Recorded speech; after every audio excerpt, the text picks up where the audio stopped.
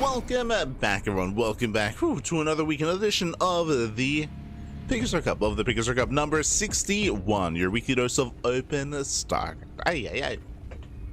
Welcome one and all. I'm of course just VIP with you, enjoyed by these amazing players, by the Puma chats, and by my plushies as well. Welcome one and all. Exclamation mark, be in the chat to have a look at the bracket yourselves. The bracket is live, the bracket is stacked. We do have a full round of 16, and we are jumping into set round of 16 match.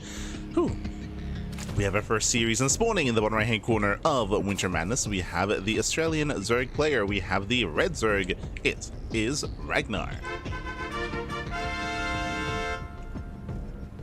And spawning in the top left hand corner, we have his opponent. We have the South Green Protoss player. We have the pink Protoss. It is Prome. And if you're in the chat, predictions are now open. Place your bets, Pappy, on who you think will claim the series. Best of luck in the chat. Hope you've all been doing well. Hope you've all had a great week so far. Este Slow Joe in the chat. Este Getcha in the chat as well. Welcome. Bienvenidos, happy bienvenidos, as we are getting into our weekly dose of PiGosaur Cup action. When it comes to the bracket itself, we do have some heavy hitters. We got players like Solar, players like Creator, players like Cure, and many others. We are missing, I will say that we're lacking European representation this week. Usually we have Max Packs, usually we have Clem. But Max Pack and Clem, they're not here this week, so it's going to be a little bit more Korean dominant. I say that there are still some heavy-hitting European players like Young Yakov, like Shameless as well. I would say that the two that come to mind. But again, they're going to have to play their best, play their A game here to have deeper runs in this event and to bring down some of the other favorite Korean players. Best of luck. But now though, again, we're focusing on our PVC.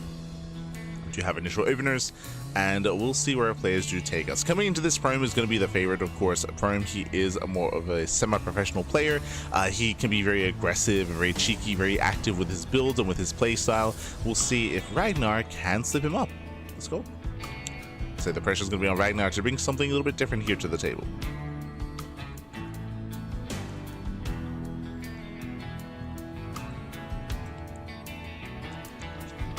So now Ragnar, he does make an excess of lings here, so we have a pair of 6 lings on the way. Moving out. We have Prome on patrol here at the 3rd location. Looking to delay, looking to disrupt. The Adept is on the way as well. Ragnar, he has to deal with this probe soon, otherwise we will get a pylon block and the Adept can delay even further.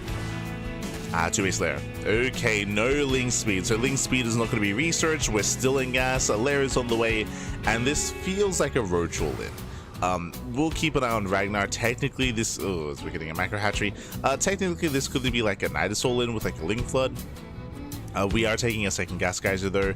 So yep, there it is, roaches. Roaches are on the way. It's going to be a roach all-in out of Ragnar. It's going to be all or nothing. Now, Prome already has an idea what's going on. And Prome, he has already seen the lack of third. That's already a tell.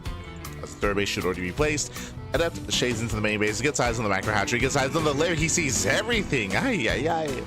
Prome, he sees all, he knows all. He's fully aware what's going on behind this Stargate. He's walling up with extra gateways, and Prome, he's here to plant some damage. He's here, Pat. Shades into the main. Remember, 2 Adepts, they can 1-shot drones. They can, they will. We got 1 drone going down.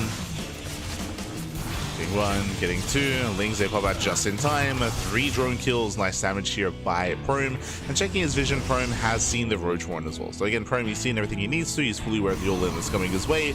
Back at home, we can make a defensive Void Ray, but for now, we're still going for the Oracle to find more damage across the map. I'd say a little bit greedy. This is still going to be ideal against the Lings that are going to be on the way. Have a wave of Overlords. Prome is still on patrol at the 3rd location.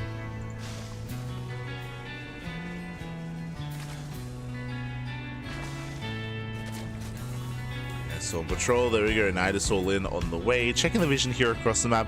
The Overlord is not in position, but there is an area here in the main base that does not have any vision from Prome, so there's potential for Nidus play. You got potential, man.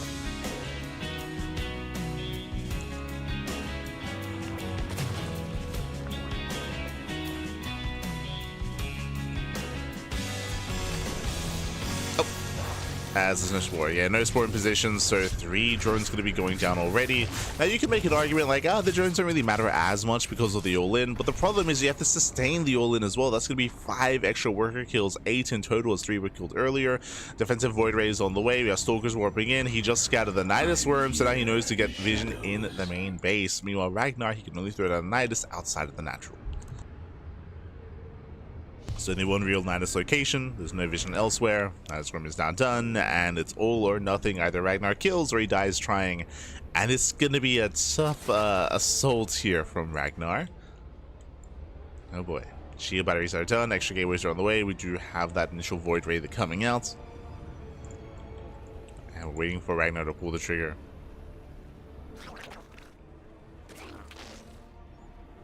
I missed prediction. Stupid workhorse. it's all good. Queen has emerged. It's all good. We'll have plenty of opportunities. Just be careful with your gamba, baby. Be careful. Hola, they created not hola. Buenos días. Buenos días.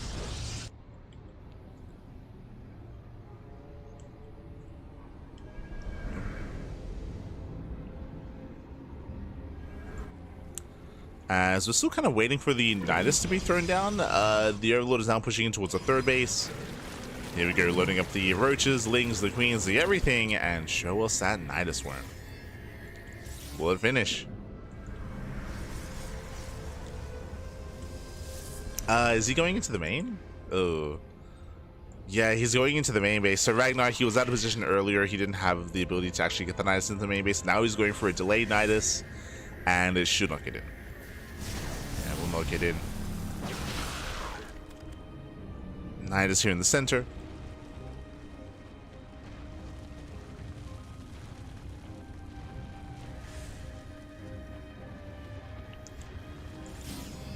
Nidus, see, there's so many Stalkers. Now, I mean, thankfully there's no shield batteries at the 3rd base, so we won't have to worry about contending against that, but we have a wall of stasis traps. So many stasis traps here set up.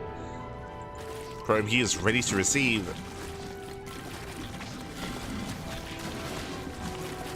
The army's been spotted.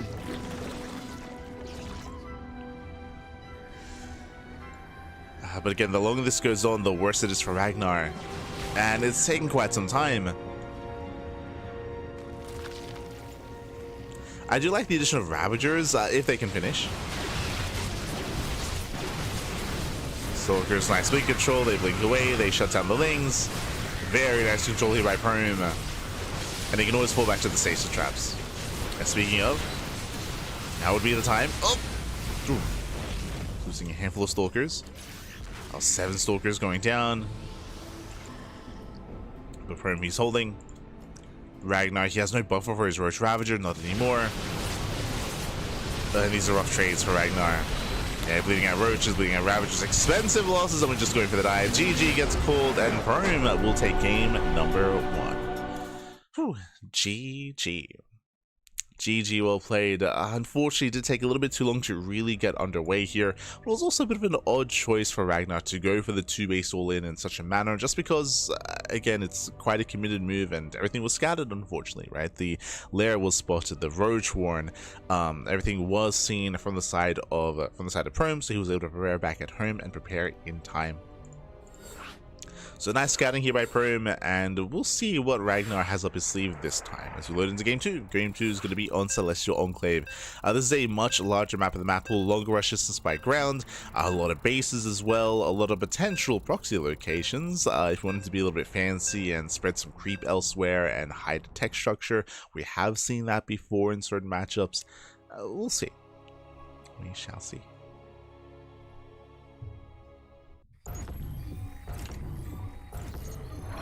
Always gambler responsibly. Yes, yes. But here we go, spawning in the bottom left-hand corner of Celestial Enclave. We have the Australian Zerg player. We have the red Zerg. It is Ragnar. And spawning in the top right-hand corner, we have as opponents, we have the South Korean Protoss player. We have the pink Protoss. Representing among us the 2 people, it is Prome.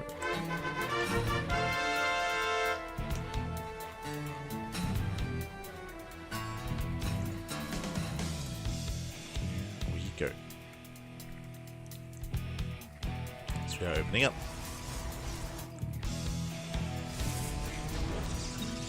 Oh, Ragnar going pool first. Interesting. Bearing in mind that we have a longer rush distance, bearing in mind that the natural base is more defendable.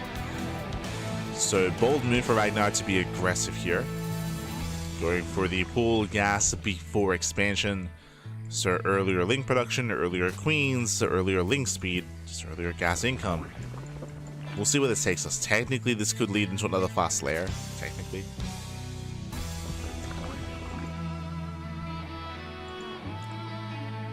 If this leads into link speed and we stay in gas, this can lead into a baleen bust.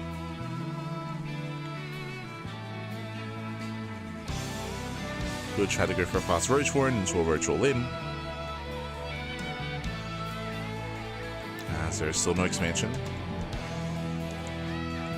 Probe Scout does confirm.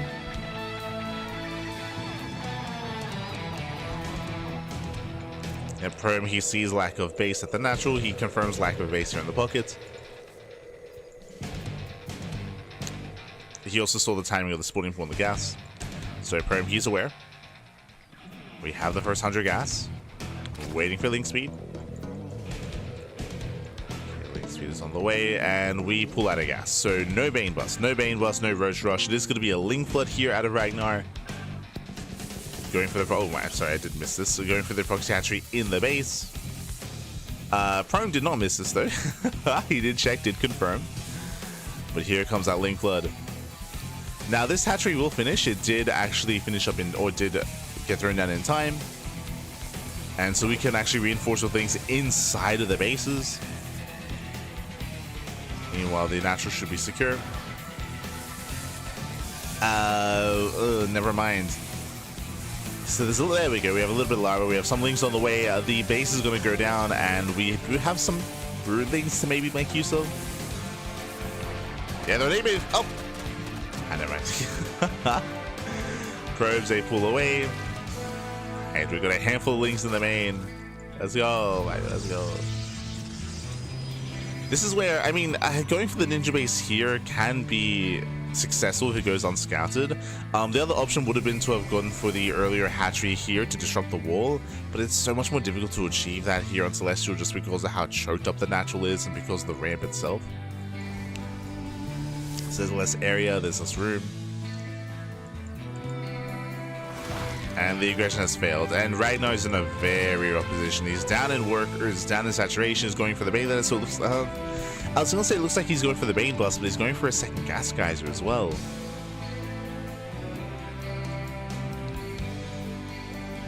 I mean, he's behind in gas income, so because he pulled out earlier. But his drone count is just very limited at the moment. Okay, 2 and 2. Going for the bust. Now, when it comes to Bane Busting in this matchup, it is very difficult to achieve just because Stalkers do so well at just tanking Banelings. It takes, what, like 11 Banelings to kill a Stalker. It's insane. Thankfully, I will say, I mean, there is a full wall here, and I would say that the shield battery is vulnerable. That is a vulnerable location to go for the bust. Meanwhile, Oracle's on the way for Chrome. He's getting his Oracle.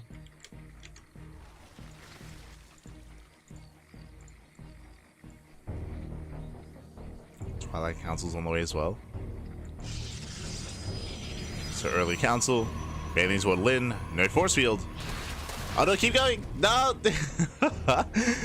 A little bit mistimed here. Oh, he allows the Stalker to warp in. Ay. There was an opening. There wasn't an opening there to break through, but Ragnar is going to be forced back. Now going for the rocks instead. It'll take some time.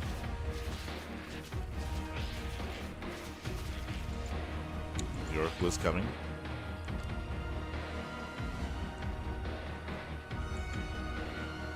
As Ragnar, he rotates, he wants the Stalkers, and he will get us around. Not bad. Surrounds the Stalkers. There's no way from the shield battery, which means we can go for the bust. Battery will go down. Takes on the battery, depowers one of the gateways. But the Oracles are here. Yeah, the Oracles will clean up the Lings. Does he have 2 Stalkers? Oh, the warp in though. Very nice. A nice warp in there by Perm. Ragnar rotates around. And Promi's gone through the worst of it at this point. Gone through the worst of it. Now we can just expand, get a third base. We can see that instead he's going for a 2-base, what looks to be 8-gate setup. I'm sorry, 6-gate setup. So 6 gateways, Blink is finishing up, or is on the way. So a heavy Stalker army here on 2 bases. Oh no! We don't want to waste Banelings here on rocks. They don't really get much damage done. It's a little bit wasteful there.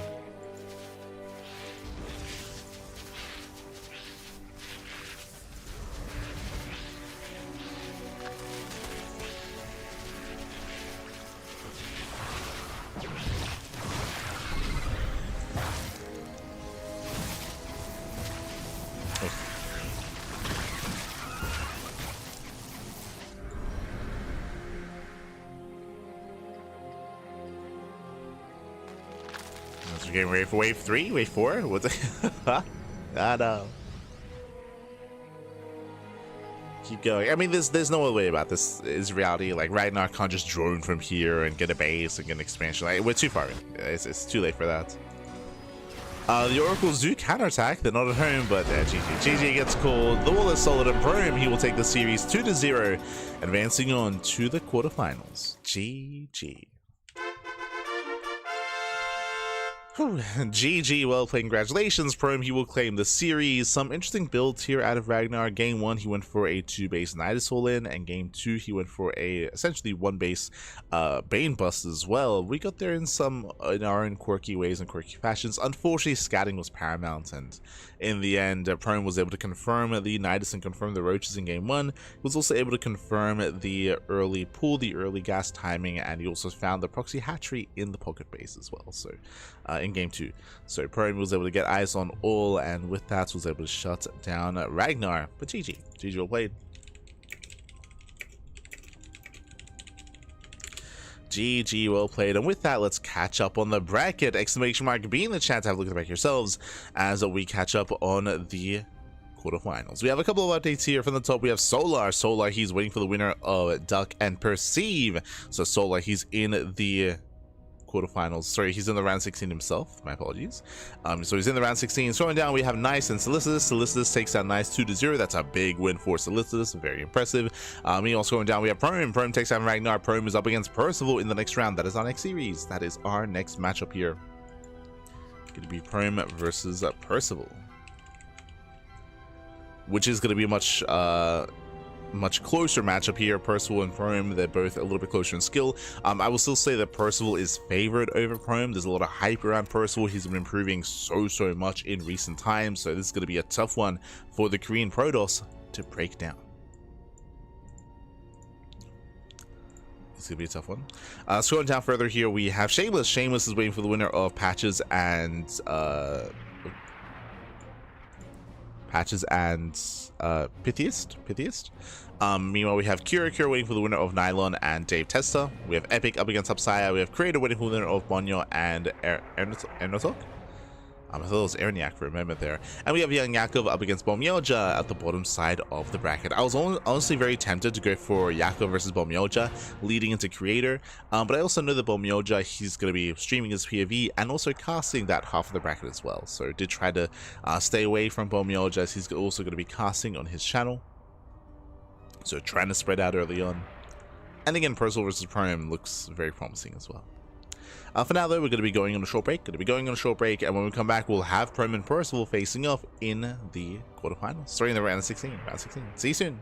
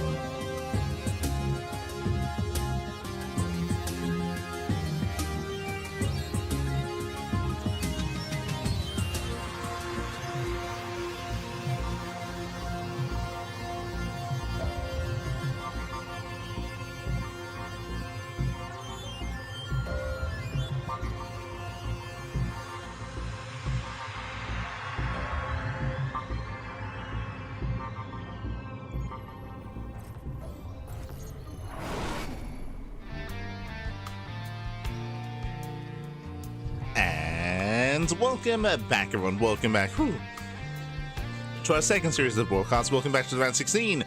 As we're jumping into a very different matchup, a Terran versus Protoss matchup, and spawning in the top right-hand corner of Tourmaline, we have the South Korean Terran player. We have the blue Terran. It is Percival.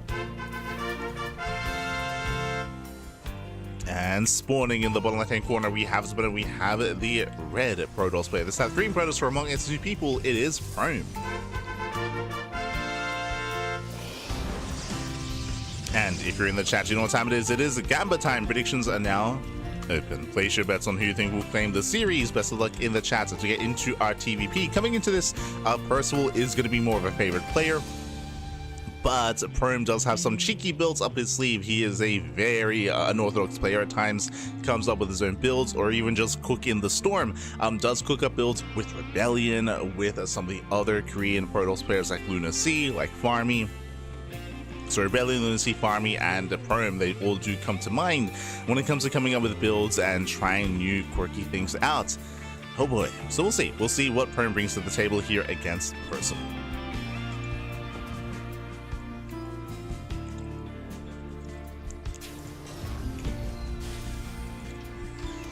Prome is going to be denied entry. It's going to be double gas opener here out of Percival, going for a faster factory. Delayed CC out of our blue Terran player here. So more tech heavy start.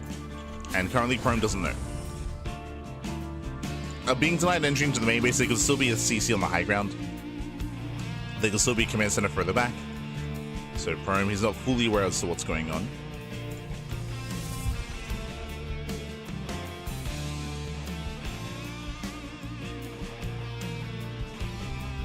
On Prome to figure that out. He does pull back in with his probe. We do see that Percival, he's hunting for that worker, looking for the probe, and will not find it.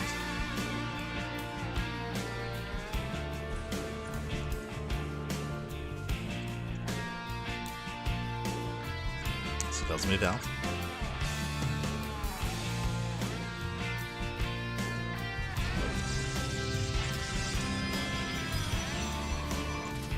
Oh.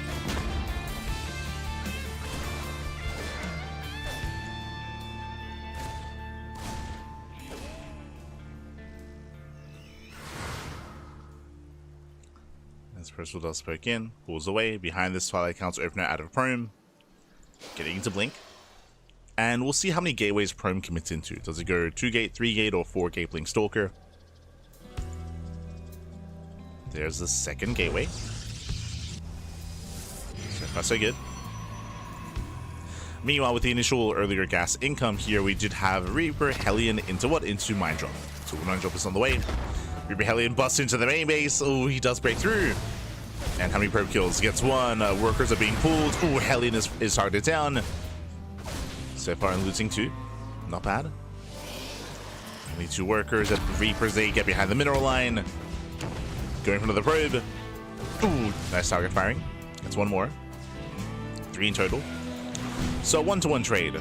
2 Reapers and a Hellion for 3 worker kills. I'll say this is a better defense out of Prome, but he did lose mine time. He was forced to be defensive back at home, forced to try to keep up with Percival. So a bit of a back and forth, and we're not done because here comes the Mind Drop. Remember, it was faster factory, which means faster starports, faster Mind Drop. Percival is coming.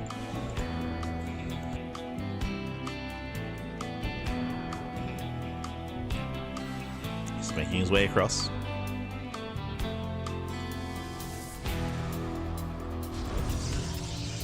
Cruising to the natural. Prome, does he react in time? Oh. Joe comes in. Oh no! Does split in time. It pulls away. Oh, still will lose 3 workers though, and even saving one of the Widow Mines. Nice moves out of Percival. Does pick up, does pull away. You can always try to go back in, or at least race back home. So far, Percival, he does have some momentum. From the side of Prome, we do see that we actually, so 3 gate Blink into a Robo, into double gas at the natural, in towards a Templar Archive. So this is a style that isn't really too common nowadays, but this is a very tech heavy, insanely tech heavy here. This is a little bit more ideal against a 2-base all-in because we're rushing into Storm as quickly as possible. Now, to be fair, we didn't get to talk about it, but welcome to Tourmaline. Tourmaline is a very small map, very aggressive map. Aggression and all-ins are favorite here, and it looks like Prome is expecting Percival to all-in. That is expected of the Terran, and I don't blame him. I would agree with that here on Tourmaline. Now Percival getting up to his own 3-1-1. Stim is on the way. It's halfway done already. Earlier add-on swap, so we have a lower tank count. Only two tanks. Focusing on that bio army.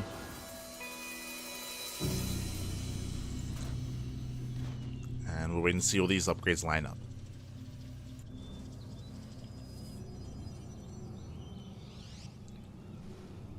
Waiting to see it all come together. Percival still poking in.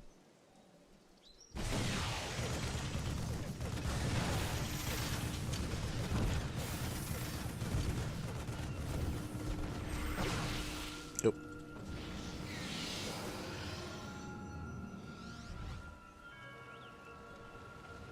Now, what has Percival seen so far? Hasn't... Oh, sorry. He saw the Temple Archives. Okay. Big scout here for Percival, which means he knows it's already done. He knows it's researching. He knows that this was a late 3rd base and faster Storm.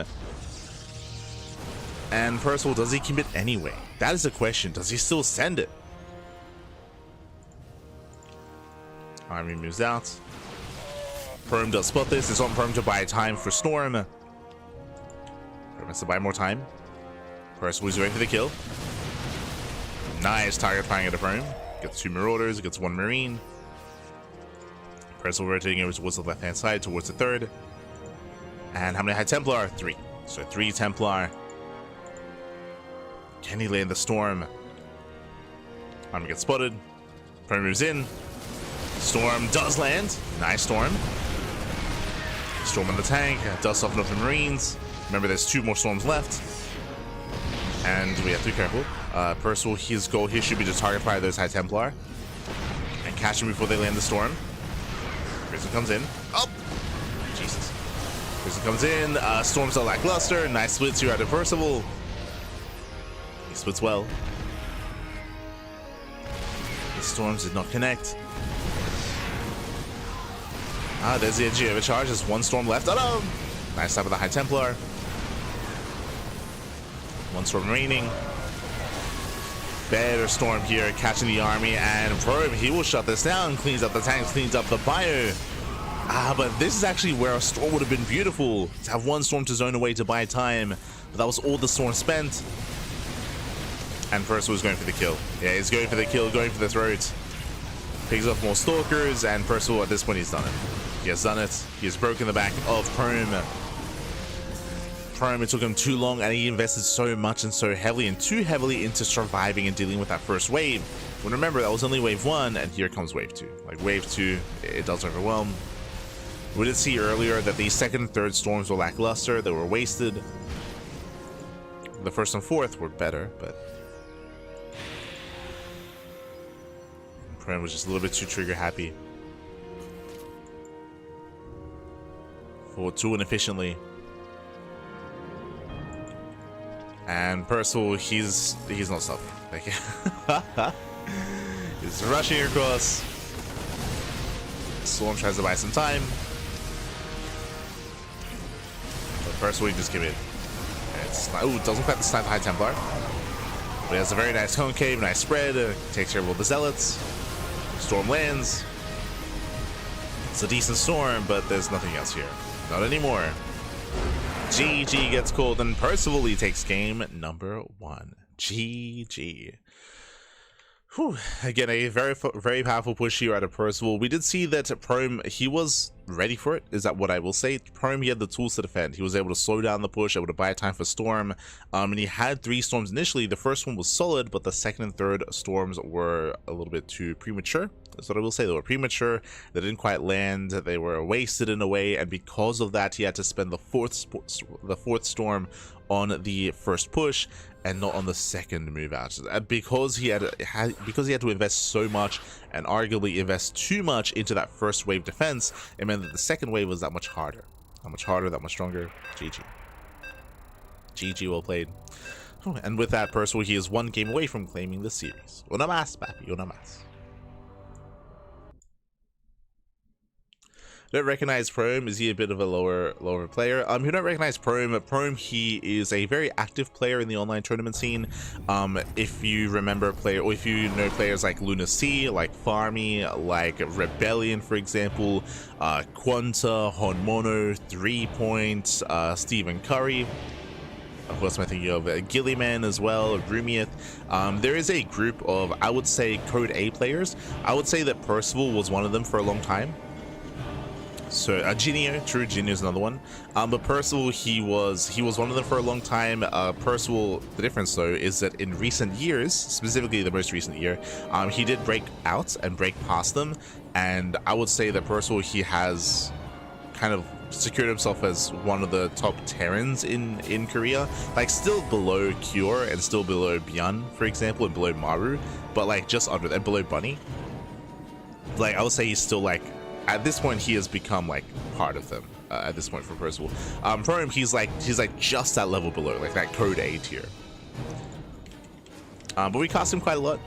He's a bit of a more unique player at times, but we'll get into it. As in the top right hand corner, we have the South Korean Protoss player. We have the blue Protoss representing himself, currently teamless, leading the series 1-0. It is Percival. And spawning in the bottom right corner, we have his opponents. We have the red Protoss player, the red Protoss himself. It is Prome for Among SC2P. Let's go. That makes sense. Percival was definitely caught my attention this year. Yeah, for sure. For those that don't remember, a big reason for that, I say big reason, Percival actually retired. He retired at the end of, he retired last year. He retired and he returned to the game last year in November. So he's been around for, or he returned and he's been grinding quite hard for just over a year now.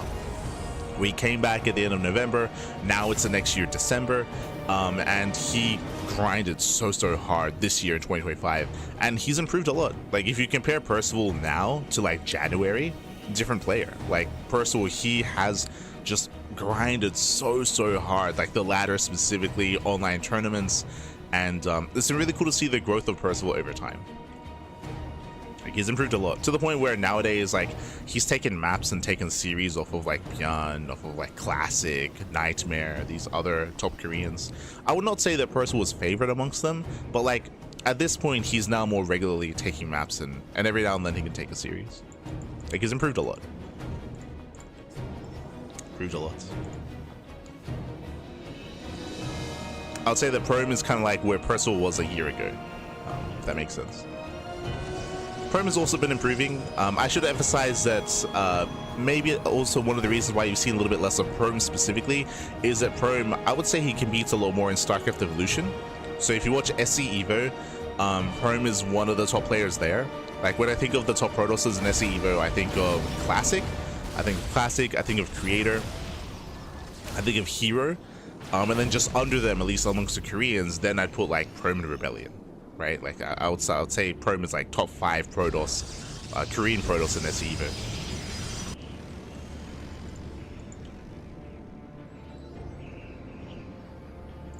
He plays a lot of StarCraft Evolution, and I would say he commits more time there. Meanwhile, we're busting into the mineral line. Yeah, Mass Reaper Hellion. We don't even need to use a KDA charge. The Stalker goes down. We bust into the mineral line, and GG. GG gets called. We didn't quite get into the game itself, but it was a Reactor to Reaper Hellion opener. So extra Reapers, extra Hellions, and without a wall, without a force field, without a proper wall here at the natural. GG. GG, well played. A very swift game too. Congratulations, as Percival does take the series. GG. Whew, GG, well played. I do apologize, but again, that was just a fun fact. That was not meant to kill, by the way. That's just an opener. Going Reactor Reaper Hellion is just an opener, just designed to get some damage, some scouting information. Unfortunately, Prome, his wall off was not solid, bearing in mind that even if the wall was solid, you just KDA charge. You just use Reaper, you KDA charge, knock the Stalker out of position, and then you just rush in.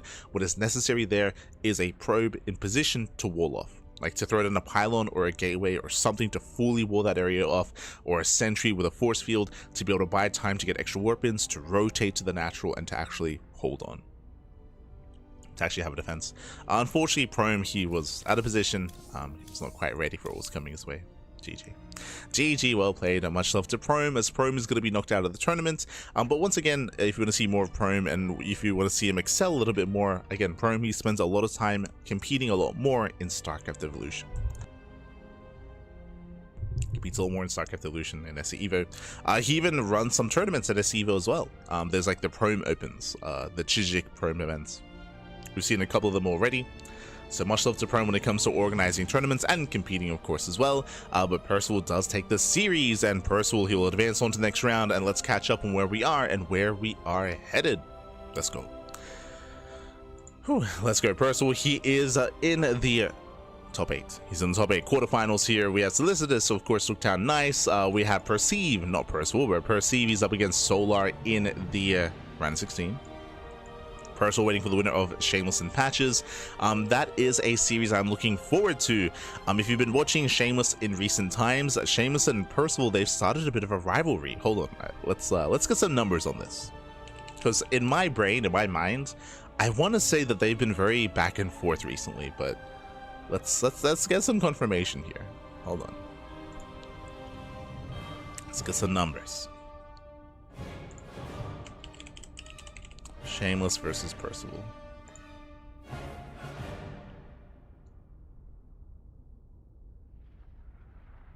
Yeah, okay. You know, shout out to Wikipedia. Un momento here.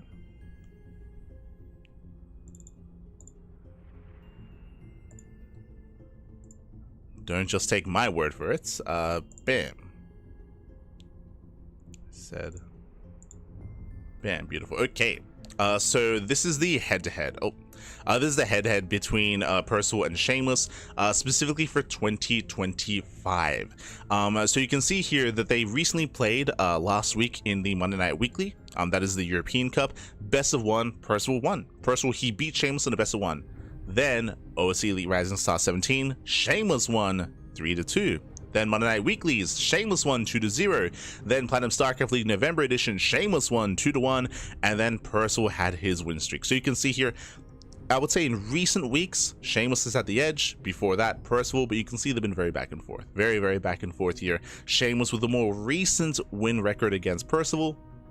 But again, Percival clearly has it in him to take him down, as he was on a longer win streak earlier this year before the recent wins from Shameless. So this is going to be a closer back and forth, and this can go either way.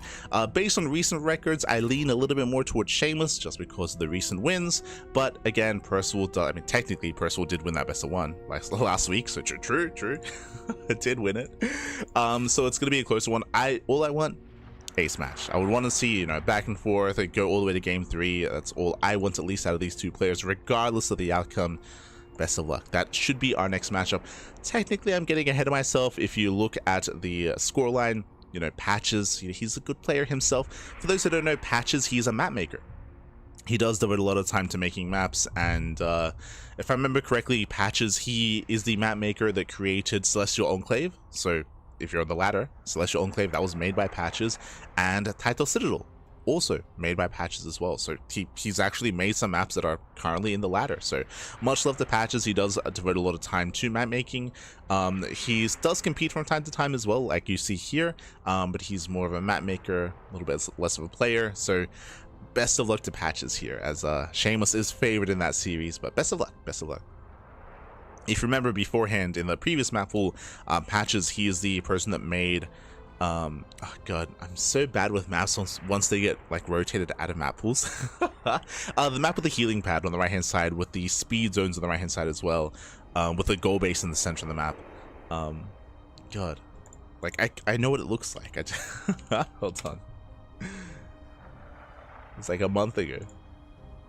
Let's see. I want to say Persephone. Yeah, Persephone, that's it. I kept thinking like ephemeral. Ephemeral was another green map that it reminded me of. But yeah, Persephone, that's it. So he made Persephone last season. So he's made a lot of good maps. Este Patches.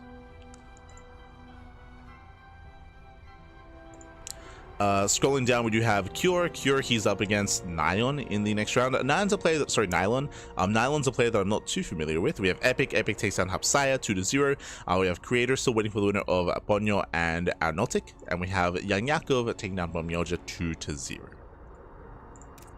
So results are coming in. We do have some extra downtime here as we are waiting for Shameless's series to wrap up. So we're waiting for that to wrap up before jumping into the potential Shameless versus Percival, or potentially even Patches versus Percival as well. Like, we have seen Patches pop off before. It's true, true.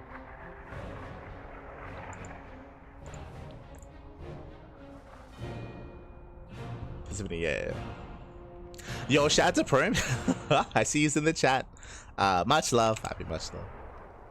Este Perm. Can't keep up with Evo. I wish I could, but IRL keeps me too busy. That's fair. That's fair. But yeah, Evo's a lot of fun, and Perm does dedicate a lot of time to Evo, and runs tournaments in StarCraft Evolution as well.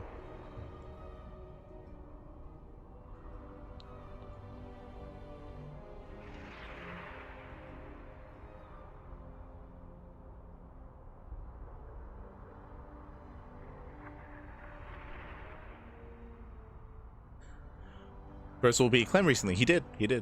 Was Clem playing Protoss or Terran? Assume always that Clem is playing Protoss in that matchup. Remember, Clem hasn't played a TVT in over a year. Like, unironically, it's been over a year since Clem has played a TVT. He does avoid that matchup.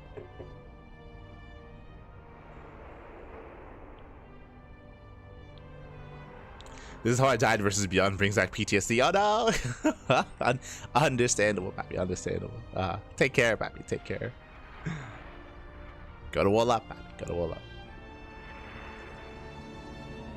Yeah, much love to Perm. Otherwise, we're going to be going on a short break. Here. As a reminder, we are waiting for Shameless versus Patches to complete. They're currently mid-series. Once they wrap up, then we can follow the winner into Percival. That is going to be the plan. Otherwise, again, the rest of the bracket is progressing. Solar takes on Perceive. Solar's up against Solicitus in the quarterfinals. And no other major updates yet. Bearing in mind as well that the semifinals are going to be best of fives, and the semifinals are going to be running concurrently. That means that they'll both be happening at the same time. We're not going to go one and then the other. That is the case for some online tournaments, not for this one. They'll be running at the same time. And again, we're going to be focusing our attention on the upper half of the bracket. So Shameless versus Patches into Percival, into the winner of Solar and Solicitus. We'll be focusing on the upper half. There's some really good players down here as well, like Creator, Young Yakov, Cure. We might be able to catch some of these matches later if things line up. Hopefully they do. Hopefully they do. Otherwise, we'll see you guys soon after the break, as we wait for Shameless and Patches to wrap up their series. See you soon.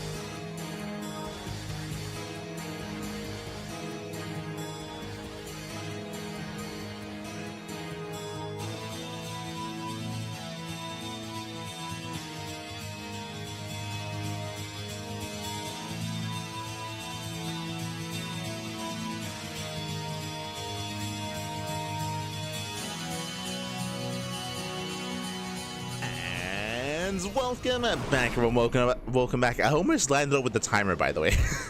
I put an 8-minute timer for the break, and there was like a minute left, 5 minutes left. But here we go. We are back. We returned. The round of 16 is wrapping up, and now we're jumping into the quarterfinals. We have our TVP. We have, again, a bit of a grudge match. We were just looking at the match history between these two players. They played so often in recent weeks and in recent months, and now it's time to see them face off again. As spawning in the top right-hand corner of White Rabbits, we have the South Korean Terran player. We have the Red Terran.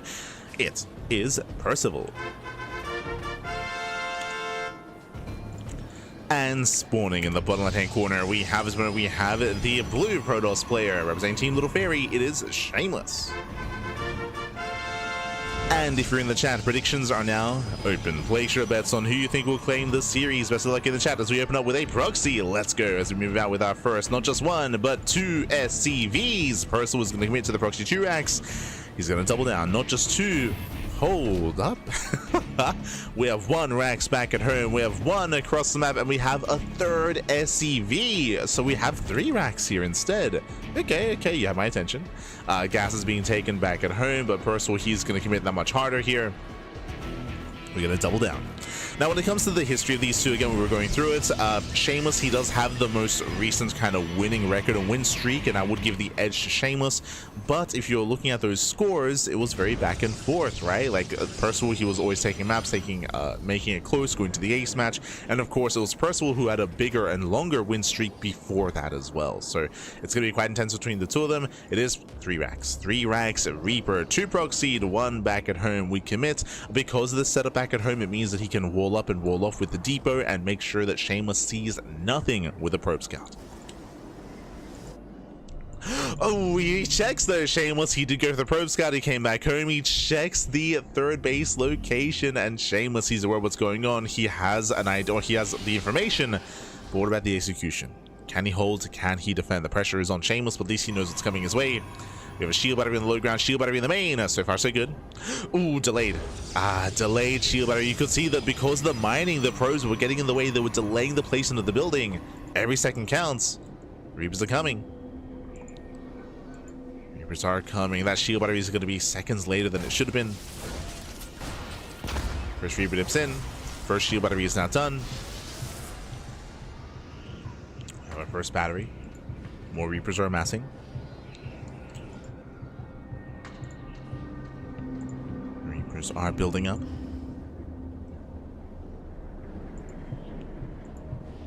Okay, we're to 5, soon to be 7. That's a lot of Reapers. Shameless up to 3 Stalkers. His shield batteries are now complete. And he does get 1. Yeah, 1 Reaper goes down. Nice target firing. Gets 1, gets 2. Ooh, and that is a brutal start for Percival. Losing 2 Reapers already. He accepts defeat. He throws down the factory. He has now accepted that he will not kill Shameless. He will not kill him, not with this first wave. He's trying to transition already. A very rough start here for Percival. Looking for another way in.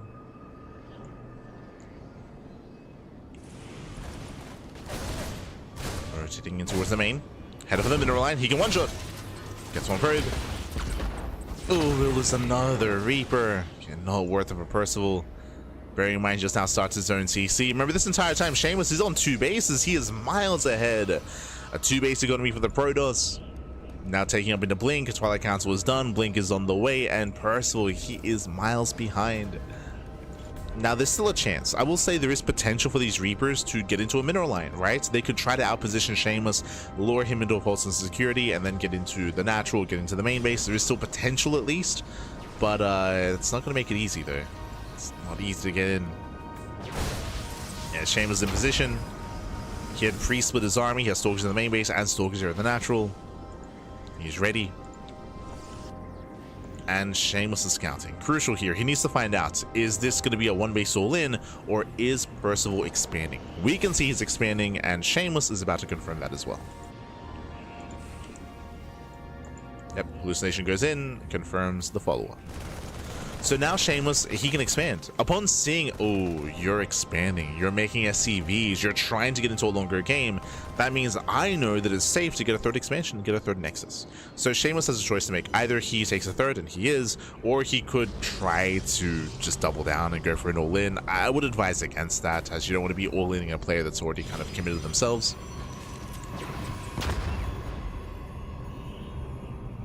And in the end, Shameless will expand. From here, he can just expand, take up into either Storm or Colossus, pick a splash damage of choice, take gases, and get further ahead. Now, on the one hand, Shameless is maintaining his lead. On the other hand, because Percival is slowly recovering tech-wise and having a little bit more accessible to him, there is potential to go for a drop play, for example, to try to catch your opponent off guard. Time is being given, and as we have more time, there are technically more opportunities to try to have a comeback here. Whether we get a drop into a mineral line, or whether we can maybe even catch the army off guard with tanks. Like, there's still some opportunities, but for the most part, the pressure's on Percival, and if he doesn't find any damage, then he will fall and stay behind. So far, hey, 3 probes. Ooh, 3, 4, 5 probe kills, not bad. Reapers have to get the hell out of here, but hey, 5 probes go down, not bad. Gets some value for his Reapers. Not amazing, but Better than nothing. Oh, he's gonna lose everything. Oof. Suddenly, that was 5 probes with 7 Reapers, not even a 1-to-1 trade, so that was a little bit rough there for Percival. Initially it was okay, but he did not escape, did not get away. Now Percival, he has lost map control, Stim is in production, and he may just have to pull the boys. Percival has to make a choice. Does he go for a 2-base all-in, or does he try to turtle on 3 bases? That is a 5th tank, Jesus. Okay. We have the answer. We're getting into 5 tanks. With this, we can pull the boys. We can hope to pull the boys. Percival, he moves out. Here we go. Does pull the boys. He goes to the box. Goes to the mass selection. He's moving out. It's all or nothing.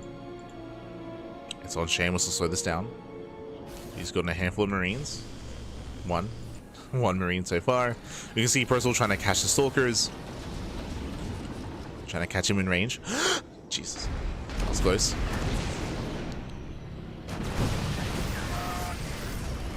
That was close. Colossus has arrived. There's a second Colossus on the way. We have some force fields. And so far the tanks do siege. Oof. 1 tank fully goes off. Zealous are catching reinforcements. Yeah, Percival, we cannot reinforce his army. Tanks are moving in. Does focus on the Stalkers. Interesting choice here, but there's just so much on the ground. Zealous, they get on top of the tanks, and with that, Shameless, he will hold. GG gets called, and Shameless takes game number 1. Whew, GG. GG will play it again. Just a very rough start there for Percival. Unfortunately, he got scouted. He went for a proxy 3 racks, or technically 2 racks proxied, 1 racks back at home, and 3 racks mass Reaper. He was all in, and he failed to get damage done. It was a very rough start. Shameless, he successfully defended. He successfully scouted. More importantly, he saw the proxies. He was able to get his shield batteries up and running. He was able to secure his 2 bases and skyrocket ahead. There were some opportunities for Percival to find some damage for sure, but for the most part, like, there was no easy way out of that game. He was just playing from behind, went for the 2-base all-in, but the numbers were not there. GG. GG well played. With that, we're getting into game 2. Shameless needs 1 more game here to claim the series. Percival has to win here to force the ace match. Let's go. Let's go as we load into Ruby Rock. Ruby Rock is a much smaller map in the map pool. Is a smaller map, a shorter rush distance by grounds. Let's go. As spawning in the top left-hand corner of Ruby Rock, we have the South Korean Terran player. We have the red Terran down in the series, and we'll see if he can bounce back. It is Percival. And spawning in the bottom right-hand corner, we have his opponents. We have the blue Protoss player. The blue Protoss throws a team Little Fairy. It is Shameless. Here we go. So getting into game 2. Now the chances of Percival going for a proxy here is much lower, especially after the failed proxy in game 1, but you don't need to proxy to be aggressive. This is a map that is known for all-in. So why is that? 1, the rush distance by ground is shorter on Ruby Rock. It's one of the shorter maps in the map pool, true, but also because of the 3rd location. It's very accessible. Very accessible 3rd bases here on this map. Why is that? Well, 1, the entrance into the 3rd base is very wide. It's a very wide entrance, which means the aggressing player has their own large wide concave available to them, pushing into the expansion.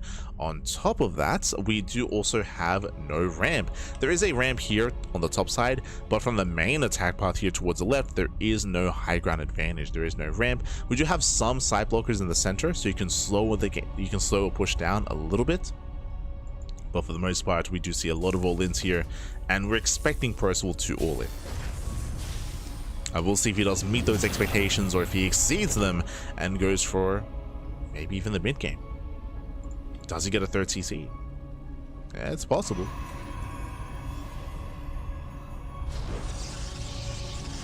From the side of Shameless, now that he's up in the series, he does have some wiggle room to be aggressive himself. Like, we could see 4-gate blink, for example, or we could even see Shameless try to hard counter an all-in and go into early charge. We should not see Shameless go Stargate. Like, that would be crazy. A Stargate opener on Ruby Rock is just asking to be all-in, and the map favors that kind of play as well, so it would be insanely risky.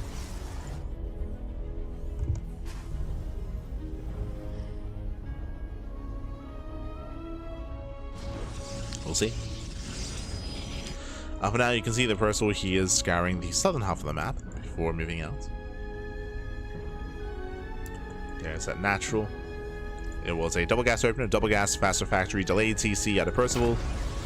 This can lead into Reactor Reaper Hellion, this can lead into Woodbine drops, it can lead into early Cyclone, early Banshee play, as the starport is in production.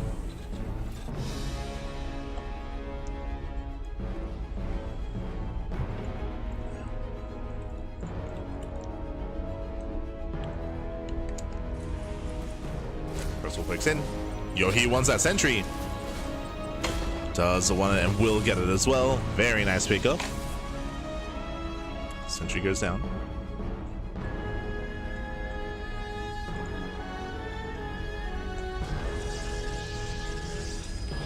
We're looking in. Sentry goes down. What's important there is that means that Shameless no hallucination scout. True. Oof. Yeah, no sentry, no hallucination scout. Shameless is playing blind. Behind this is going to be a Woodmine drop. So Reaper Hellion is the mine drop. Meanwhile, this makes sense. So Shameless, he has no vision, he has no scouting. Percival knows this. So because Percival knows that he has the advantage of surprise here, there's a higher chance that he goes for an all-in. We already assumed that anyway from the beginning. And we do see blind charge. Early charge at a Shameless not blink. For those who are curious, this is designed to shut down tank-based all-ins. So tank-based all-ins are going to be shut down by this, if that's what Percival's going for. We're now warping another sentry. There's the NG overcharge. There's a hallucination. It's a later scout, but he does get eyes on the 111. No research. No cloak. Not yet.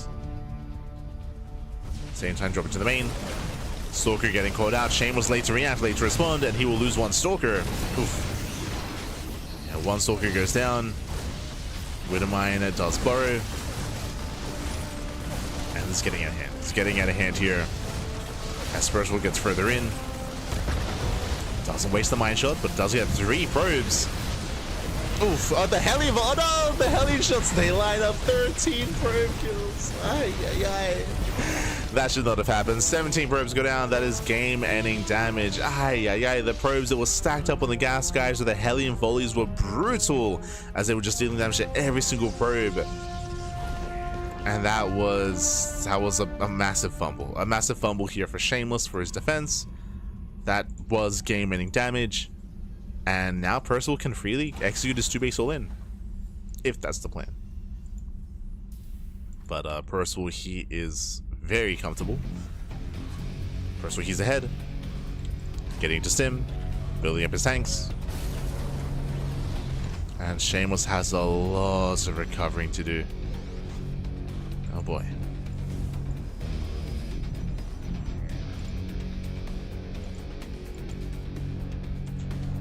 Shameless to go 3 gate into the expand, so it does have a faster third that will help. This was meant to give Shameless an economic lead, not help him recover economically. And we're just waiting for the move out.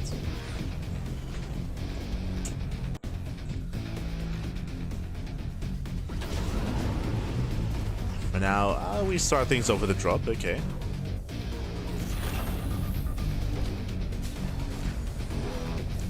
Stim should be finishing up by the time this gets across the map. Here comes the mass on siege. With this Percival, he can pull the boys. Yeah, we just saw him pan over.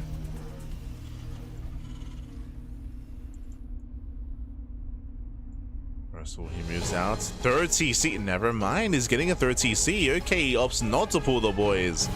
Honestly, I want to see him pull them. Like, I feel like this is a really good moment here for him to commit to an all-in. But his army gets scouted. He doesn't really have a lot of buffer for this, so he shouldn't push.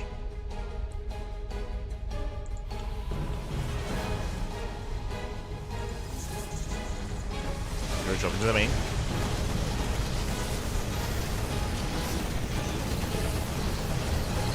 Drops into the main base. Denies some mining.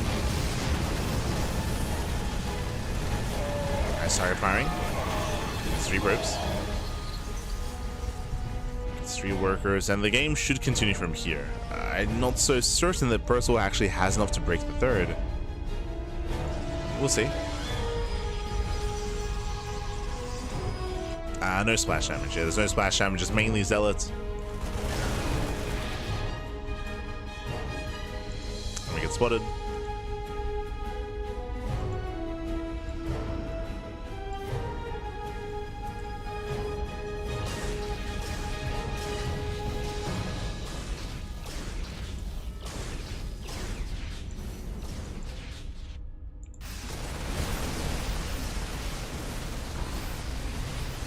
Spotted. Shamus collapsing in. Does catch the army out of position. The tanks are on their own. But reinforcements are on the way. One tank goes down. Shameless does get on top of all three tanks. Not bad. And this was just a really awkward engage here from Percival. He cut himself off. Percival, he chose to abandon his tanks, and now suddenly Shameless, he can just send it across the map. He can kill it. He can end the game. Yeah, he has to go here and now. He has to go here and now. Shamus is not really set up for a longer game state. Back at home, the boys, they're transferring over. If these Widowmine shots connect, then maybe. Decent connection, okay. Very nice connections. Jesus, that was what, 4 or 5 zealots going down. That could have been it. Shameless. That could have been enough. The mine shots were too good. Shameless being forced back. That was his moment. That was his moment for Shameless. He had to go for it. He had to break Percival. He fails to do so. And Shameless is still behind. He's still behind economically. He's still in a worse position.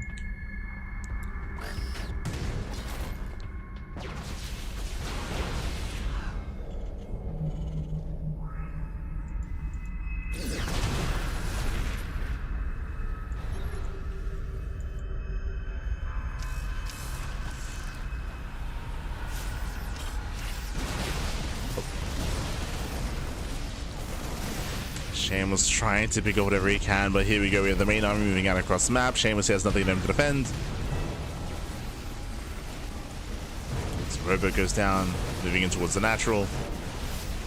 Shameless has to give it to the base trade. And Shameless, he may be able to break through. I just don't think he can ever deal with the main army.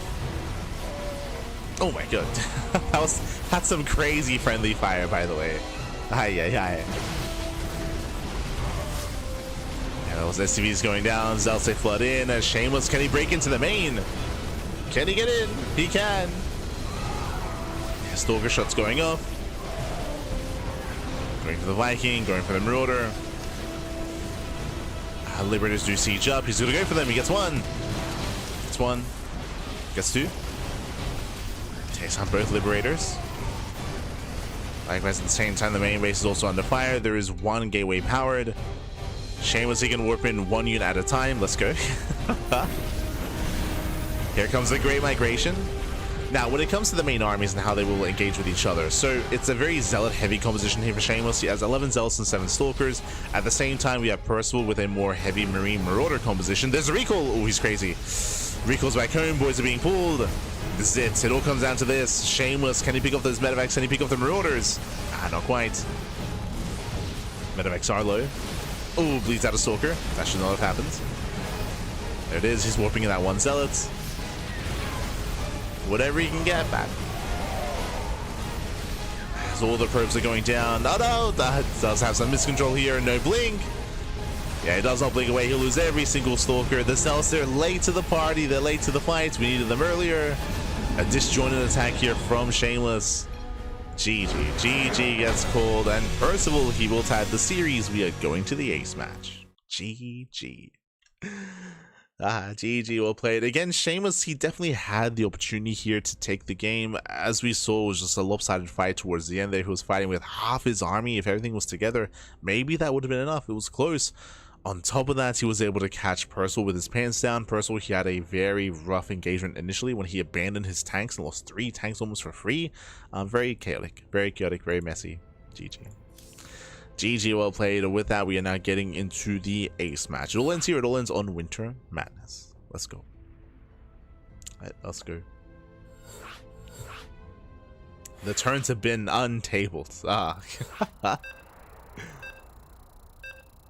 Everything's on the floor.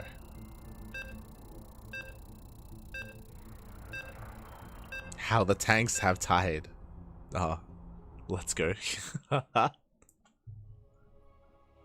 we got some wise words in the chat. True, true. So we're getting into game 3. Getting into the ace match. And this morning, in the top left-hand corner, we have the South Korean Terran player. We have the red Terran. Top left-hand corner, Winter Madness. It is Percival.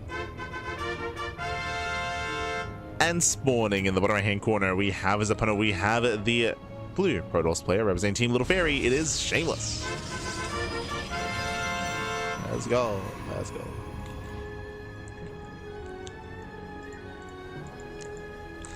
So now we're getting into a much larger map this time, much larger map in the map pool.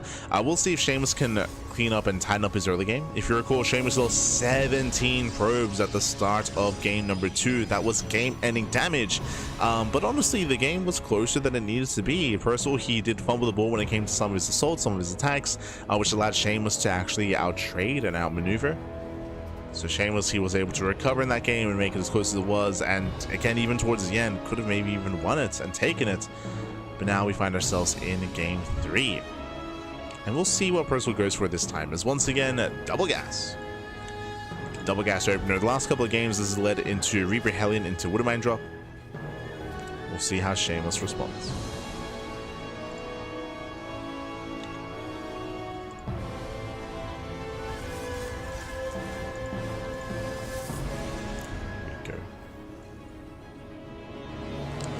Meanwhile, when it comes to the next series here, we do see that Solar, he's already waiting in the semifinals, so we're going to be following the winner of this series into Solar, and then following that into the grand finals. That is the plan.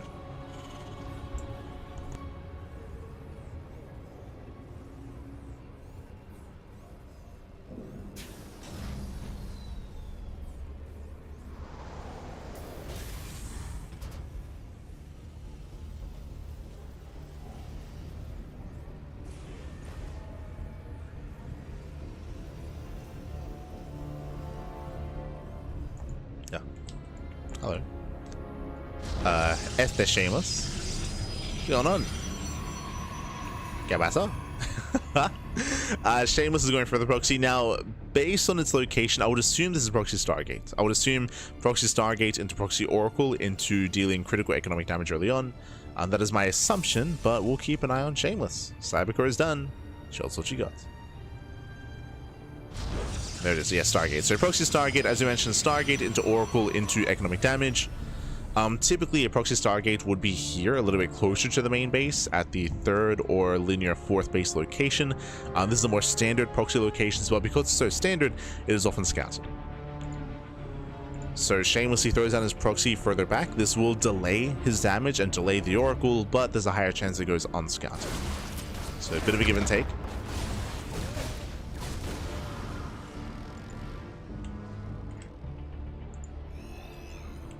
As we have initial Reaper Hellion, safety Cyclone on the way for the first time this series. That is unfortunate for Shameless. He was hoping that there wouldn't be a Cyclone, as that is going to be some secure anti-air for Percival. Shameless, he needs that Cyclone to be active across the map. Percival, he hasn't seen much. He's unaware.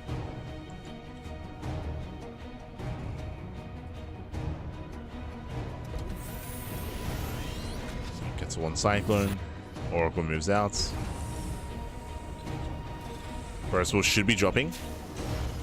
Yeah, there we go. Does pick up, does drop. Nothing at home to defend. SCVs will go down, and we'll see what kind of counter damage we can achieve. So the Oracle is revealed. Percival, he turns around. He just boosted. Remember, he just boosted across.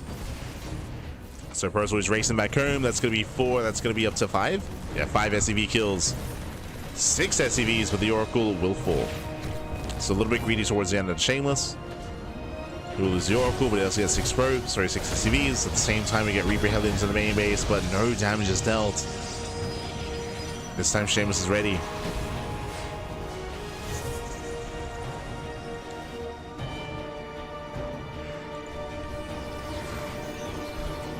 Shameless, he will defend, doesn't lose any workers. Cyclone is racing across the map. Shameless, can he keep up with the defense? Gets a Reaper. Oh, He moves out. Shameless moves out. Cyclone moves in. Cyclone moves in. Denies mining. Denies mining. Not much more than that. The pressure is still on Percival after all that economic damage done earlier.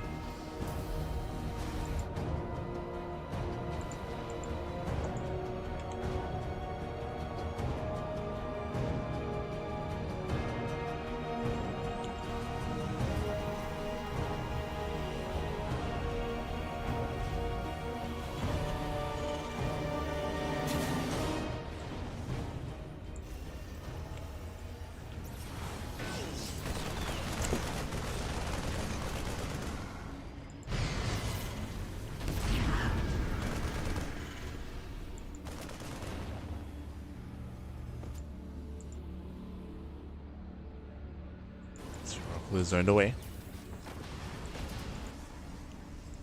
Shameless getting his third. Once again, as a reminder, Shameless, he has been playing from a lead, from an economic lead this entire time. It's Percival that's in a rough position. Behind this, stim is almost complete. He does move out. Shameless, he will engage ahead of time. He does get a Marine. That's one. Ooh, we'll lose a Stalker in the process. Better trade for Percival. Blink is off cooldown. It's Marine. Nice blink. The boys have arrived, so 2 base all in out of Percival. It's all or nothing. The boys have been pulled. Shameless, he needs to get more here. He gets another Marine. Charge is not yet complete. Shameless, he has a fully saturated third base, but that is not going to help here. Yeah, he's caught out. He's caught with his pants down. Shameless, too greedy. Saturating his third, delaying his own tech. The all-in has arrived, and Percival, he's just going straight for the kill, straight for the throat. Tank siege up in the natural, and there's nothing to defend. There's just nothing here. And nothing defensively.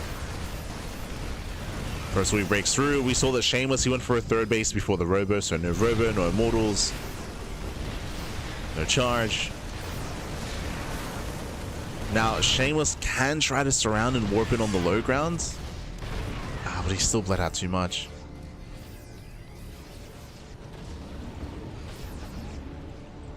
Percival picks up, rotates around, the tanks will siege. And with that, Percival, he will be looking to claim the series, the first best of 3 in a very long time. In weeks back. But there we go, the Zealous AML, GG gets called, and Percival, he will take the series 2-1, advancing on to the semi-finals. GG.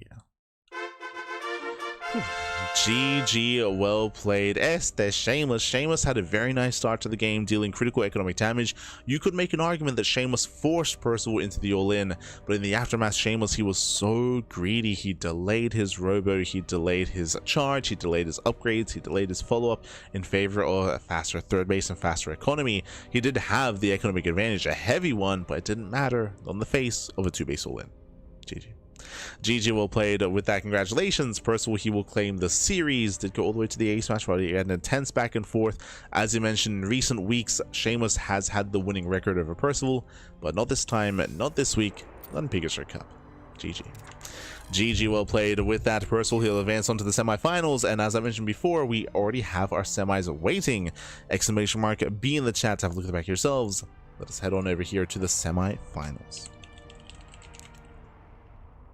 Un momento.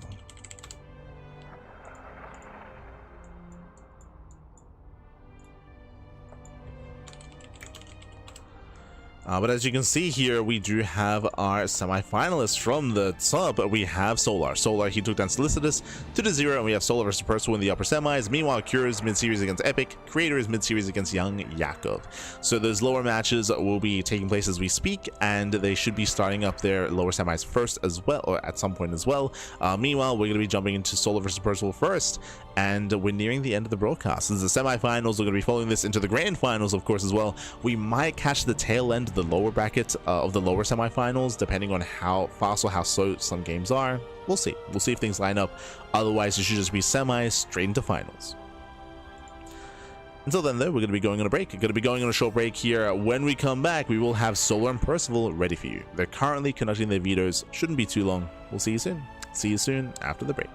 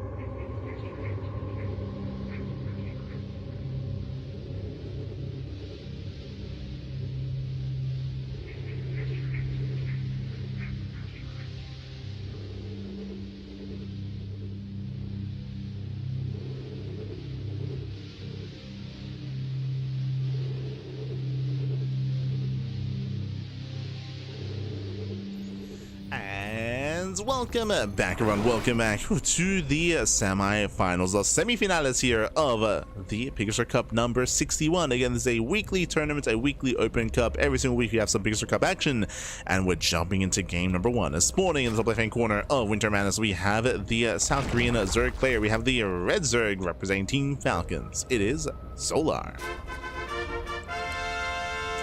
And spawning in the bottom right hand corner, we have his opponents. We have the blue Terran player, we have the South Korean Terran. It is Percival. And if you're in the chat, you know what time it is. It is Gamba time. Predictions are open. Place your bets on who you think will claim the series. Best of luck in the chat as we get into our TVZ, as we get into our best of 5. Let's go. Let us go. Coming into this, Solar is going to be stepping in as the favorite player, but if you recall, I mentioned this previously in the broadcast, but Percival has been improving so much this year to the point where we have seen Percival take down Solar before. Like, it has happened. Solar is still favored, but it's one of those things where Percival has been getting better and better, has been taking maps and has been taking series from time to time. So he does have it in him to bring it to Solar on a good day. Right, like, we got to bring our best, right? Percival has to bring his A game here to take it to Solar. We'll see if he can. Otherwise, we do have our Hatch Gas full standard opener out of Solar. Likewise, Percival going for his own Rax expand. Nothing crazy, nothing wild, and nothing out of the norm for the time being. When it comes to the meta here of Winter Madness, when it comes to the meta of ZVT, first things first, welcome to Winter Madness. Winter Madness is a larger map of the map pool, longer rush distance by ground, and much more defendable 3rd and 4th bases. So coming into this, I actually favor typically Terran players that do want to go for a more macro approach, as it will have a more secure 3 and 4 and even 5 base setup. So this is maybe one of the best maps to try to play a longer macro game. But if you know anything about Percival, you know that he's a very aggressive player, and there it is, 2-1-1. 2-1-1. Second Rax is already on the way. A very aggressive build here. There's a bit of a give and take. So, a couple things. What is a 2-1-1? That is in reference to 2 Raxes, 1 factory, 1 starport. It is a very aggressive build. It does lead into a stim timing. Now, I say aggressive build. The downside here is that because you're delaying your factory, because the factory is after the Rax, and the factory is going to be used for add-ons, it means you have no Hellions, and you have no Hellion presence at the beginning of the game. This means that Percival, he only has 1 Reaper out, which means he should not be able to stop the creep. And if Solar can recognize what's going on, if he realizes, hold up, you're not making any Hellions, then Solar can cut Ling production, drone up harder, spread creep more freely, and have a very greedy early game, and get away with it as well. Now, it's important, of course, to be aware to actually start making units when need be, bearing in mind that this will be hitting around 4:30 to 5 minutes. We'll see if this is a straight up, I mean, it looks like it is just going to be a straight up 2-1-1. So again, Stim is on the way, and we should be getting a starport into reactor, into add-on swap, into 16 marine double medevac drop.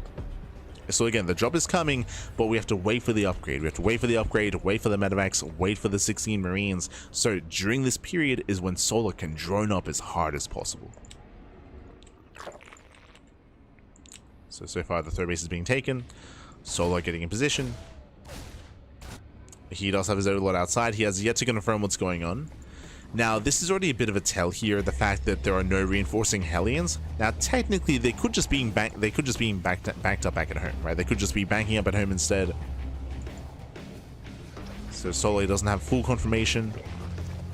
He's making a couple of workers, making a couple of Lings. Ling speed is finishing up. And the Overlord goes in. Okay, the Overlord does step in. Goes in at 4 minutes, and he does confirm the add-on swap. He sees Reactor Marine, he sees the starport, he knows 100% it is a 2-1-1. Solar's reaction is Eva Chamber first. This is the correct reaction. So Solar's going to be delaying his lair. Delayed Bailey Nest for faster +1 carapace. This is imperative because this game will get into the mid game, and upgrades, especially carapace, is going to be crucial against a heavy marine composition. So there we go. Carapace is on the way. So far, a good response. Now would be the time to cut workers. So Solar, he joined up to 47, he joined up to around 4:30. Now is the time at 4:30 to cut worker production, focus purely on Queen Ling to be able to have enough to defend against the push, which does arrive around 5 minutes. So timing wise, Solar, he is locked in. Here we go. We hit 5 minutes. Oh, we hit 5 minutes. The army has arrived. And Solo's in position. Lings are trickling in. Ooh, Williams is transfused. Yeah, 1, 2, 3 queens go down. Nice pick off by Personal. 4 queens. That should not have happened. Ay, ay, ay. 4 queen kills. These Lings were late. These Lings, they arrived after the queens were going down. So late Lings, early engage out of Solar. Solar, he does fumble the defense. And Solar doesn't die, but Solar, he lost, what was it? He lost 4 queens for 3 Marines. Ay, ay, ay. So a shaky defense here out of Solar. He now has to rebuild those queens. Otherwise, he just can't macro. So queens are being rebuilt. Percival moving out once again.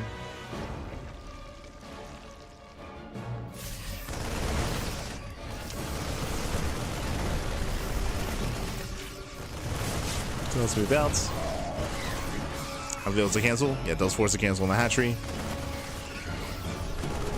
And so far, Percival, he's trading well for himself. Now, what's important behind this? What do we have? This should be a CC. This should be a command center. Instead, we have extra Raxes.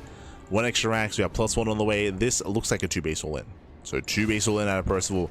He already has some momentum, and he's hoping that Solar is greedy as a response. Solar feels the need to drone up a little bit harder, to take up harder as well. Nice kiting here. Very nice. Ooh. Marshall goes off. Again, Percival, he's been very meticulous with his control here. Killing another queen. Solar checks for the 3rd. He sees the move out. He sees all in. Solar knows. Solar, he's aware. Bailing's speed is more than halfway done. Solar has to buy time for those Bailings. There we go. We have 8 more Bailings on the way. It's going to be a tough hold. It comes down to the execution, comes down to the control. Lings, they try to catch reinforcements. Percival, he is forced to stem. Tanks are moving forward. Tanks move forward. Lings, they hit the natural. There's a full wall back at home. Bailing speed is not done. Crucial. Bailing speed has completed.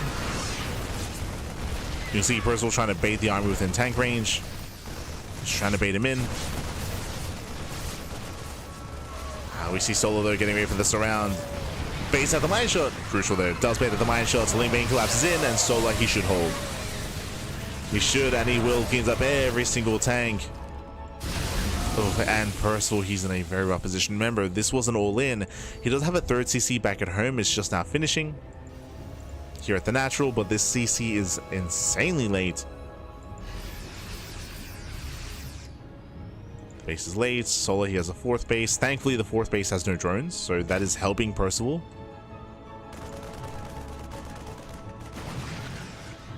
Now, this rotation, if Percival, I don't think he has enough to kill, but if he has enough to kill the 4th base, I mean, that may be enough.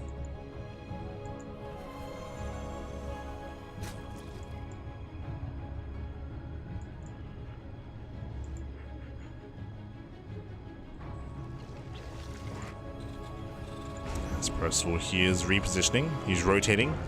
He spots the 4th base, and again, he wants it. Like, this is all he needs. Kill the 4th. Easier said than done. Stims in. Stims in. The hatchery's going to go down. We can see Solo setting up with us around, trying to at least. Ooh, kills the base. The base does fall. Solo, he will clean up the tanks at least. Cleans up the tanks, cleans up the liberators, at the same time drop into the mineral line. Percival was trading well. Nice target firing. Percival, he's just out trading Solar, and what's important again, Solar has no 4th expansion. Solar, he's mining inefficiently. Percival has a better economy. True. Has a better income, has a better economy. Percival can sustain these losses, getting another 2 queens. Oof. Another 2 queens go down.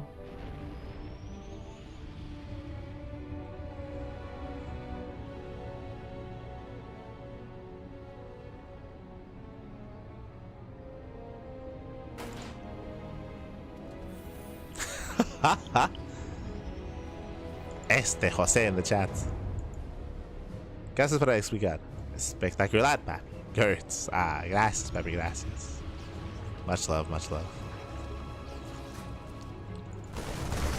As Percival does break in. Oh, breaks in.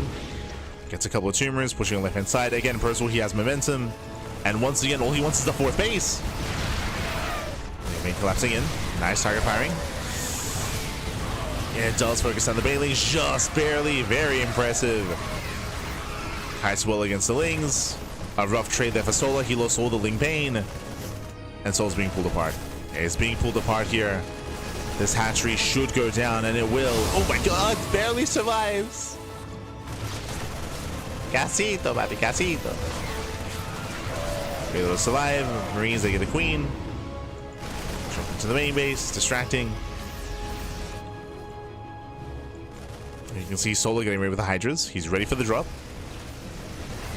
Oh, never mind. He doesn't drop. He just goes further in. Goes further into the base. Is misread there by Solar, and Percival, he's done it. He has done it. He is overwhelmed. Again, the first 2-on-1 push got so much damage. Remember, how did this game start? It started with Percival killing 4 queens, which should never have happened. Killed 4 queens, then he killed the 4th base, and Solar has been playing from behind. Been playing from behind since the beginning.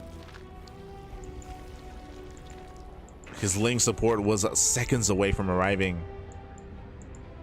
And those seconds, they meant everything.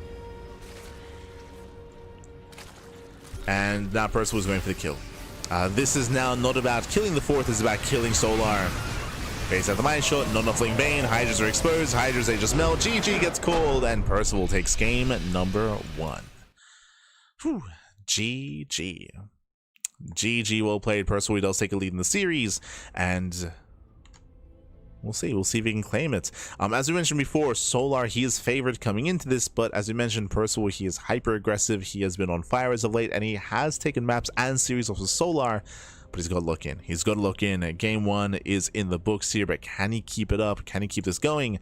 And can he take down Solar? He's taking the first step. He's taking the first step. Let's go. For now, we're getting ready for game 2.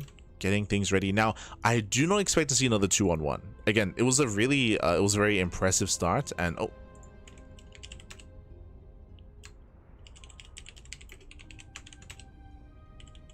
Okay, I'm back.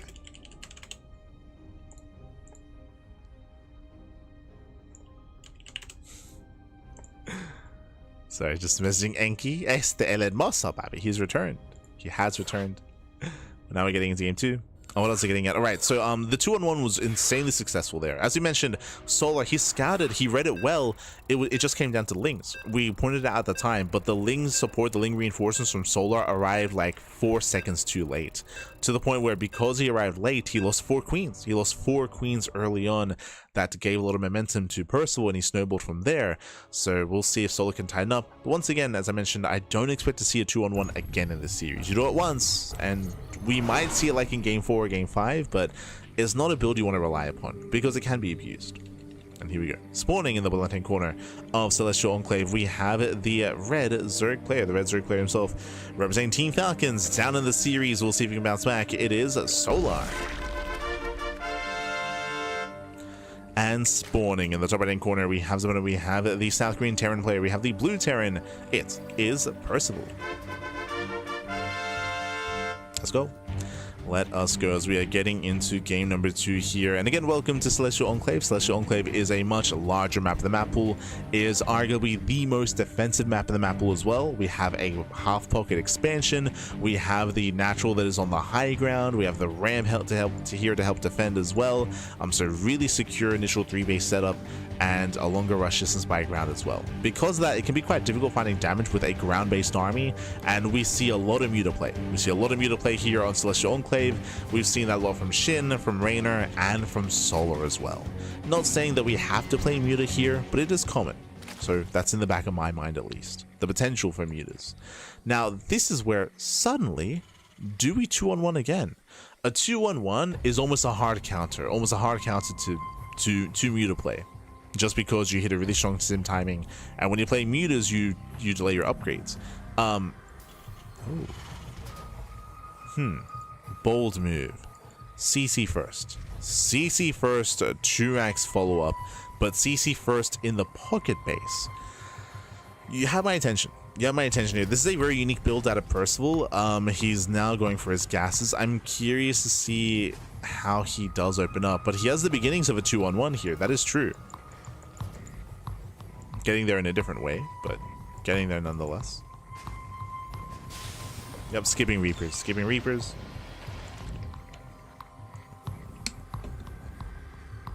Going Marine first. Because these ranks are further back, what is the purpose of this, you might ask? Well, the purpose is to lure this Overlord further in.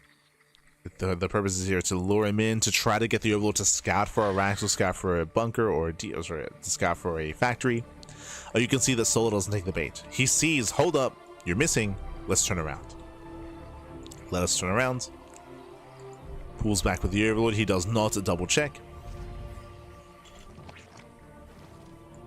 And Solar does take his third. He's droning. Behind this, Percival is going for indeed a 2-on-1. Now, what I was mentioning before here is that if he reads this well, that Solar tries to go into a fast lair and fast mutas, then this fast sim timing will break him. But Solar just scouted. He just saw the Rex floating. I didn't see the factory timing there.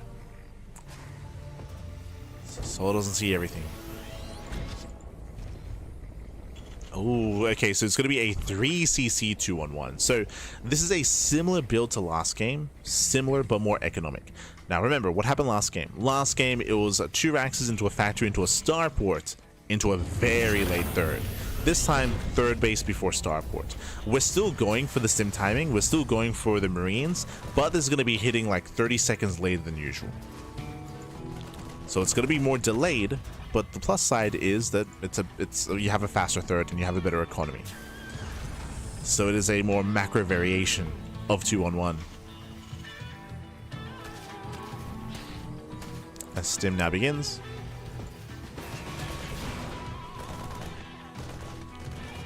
We have Solar reading this well, going for the Eva Chamber, going for a +1 carapace. I believe, I mean, based on what he's seen, no, he saw the third CC, okay. He knows. And from here, Solar should feel safe enough to drone up heavily, to drone up harder. Last game, he had to cut workers at 4:30. This time, he can cut workers at 5 minutes. So he can keep droning.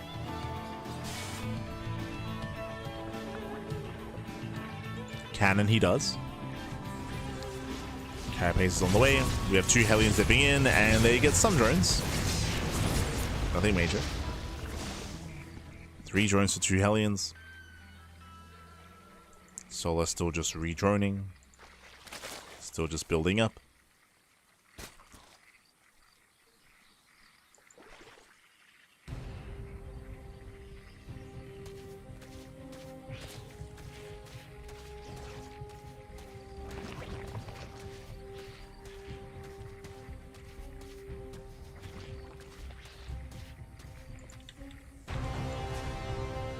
Still building up.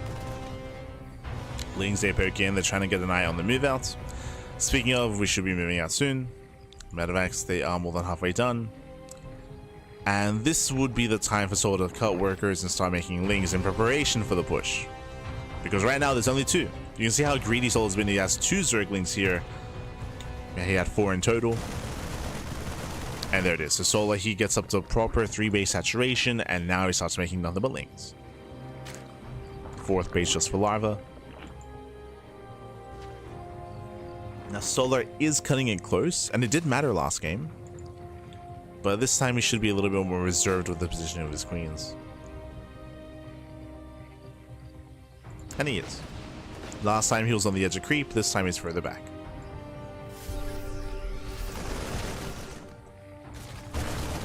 And you can see the queens, they pull away, Lings engage, 1 queen goes down, but only 1. And you can see a cleaner defense here from Solar compared to last game. So into a Percival. Behind this Percival, building up more Raxes. Getting into what looks to be a 5 Rax setup. Oh, getting up to 8 Raxes. Okay, let's go. So this looks like a 3-base all-in. An 8 Rax already has minimal gases, and there's only 1 gas geyser here at the 3rd base.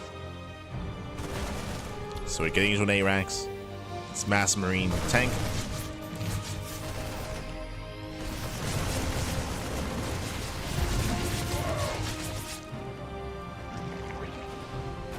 Let's see if we can pull this off. Oh, going Marine Widow Mine, okay. So reactor on the factory, going into Widow Mine production. Percival dies 5th.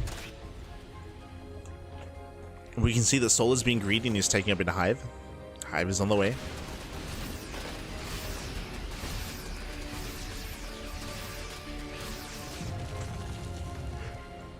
We'll see if we can get away with it.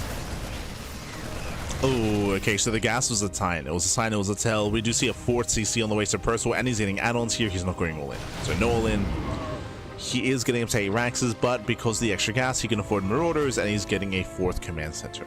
So coming into this, I do favor Solar now. I do think that Solar, he will get away with his Hive. The Hive will finish. The Lurker tech is, sorry, the Ultra tech is going to be available, and Solar will outscale Percival. So again, Percival, he chose not to go for an all-in. Ling Bane does flood into the natural. The wall is open. Oof, Massacre Nations. Yeah, it gets in. 11 SCVs go down. We have one more Baneling. And it does graze the army.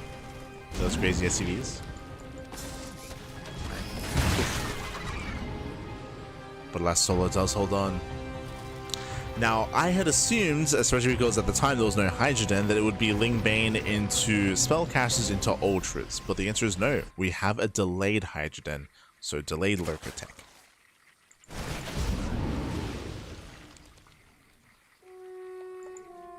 As the Hydrogen was thrown down as the Hive was finishing.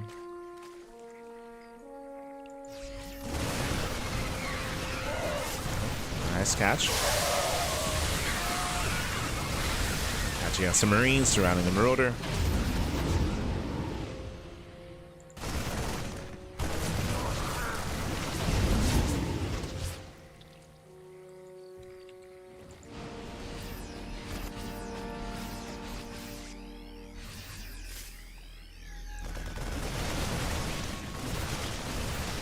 Percival, he's trying to find some damage, but at this point, I mean, he doesn't have the momentum that he did last time. So Soul's looking very comfortable.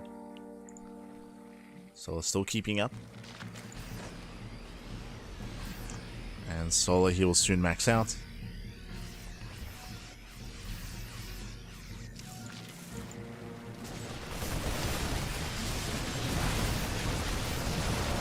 Percival trying to collapse in. Yeah, trying to nice power bombs. Lings, they're coming from behind. They get themselves the Marauders. Not many Banelings left, but there are plenty of Hydras. Yeah, there's plenty of Hydras here. Solar, he shuts down the first wave. Here come more Banelings. Oof. Through connections. And Solar, he's just snowballing from here. He secures the high yield gas base.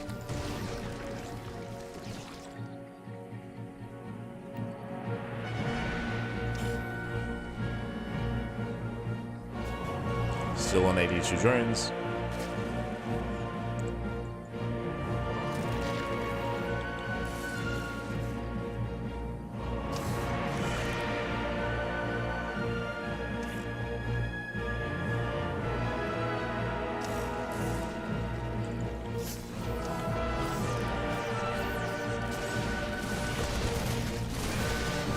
Oh, nice line shot. Okay.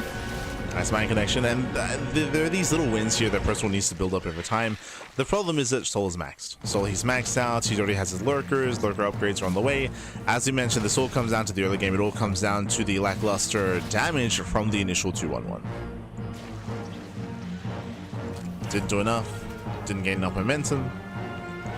Went for the A-Rax follow-up, but still got a 4th CC, so late 4th base.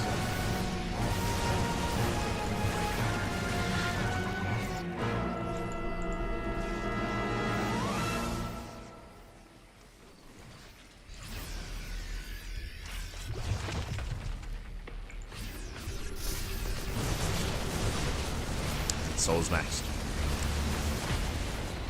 So we can send it back. Here's the power bomb.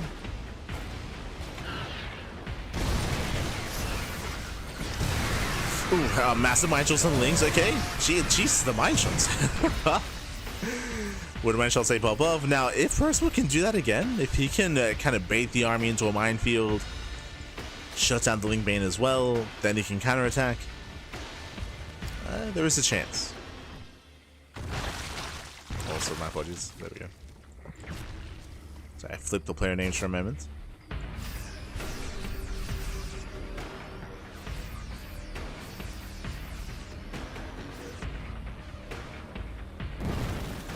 There's a scan on the lurkers.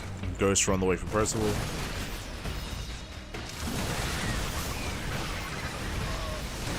This time the mine shots are lackluster.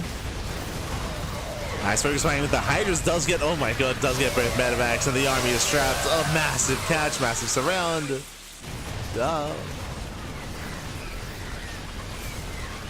And Percival, he just drops in supply. He drops heavily in army supply here. Using all the ghosts. Losing the army. Even here, the medevac does not get away.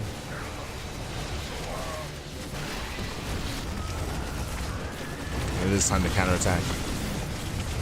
Now we have the Lunkers, Pappy. The Lunkers have arrived.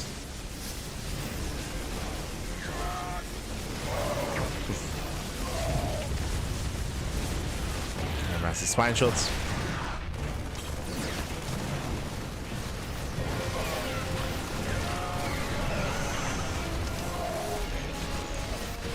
And we can see Percival is trying to hold on to his main base at least. He does get his ghost out. He cleans up all the lurkers. At the same time, Solar can rotate towards top left. There is a planetary, so we could see Percival try to make a stand here and try to be as efficient as possible.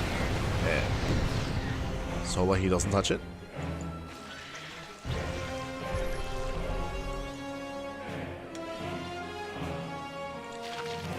But he has the entire map. He has the entire map. Being covered in creep.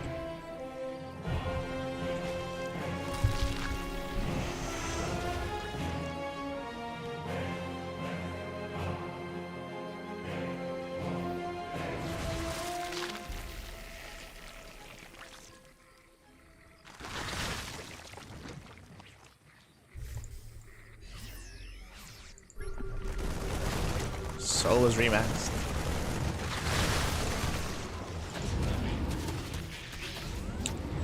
He's maxed out.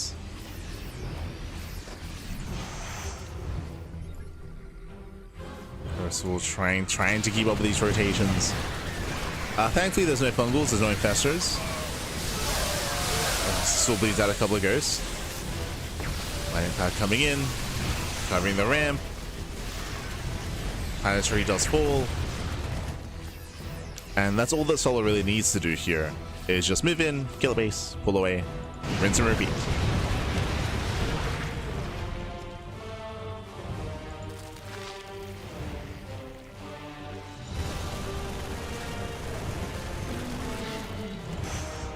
This is denied.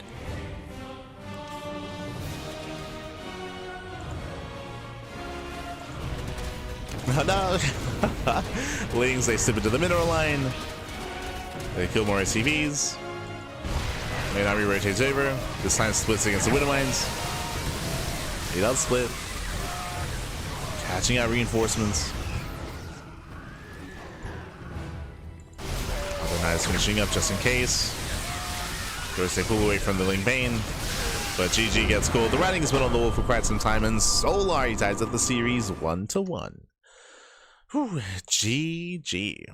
GG, well played again. Percival going for a less aggressive build this time, going for a third command center, going for a 3cc 2-on-1, but the 2-on-1 failed to really get much damage. He killed one queen. He killed one queen, didn't get much more than that. He lost map control early. Solo was able to get comfortable, able to build up on 4 bases. He also was able to pull off his own economic damage with his own Ling Bane run by, if you remember. He was able to get some SCVs and get comfortable. GG. GG, well played. A much more comfortable game here from Solar, but now we load from one of the larger maps into one of the smaller maps in the map pool. We're going to Ruby Rock. This map does favor aggression, and I do expect to see Percival be more aggressive this time. Let's go.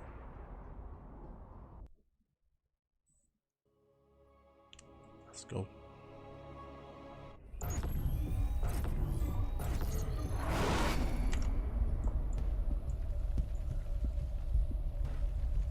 Spawning in the top left-hand corner here of Ruby Rock, we have the red Zerg player, the South Korean Zerg, representing Team Falcons. Oh, and tying up the series 1-1, it is Solar. Oh, that's not the Team Falcons logo. My apologies. And spawning in the bottom right hand corner, we have the oh, hello. We have the South Korean Terran player sending out 1, 2, 3 SCVs, proxy 3 racks. It is Percival. So proxy 3 racks out of our Terran player. He is going to double down. He is going to commit. We expected aggression here on Ruby Rock, and not this kind of aggression though. I was not expecting a proxy.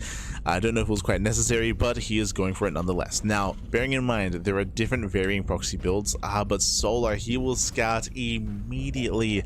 I was going to say you can go proxy 2 racks or 3 racks, and you can even hide the 3rd racks a little bit further back to fake out, but he throws down all 3 racks together, and Solar, he will see everything he needs to. Yeah, Solar, he confirms all 3 Raxes. Behind this, he pulls the boys. The boys are being pulled. The goal here is to delay, is to disrupt to Percival. The open face. And Solar, he be sweating. Now, the first Rax will finish. He'll finish the first. Zones away one of the SCVs. Zone away. The second Rax will complete as well. So this is delaying, this is disrupting the 3rd racks at least, but this is also costing a lot of boys, and we pull even more drones. Oh, I'm not convinced, but it's gonna work out. He does force a cancel.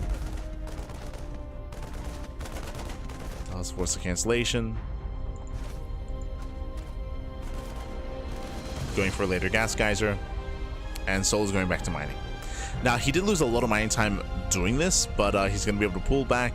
Did lose only 1 drone, I believe. No, 0 drones went down. Marines are pushing forward. The SCVs were zoned away, which means no bunker. But 2 more boys are being pulled in. Percival, he does not want to give up. Bunker is on the way. Can he finish the bunker? Can he finish? Oof. As Lings, they zone away. That's what's important here. We're zoning away. Lings will go down, but alas, the bunker should be denied.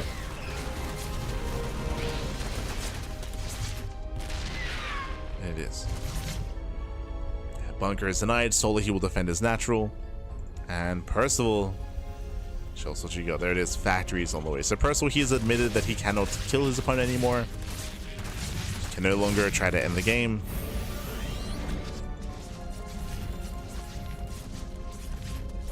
And it's going to be a rough road to recover here for Percival. It's going to be rough.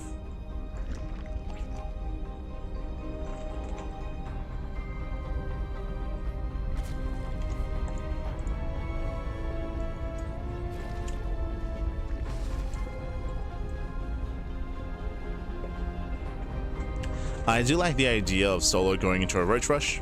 This is a way to punish the Terran player. Just because the factory is late, the CC is late, everything is just fumbled and everything is just chaotic.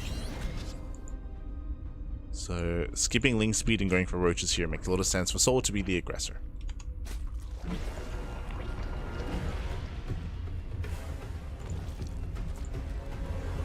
Yes, we're counting together, Pappy.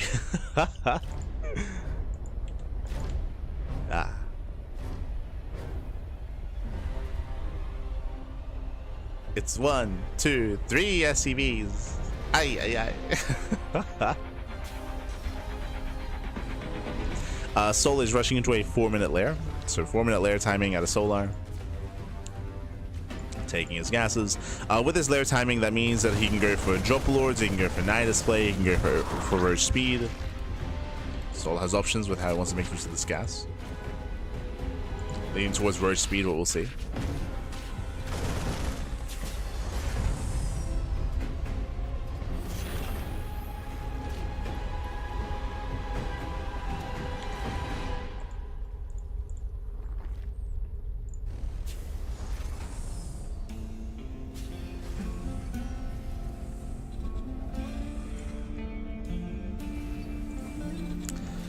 Percival's building up into stim. Roach production has begun for Solar.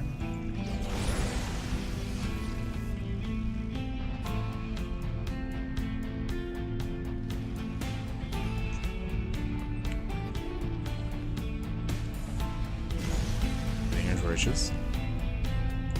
We got 7 roaches are on the way.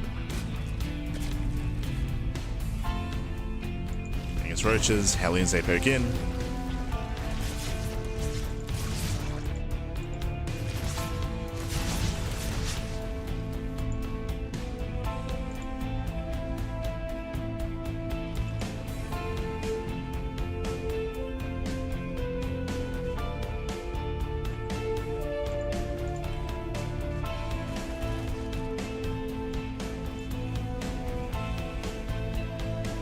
And Percival is turning this into his own 3-1-1. Okay, so we're both being aggressive with each other. Who do we favor here? So Percival, he is not expanding. No third CC, building up his bio, getting to stim, waiting for his metamax, going for his early tank production as well. Percival is going for his own 2 base all in. At the same time, roaches and ravagers are amassing. Roach speed is finishing up. I have to favor Solar here, as he does have a very beefy army designed to slow this down, if Solar can engage ahead of time. We'll see. Solar's going for the backstab. Now, this could do a lot of damage, but at the same time, that means that Solar has less to defend. He's going for it. Yeah, files, they don't quite connect. That's forced to pick up. At the same time, yeah, we go roaches, they hit the natural. Getting on top of the tank will be focused down. Yeah, tank does fall. And Solar's just going for the kill. He's going for the kill at this point. No more tank, no bunker. The Marines, they're vulnerable. And GG gets called. Solar, he'll take a 2-1 lead in the series. GG.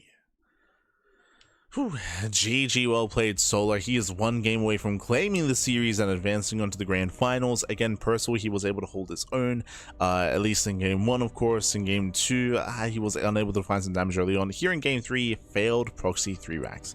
It was scattered early, it was shut down early, failed to get much damage on the natural at all, and Percival was playing from behind. He was playing from behind after the failed proxy. And hey, that's the risk you take when you proxy. True. Is the risk you take. Now we're loading into White Rabbit.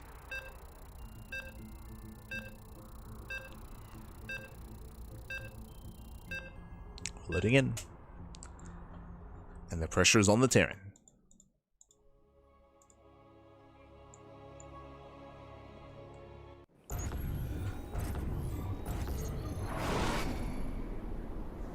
And here we go, spawning in the bottom left-hand corner of White Rabbits. We have the South Korean Zerg player. We have the Red Zerg representing Team Falcons. Leading the series 2-1, it is Solar.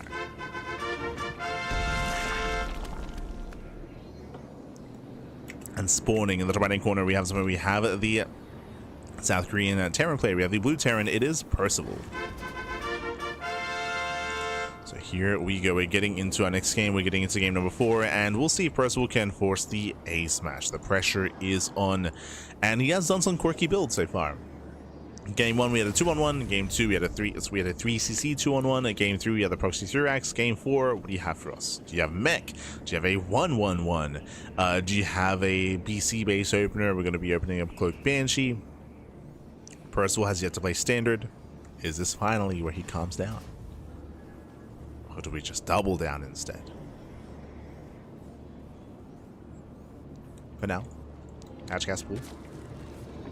Likewise, there's no CC first. Is nothing crazy. No proxy, true. No proxy.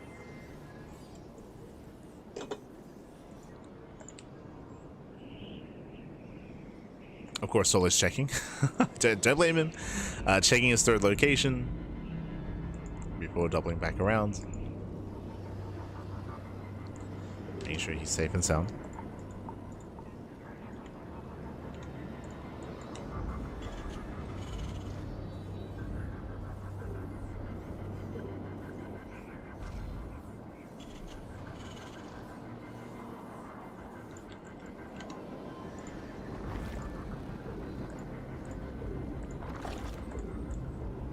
From here, we're just going to drone, just going to saturate.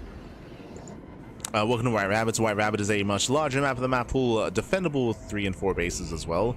If Percival were to play standard, this would be a better map for it, for sure. Solar does open up with 6 lings, so 3 pairs of lings, a little bit more than usual. keeping up with the Reaper.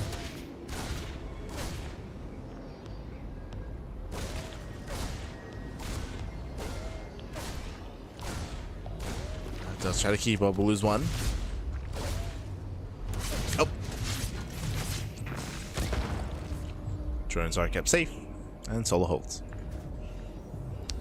Behind this, third CC. So we have the answer, third CC before Starport, and it's going to be a factory after racks as well. So it looks like a very standard build here for the first time this series. Not going for a 2-1-1. Going for a 3 CC into Starport into most likely Banshee play. Okay, so standard build out of Percival. We'll see if he can play standard against Solar. Solar is making a lot of lings early on though. Oh my god, Solar with 14 lings in production. Jesus. 18. Solar's going for a ling flood. The bold move, but this is a big investment here. We'll see what Solar can get done. He is scouting, he's checking. So far, Hellions are on the way. I think maybe Solar might be hoping that it's going to be 2-on-1 again. As I believe Solar, did he scout the main base? He did not. So Solar, he has no idea what he's getting into. Hellions can defend. It comes down to the control. It comes down to whether or not Percival can pull away in time. For now, he's actually moving out. He's out of position. The low ground is exposed. Lings, they flood in. They're going for the mineral line. They get into no shot. He gets into the main. Gets into the main base. Boys are being pulled away. At this point, just came for the production. Going for the surround. Catching out 2 Hellions, and this should not have happened. The pants were down. Ay, ay, ay. Percival. He's been watching too much Hero. Too much Hero back. Lings, they peel off, they try to lock down the Hellions. Nice movement by Percival, avoids the surrounds. But this is still game-ending damage. GG gets called, and Solar, with one swift ling flood, he's able to end the game and claim the series and move on to the grand finals. GG. GG, well played. Again, going for a very, very risky move, going for a massive ling flood here on 1.5 bases. Hyper aggression out of Solar, and Percival, he didn't scout. He didn't see the move out, didn't see the lings, didn't see the army. His pants were down. He was halfway across the map, and the game did end then and there. GG. GG, well played. Was hoping for a longer series and was hoping for a longer macro game here on White Rabbits, but we didn't get there. Did not get there in the end. GG, well played. And with that, let's catch up on the bracket. Let's figure out what's going on and what the hell's been happening. Let's go. Let us go. Scrolling down here, we have Cure. Cure took down Epic 2-1. Creator took down Young Yakov 2-0. And we have Cure versus Creator. I think that's going to be a fresh series, by the way. I think they just opened up for us. Oh boy. Let's see.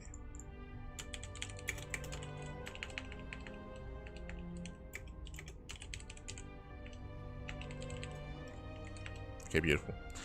So we're being notified that Cure vs. Creator, they are currently 0-0.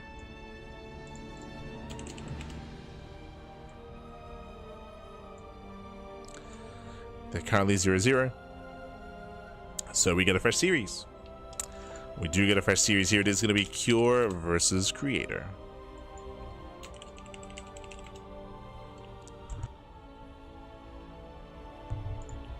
So this means we have confirmation. There's 2 series left here in the tournament. It's going to be Cure versus Creator, and then the winner versus Solar. Team Liquid. Where's the horse?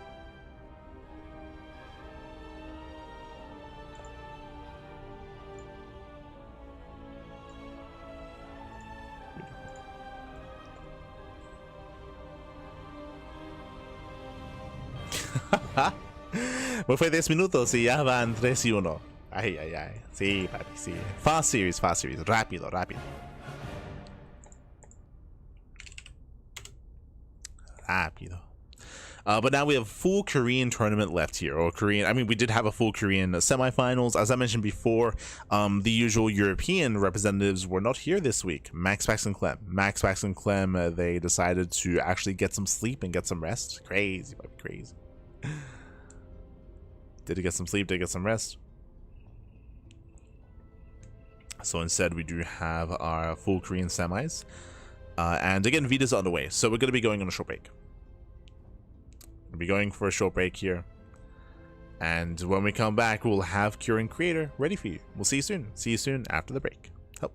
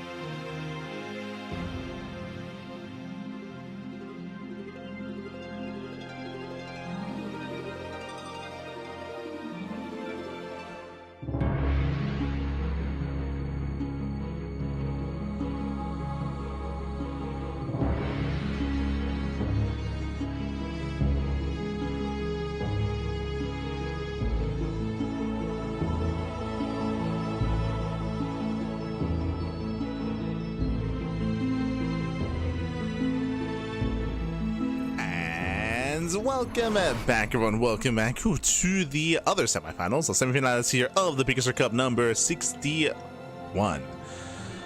Welcome one and all here, as we already have our first finalist, Solar. He was able to bring down Percival in a very fast series, in a quick best of 5, and now we're going to be entering another best of 5 in the lower semis. Let's go, let's jump on in. And spawning in the right hand corner of Tourmaline, we have the South Korean Terran player. We have the red Terran representing Team Liquid. It is Cure.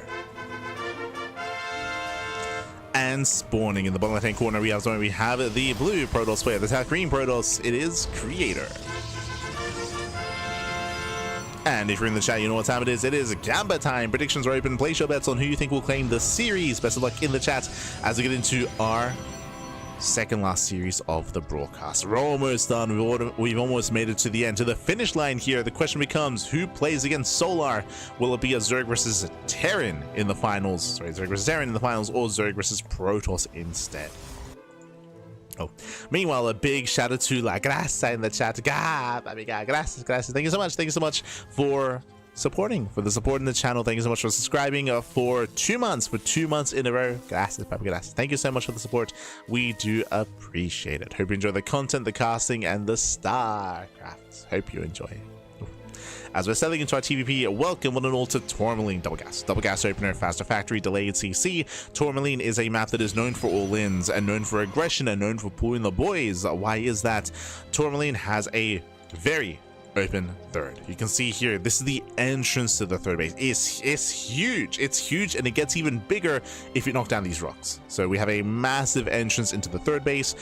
You don't have any kind of choke point or high ground, or your defender's advantage is that much weaker here as a result. Likewise, a massive entrance here coming into the natural, which means a 2-base all-in from the Terran can, for example, go straight for the natural, wedge itself here in between the bases, and go for the kill.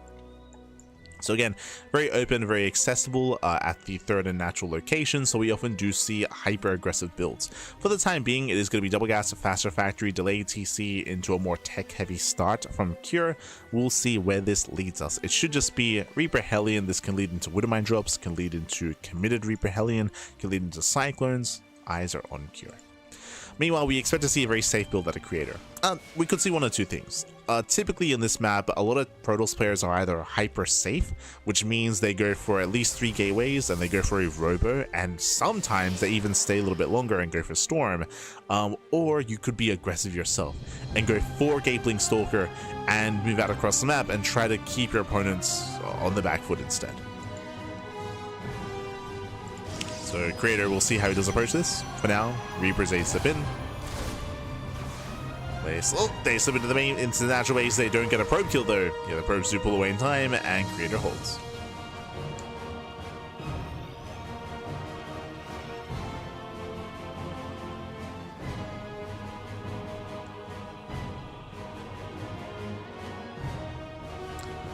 Creator does hold on.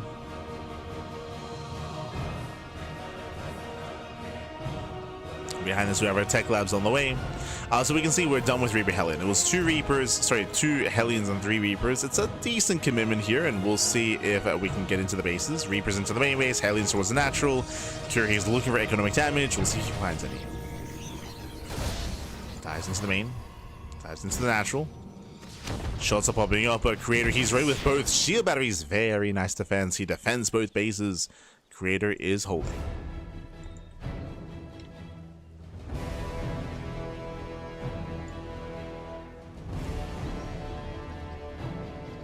He's holding, he's defending.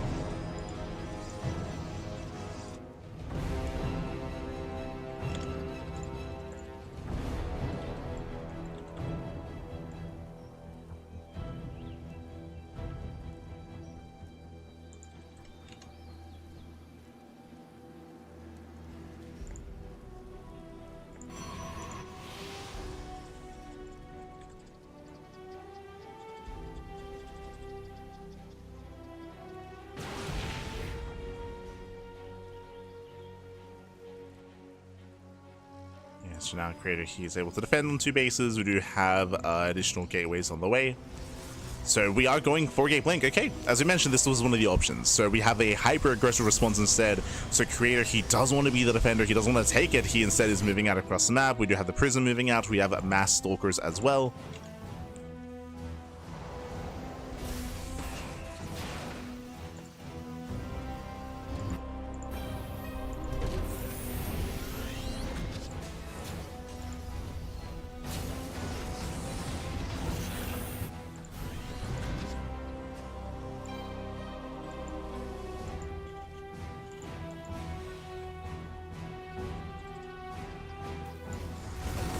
As Creator rotates. Creator, he rotates, his eyes on the tank. Tank goes down. He won't quite get the bunker though. Nice auto turret. Very nice auto turret. So Curie punishes. Again, he had a tank further back in the mineral line as well. So Cure so far is holding very nicely. He has some nice SimCity in the main base as well. Full wall off. Curie's turtling up, and so far the aggression is failing. Creator, he needs more damage. Needs more damage. Diving into the main. Nice combat shields. Combat shields is denied.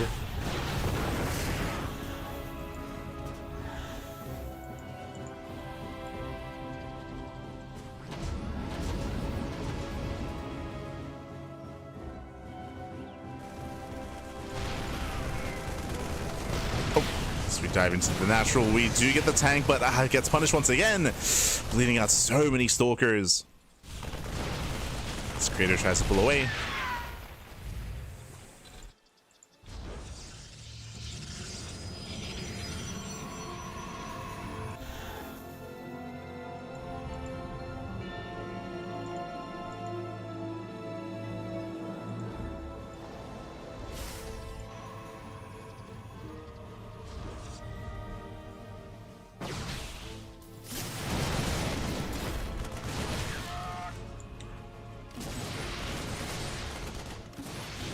Oh. Stalkers are getting picked up.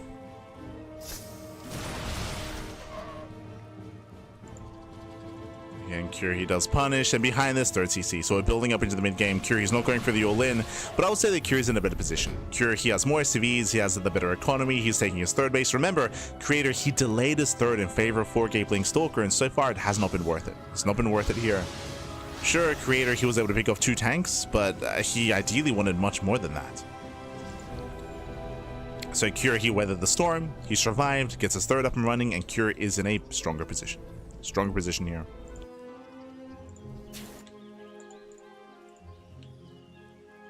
Meanwhile, Creator, Storm is done. He's got Storm.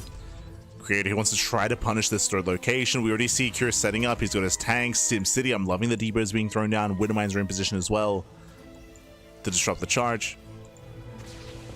First Widowmine shot gets baited. Nice control by Creator. Storm's coming in. Oh. Holding onto the storms, lands one massive storm. Very nice, punishing the Marines.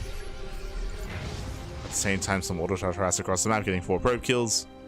Distracts Creator. And Creator is distracted, and he turns everything back around.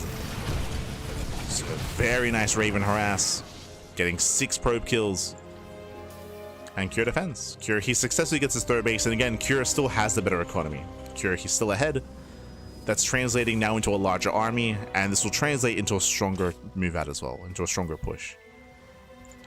TVP is very momentum based. It's just very momentum based, and it is going to be very difficult to recover. Creator, how do you come back from this? He needs a Zealot run by, a Zealot counterattack. He needs some kind of economic damage to slow down Cure, or he needs to win and dominate a fight. The way to do that would be with storms. If he can land some insane storms, then Creator can start to recover and he can start to bounce back. The problem here is that this is so Marauder heavy. There are so many Marauders. We have Ghosts on the way. Viking production has begun.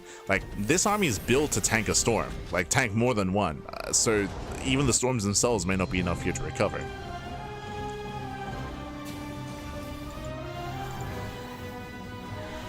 It's just a rough position for Creator.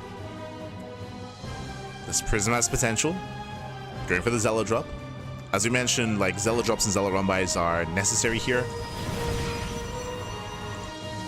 Or they're at least one of the ways to bounce back.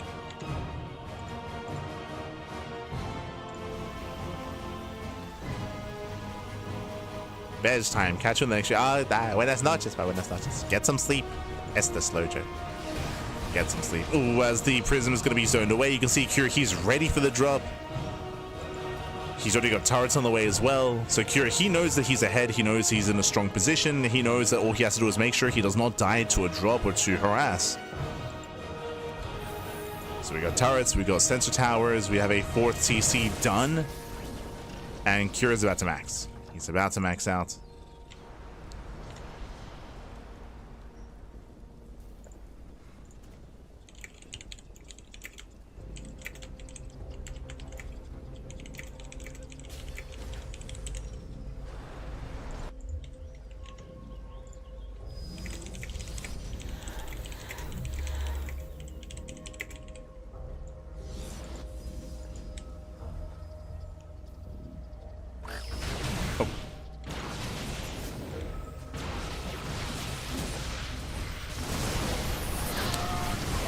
Yes, Creator, he does collapse on the Marines. Nice, very nice force fields, okay. Strong initial fight.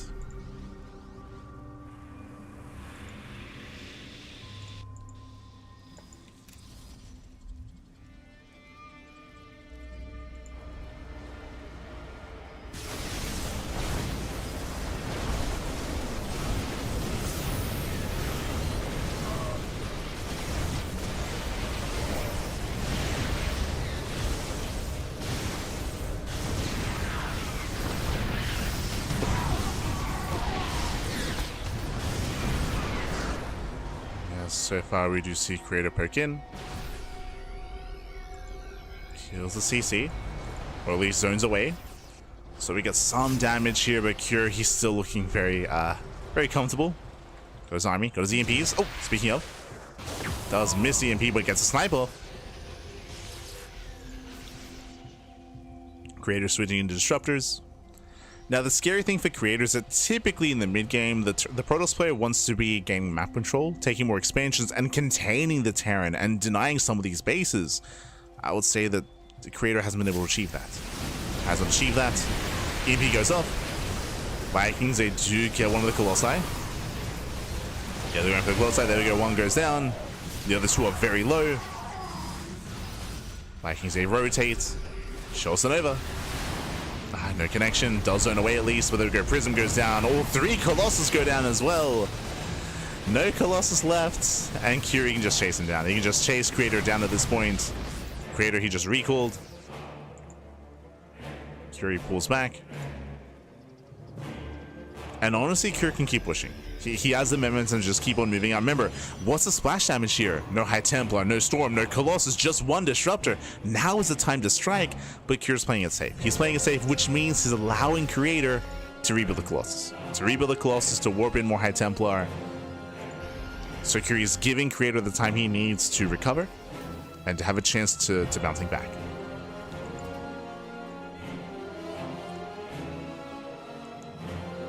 Now, this still means that Cure, he's building up his bank. He still has the better economy here. Like, this is still in favor of Cure. But Creator's being given these opportunities. So they're making more Disruptors.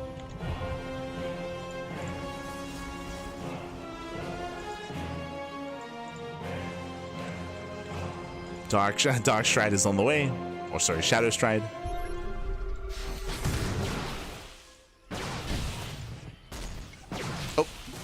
Back at the Ghost.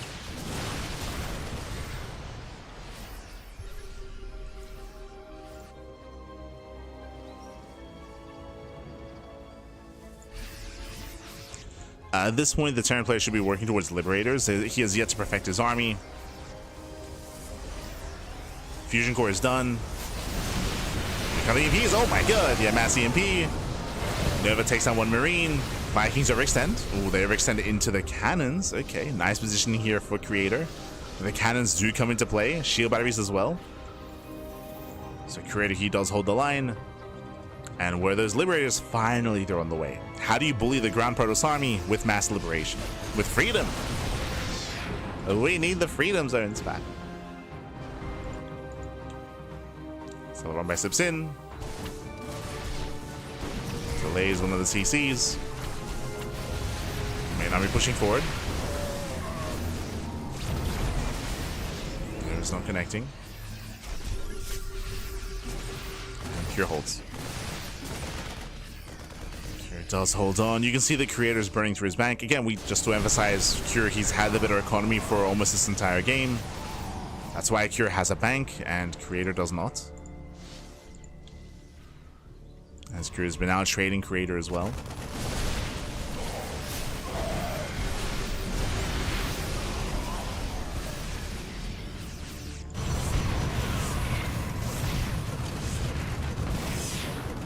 Stealing damage. Nice EMP denying a recall. This base will go down. Brings down the expansion. Liberator going to be queued up here towards the mineral line.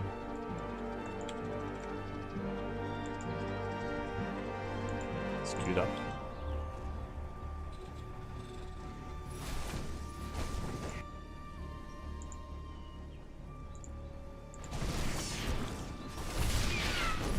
Zealous attempt to harass.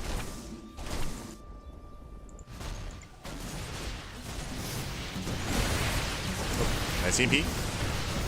Nice EMP on the DTs. So the main army is going for the counterattack. Okay, so Creator is not defending. Well, he's defending with reinforcements. He's moving out.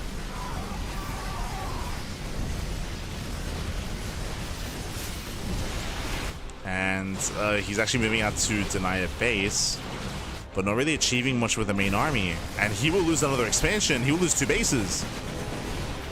Oof. And 2 next side going down. The 1 DT getting 3 damage. There's the scan. Oh my god. Yeah, Cure gets caught. Massive catch here. Full medevac goes down. Very nice catch here. Creator taking a good fight. The first one in a long time. Yeah, catches the army, keeps on going, and Creator, he has to end it. He has to end it here and now. He will kill the planetary. And is this going to be it? The Novas! Novas are connecting. Ghosts are going down. And Cure, he may just lose everything here. There are, what, so many Colossi. Novas are popping off. And you can see Cure plummet in supply.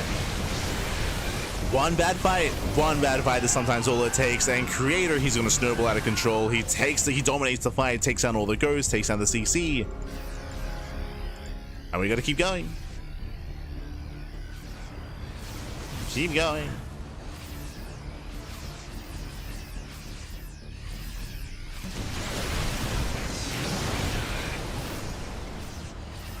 That's Cure, he barely has an army. He has a bank, and over time, Cure can rebuild. Needs more time here. And again, Cure, he was just inattentive. Focusing too much on the drop across the map. And he got surrounded.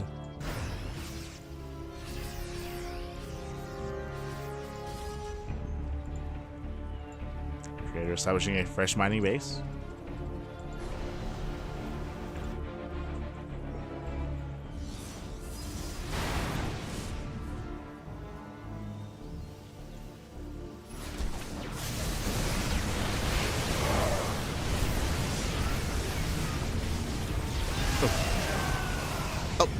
There's Novas going up.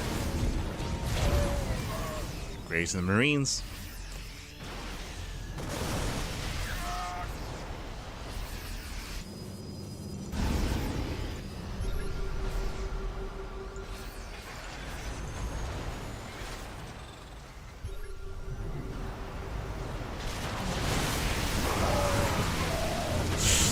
So far, nice Novas. Yeah, Novas are popping up, and Creator, he can break through this. I say that the Vikings, they do hold the line. Okay. Vikings, they punch the Colossus. Liberators, they get a lot of value here behind the army as well. Cure takes a fight. He's holding on. Cure, he makes a stand. Fighting with the planetary this time. He's making 7 Liberators at a time. As we mentioned previously, like, he's perfecting his army. More Liberators. Ghost Lib Bio is what he needs. Or Ghost Lib Viking, really. He's getting EMPs to connect. Things are looking dire. Cure, he lost the fight, he lost the base, but Cure, he is recovering. And Creator, he himself has no bank. He has no gas bank.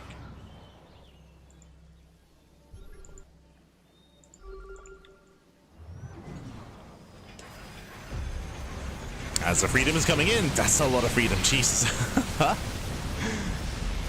Cure pushing forward, takes down the cannons, takes down the shield batteries. Gotta rely on the Novas. Again, just takes down one Marauder. Bit of miscontrol there by Cure. Bleeds out 2 Vikings. But down goes the mineral line, 17 probes. And Cure is pushing in. He's pushing forward. Oh, got up! As we so careful with those stalkers. Speaking of, he's going for it. Creator commits in. Trying to get on top of the pyro as well. We have more liberations to be set up. GG gets called, gets a full surround with liberators, and Cure takes game number 1. Whew. GG, well played. A very chaotic, very back and forth game. Cure, for the most part, he was in control of this game. He was looking very comfortable. He was able to punish the 4-gate blink. Remember, it all began with 4-gate blink stalker. Creator, he failed to get damage done with his 4-gate blink. His own third base was late because of that, and Creator fell behind. Cure was able to comfortably get up to 3, 4, and 5 bases, and comfortably max out, and comfortably build up a bank. But we saw one bad fight, right? Even though Creator was being pulled apart and losing bases, losing workers, losing mineral lines, Creator had one strong fight in his favor where he was able to surround the army. Cure wasn't attentive. It looks like Cure was focusing too much on the drop. He didn't notice the Protoss army sneak up on him and get a full surround, punishing Cure, and that was almost game. I thought then and there, if we just kept pushing, that could maybe just end the game. But Creator, he ran out of steam. We saw that Cure, he was able to barely muster up a defense, take a better fight, and recover. GG. GG well played. Very back and forth. And now we're getting into our next game. We're getting into game number 2, and spawning in the bottom right hand corner of Ruby Rock, we have the red Terran player. We have the South Korean Terran for Team Liquid. It is Cure. And spawning in the top left hand corner, we have the South Korean Protoss player. We have the blue Protoss. It is Creator. We go. Whew.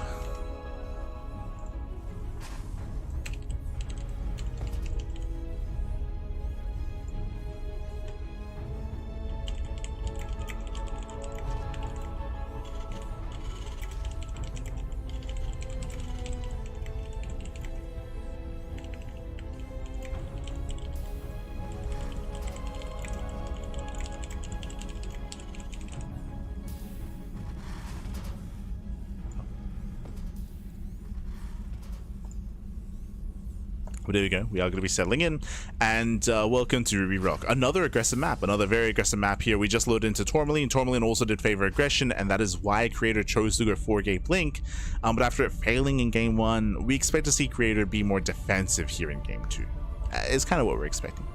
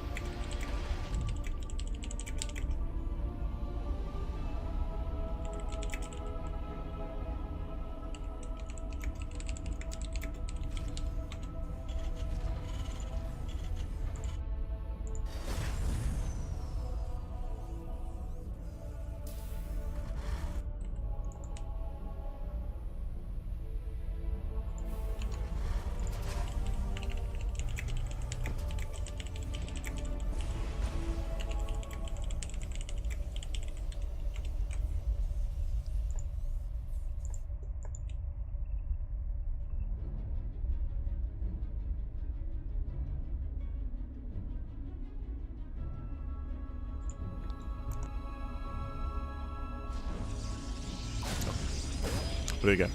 Cure does poke in. Behind this, he went double gas. Once again, double gas opener, faster factory, going for a delayed CC. This did lead into Reaper Hellion Widowmine drop last time. We'll see if he does so again. Ooh, Creator taking a big chance, going for a Stargate opener. Risky. Very risky move here by Creator. We spoke about this previously, but now we can get a little bit more into it. Stargate openers are viable, but they're very out of meta, just because of the rise in popularity of all-ins. So Stargate openers, if you remember, Stargate openers used to be the normal. They used to be the standard back in 2021, 2022, 2023, during the Phoenix Colossus era of StarCraft in TVP. That of course did die off. Aggression did rise in popularity, and we saw a rise of all-ins and hyper-aggressive builds. We saw the Phoenix Colossus punished more often than not, and the meta shifted away. Did shift away. Maps also became less defendable at times. And this is something that I feel like is safer to do on larger maps. Maps like Celestial Enclave, maps like Winter Madness. Going Stargate here on Ruby Rock is the big risk. Ruby Hellion goes into the mineral line. Our probes are going to be going down. Oh! Yeah, Hellions, they do get one more volley off. But the probes do survive, and we scout the Oracle, we scout the Stargate. So Curious now aware. He's now aware what's going on. He will lose his Reaper Hellion. Behind this, it's going to be difficult to achieve much damage here with the Woodmine drops, so he's going to be stuck at home. We'll see. Medevac has arrived. Hellion denying some mining time, but no major losses, no major kills.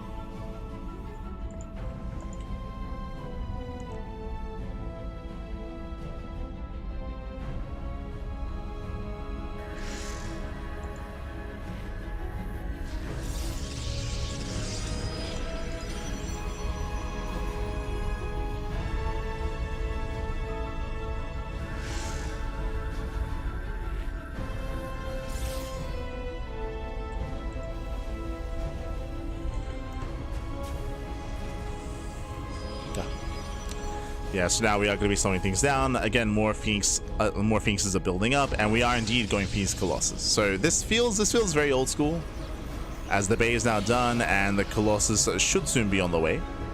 There we go. There's that first Colossus. Now, what getting into this, of course, you know, what are we weak against? What does this entail?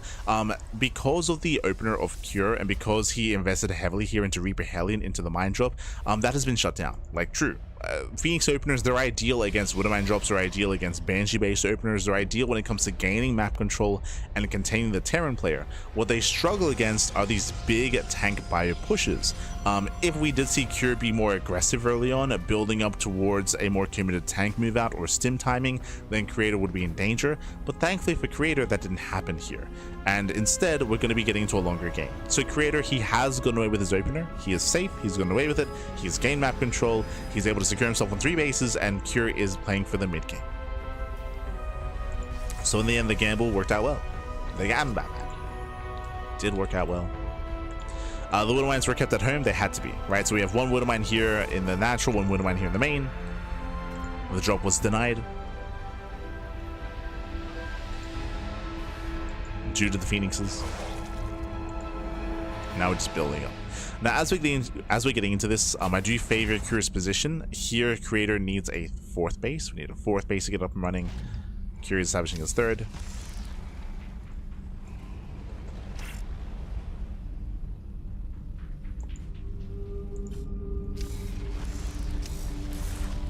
So Creator does get a couple of SCV kills.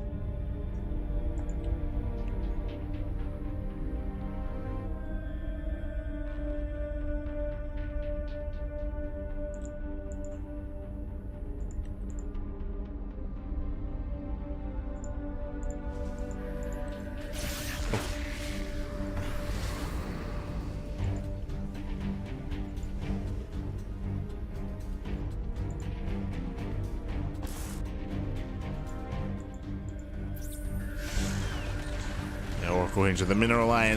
We'll be able to get a stasis on. Not bad. 5 SCVs. 5 SCVs support. The Oracle does go down. We see Creator getting ready for the backstab, and Curie moves out. Creator, he can move in. Yeah, Creator, he can try to move in, but he's been spotted. Curie, he's aware. He turns back around. Creator wedging himself into the natural. Gets thrown away by the Widowmine. He's going to be delayed. But Creator's now up to 3 Colossus. He does make his way into the natural. Curie was out of position. It was out of position. The army gets in. Oh! Oof. Natural goes off.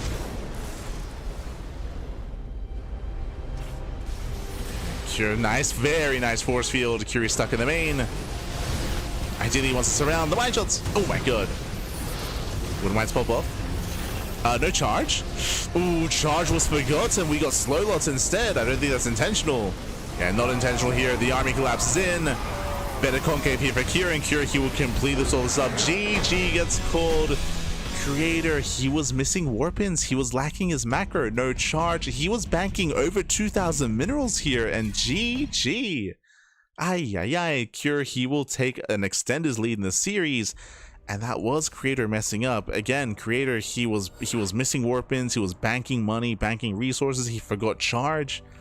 He had the money for it as well. So fumbled the end of the game there. Did fumble the follow-up, and with that, GG. GG well played. Whew. Cure, he defends, he shuts down the all-in. I say all-in, that was not meant to be an all-in, but Creator, he was hyper-committed at that point. And now we're getting into game number 3.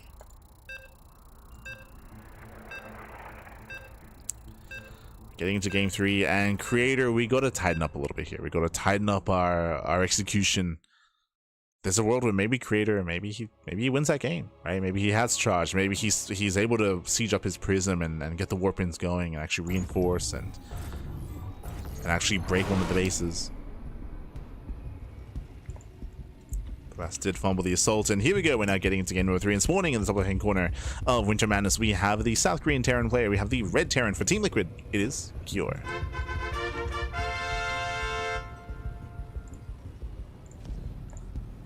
And spawning in the bottom right-hand corner, we have his opponent. We have the blue Protoss player, the blue Protoss himself. It is Creator.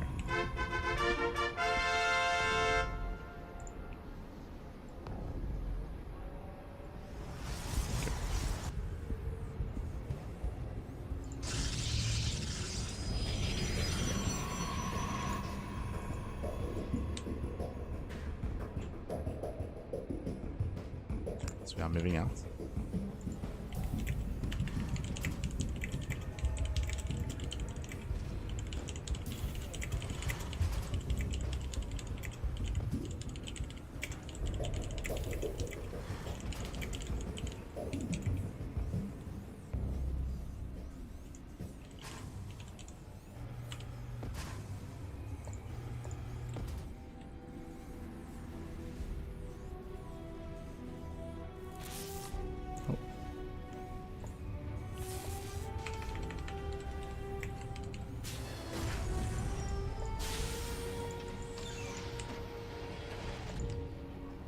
There we go. Here we go. Every game so far, every game in the series, double gas opener out of Cure, and a Creator, he is going for his own opener back at home. I will not be opposed to Creator going into a Phoenix opener here and going Stargate, but I am opposed to seeing Stargate play 2 games in a row. So we'll see. We'll see. Again, it wasn't a bad start. Remember, like, Creator, he got away with it. He opened up Oracle into Phoenixes, he denied the drops, he contained his opponent, he got into Colossus. Like, Creator was not in a bad position last game. I feel like he played it out well until the end, right? Until, like, he fumbled the assault, he fumbled the push. That's where everything kind of fell apart. So hopefully Creator can take a breath, take a breath, take a moment, and lock in. And we'll see if we can extend the series.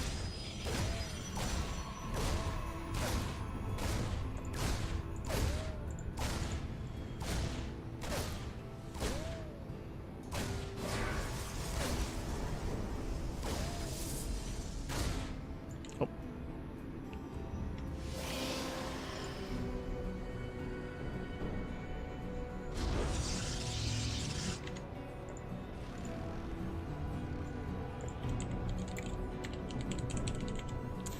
I see Shapo in the chats. Watch yourself.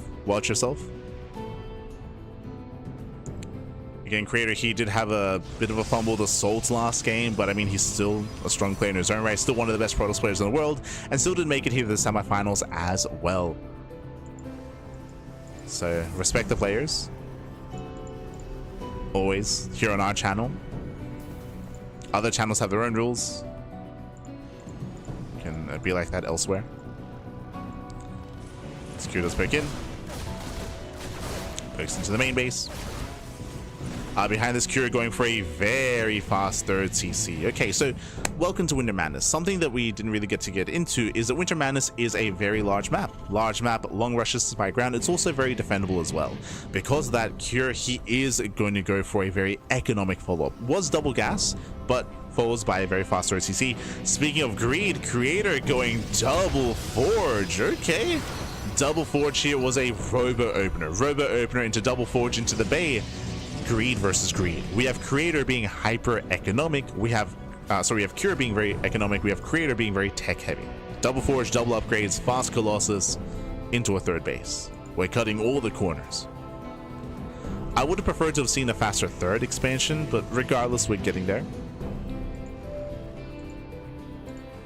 Scan does shut down the observer. I believe, yeah, the observer got caught. Reba Hellion scouts the timing of the third base. Does scout the timing. Upgrades are on the way. Now, typically, this build from Creator is going to lead into a very strong 2-2 timing. So, double upgrades here are going to be on the way into 1-1, into 2-2.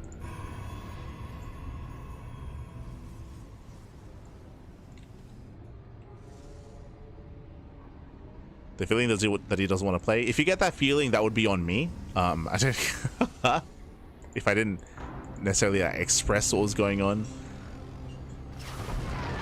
Like, especially game one. Like, game one was very close, if you recall. Game one was close. There were moments for Creator on Tourmaline in game one where he did have momentum over Cure.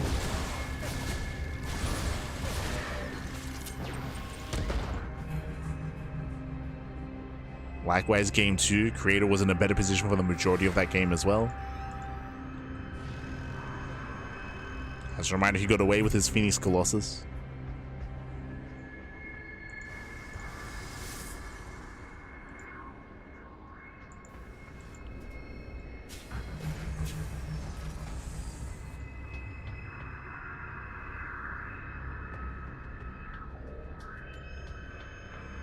But now though, again, we're settling in.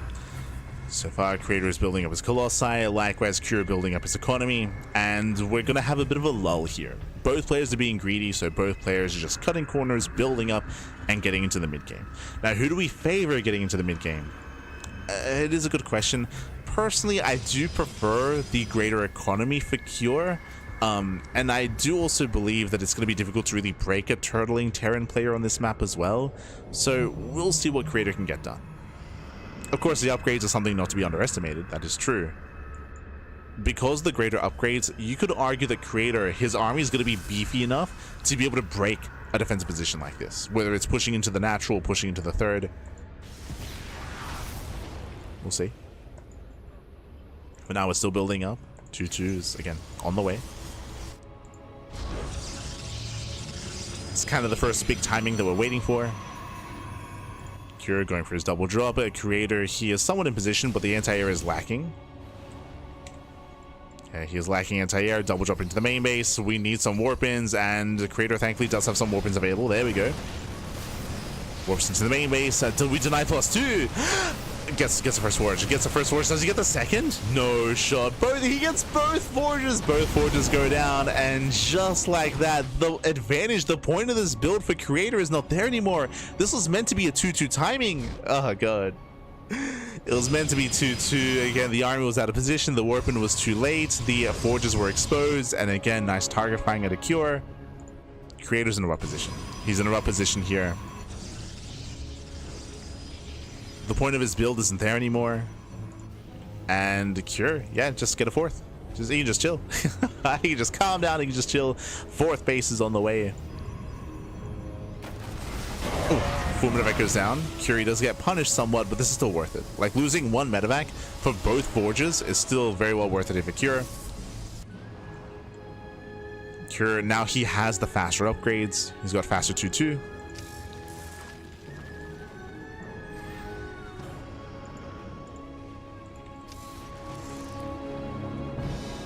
Cure, he's rotating over.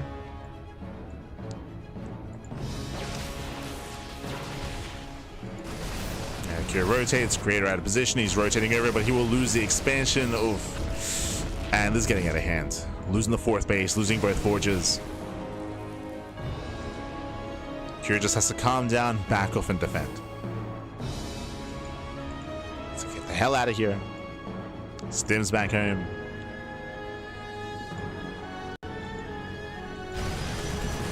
Chop goes back in. Catching a couple of workers. Creator, he's going to commit.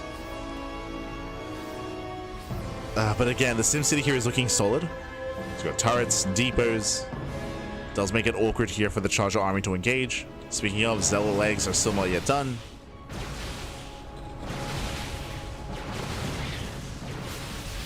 Cure's ready. Stims. Dust him forward. Ideally, Creator wants to lure the army out.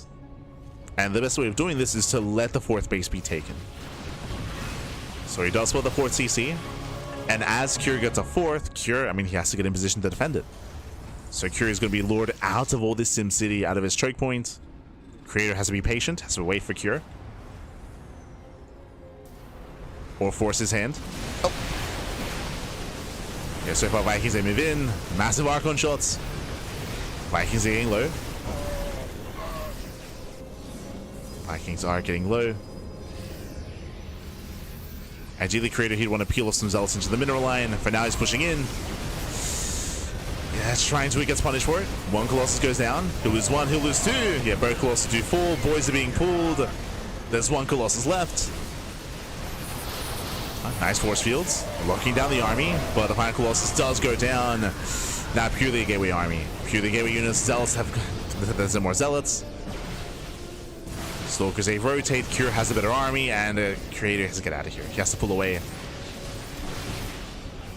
He's trying to rotate over. Oh, okay. Rotates around, but alas, nice movement out of Cure. Pulls back to the planetary. Stalkers are exposed.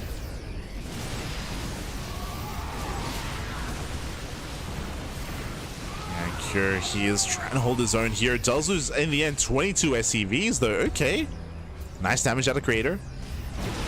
Does get the mineral line. He takes out the mineral line. The army is heavily overstimmed. And Creator, he's doing it. He's pulling it off. Takes down the Marines, the Marauders. Again, he just cannot heal up.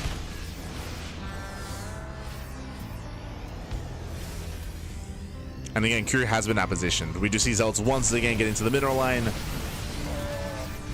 Cure trying to keep up.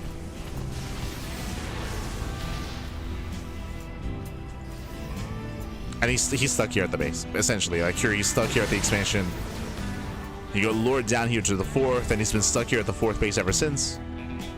He lost his 3rd. And Creator can even just focus on the natural at this point. Yeah, and he is. He's just ignoring the 4th base, just going straight for the natural.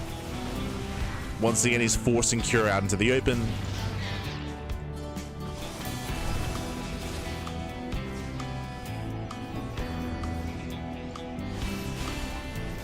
Boys are being pulled. Cure's trying to make his final stand. And Creator, he's doing it. Takes out the mineral line. Takes down the Marauders. And there's barely anything left here. The Marines, oh no! They try to rush in. But Creator, he will overwhelm. And with that, we have a series. We have a back and forth. Have a back and forth here. As Curie's trying to survive. Don't blame him. He's doing what he can. He lost another mineral line. Down to 41 SCVs.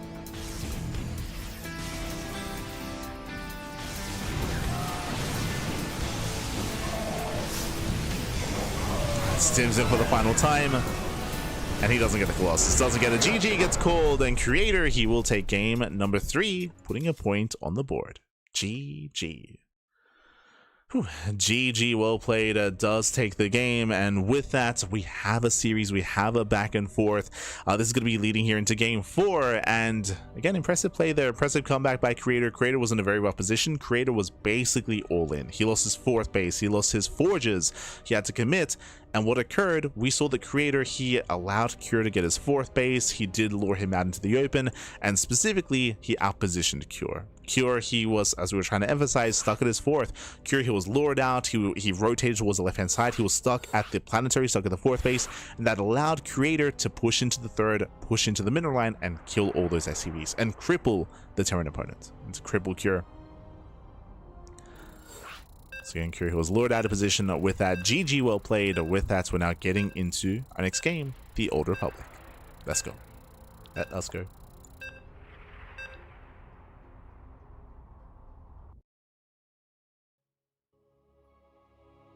Third card is the same build.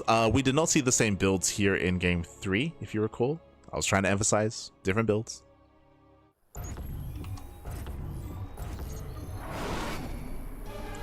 And spawning in the bottom left-hand corner of the Old Republic, we have the South Korean Terran player. We have the Red Terran representing Team Liquid. Still leading the series 2-1, and we'll see if he can claim the series and make it to the grand finals. One more game is all he needs for Team Liquid. It is Cure. And spawning in the top right-hand corner, we have his opponent. We have the blue Protoss player, the blue Protoss, the South Korean Protoss, down in the series. Can he force the ace match? It is a Creator.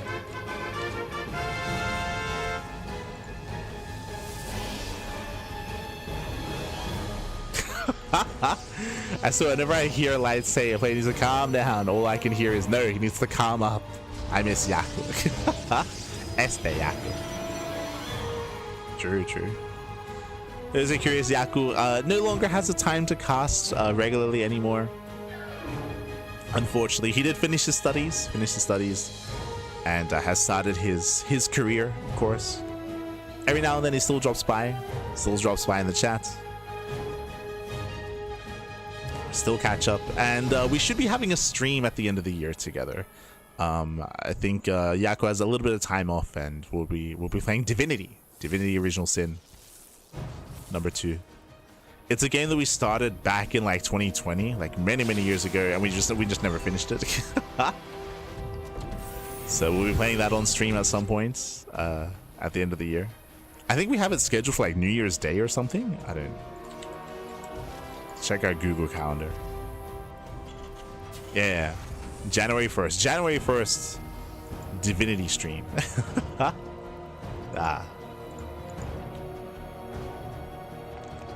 Do I remember what's happening in the story? Not at all. Not at all. That is the plan.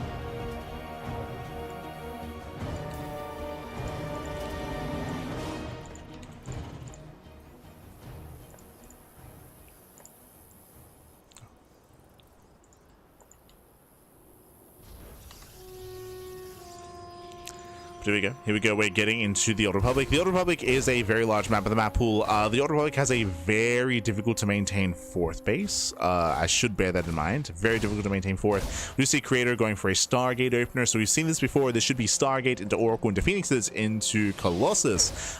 There are some builds that lead into Charge instead of Colossi. So we'll see which variation Creator goes for. But for now, I'm leaning towards Phoenix Colossus. Meanwhile, Cure, back at home, is going for his own setup. We do have the second racks on the way. Getting to his eventual 2-1-1. As second racks after... Sorry, that's second racks before the starport, okay. So 2-1-1 setup. Show us what you got. With this means we have extra bioproduction, extra marines. Earlier tech lab, no add-on swap into earlier stim. Okay, so we have an earlier stim timing here available for Cure. I didn't get to point this out, but this is something that he went for last game, going for the earlier second racks. Something that we did take note of mentally, but didn't quite bring up. Meanwhile, we have confirmation. Okay, so I did just mention this, that we do often see either Phoenix Colossus or Stargate into charge. There it is. Twilight Council's on the way. We are making the hard switch into charge. Oh, sorry, I say charge. Technically, this could be Blink Stalker, but we have a very different follow-up. Oracle perks in.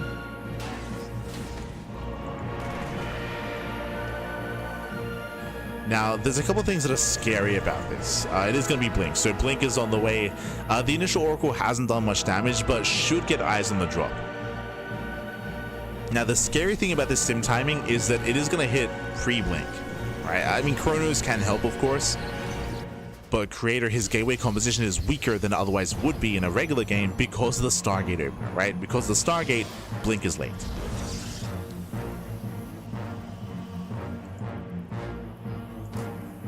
As Marines are amassing. Checking Kira's vision, he has not seen the main base, so Kira, for all he knows, there could be more Phoenixes. What I love about this build is that it's playing with the series. Remember, earlier in this very series, we saw Phoenix into Colossus, so in Kira's mind, Phoenixes might be banking up back at her. There's a higher chance of that happening. You have a couple Stalkers back at home. This is not a tell yet. Seeing a higher Stalker count would be. Double Forge is a follow-up.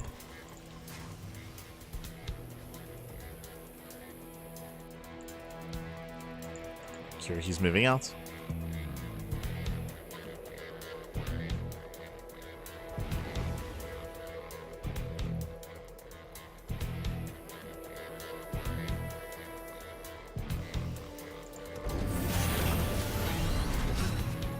Curie's dropping in.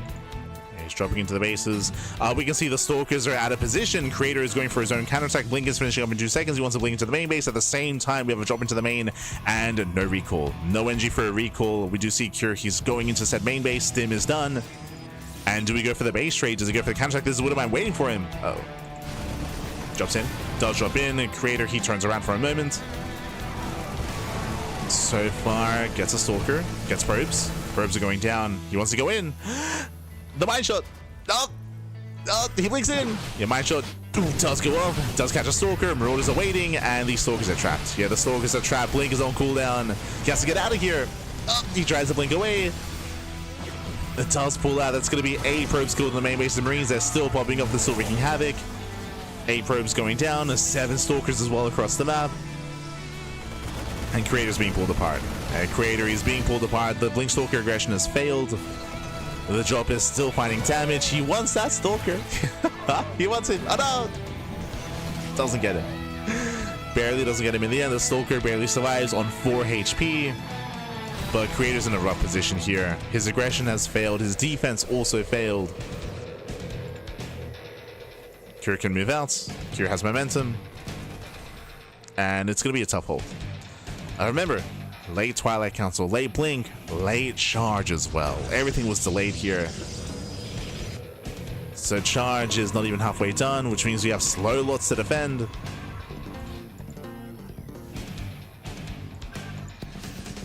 Drew's moving in. Okay, we have a stasis. True, there's potential with the stasis trap. There is potential.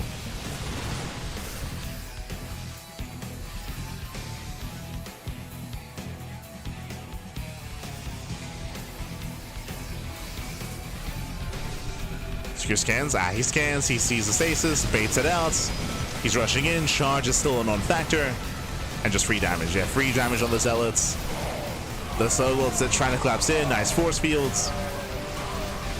Charge done in 10 seconds. Oh, trying to force friendly fire. No. Well, the mine shots are brutal by being Cure. At this point, he has done it. Like, he's breaking Creator's back. Sure, we have Charge, but now there's only 3 Zealots. Did I say 3? Down to 2. Down to 1. Extra warping coming in. Creator, he's holding.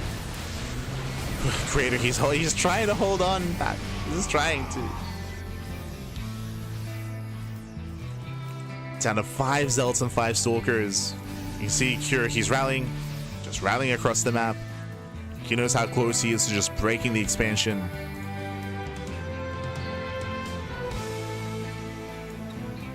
He's close.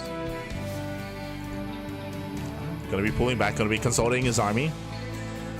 Does pull back, does consolidate. We can see Creator trying to sneak out of 4th base on the right hand side. You can see Cure checking for a 4th. Additional supply depots. And he's rotating over to the right. Oof. Yeah, he's rotating over. Again, he's got a Marine in position here on the right. He just checked the center base, and now he's confirming on the right hand side the Nexus. And this 4th base should never get up. Should never get up and running. We mentioned at the beginning of the game how specifically on the Old Republic it is very difficult to defend the 4th, and that favors whoever has map control. And the reality is Cure has map control. Terran is the one with map control. And Creator is just contained. Behind this we have the Bay on the way for Colossus. But Creator needs more time.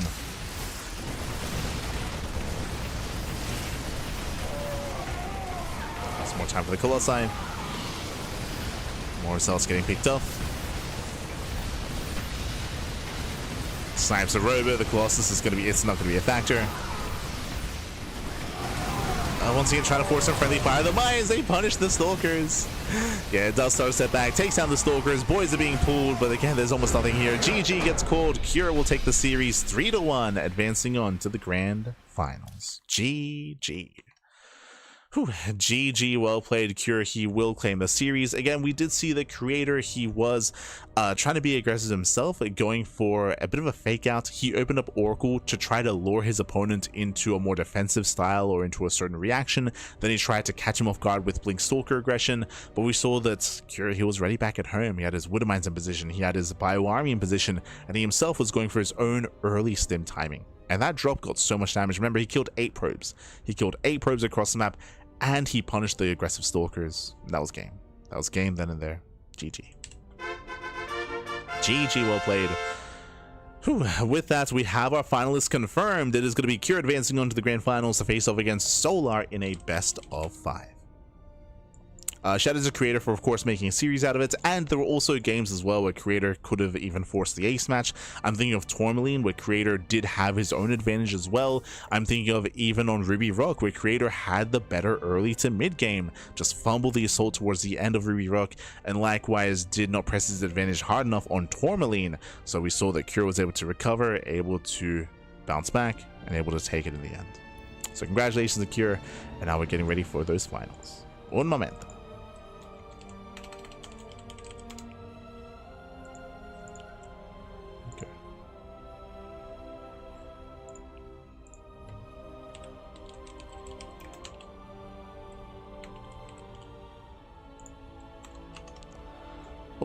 Looks like Vitas are done. Vitas are done. I need some time back. Oh no.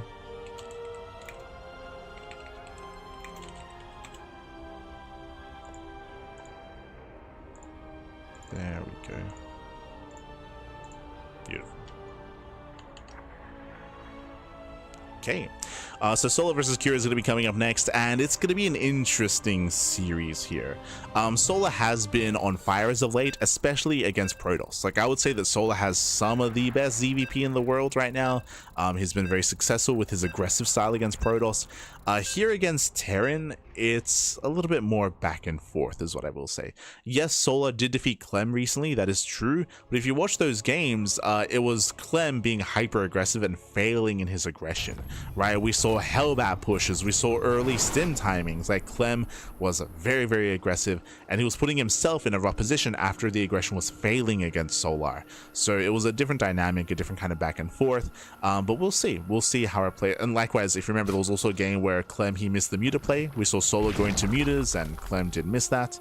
So it was a very particular series with very intentional builds and very intentional styles. We'll get into this one. As spawning in the bottom left-hand corner of the Old Republic, we have the South Korean Zerg player. We have the blue Zerg, sorry, the red Zerg representing Team Falcons. It is Solar. And spawning in the top right-hand corner, we have his opponents. We have the blue Terran player. We have the South Korean Terran for Team Liquid. It is Cure. And if you're in the chat, predictions are now open. Place your bets on who you think will claim the series. Best of luck in the chat as we get into our best of 5 grand finals here of PiGosaur Cup.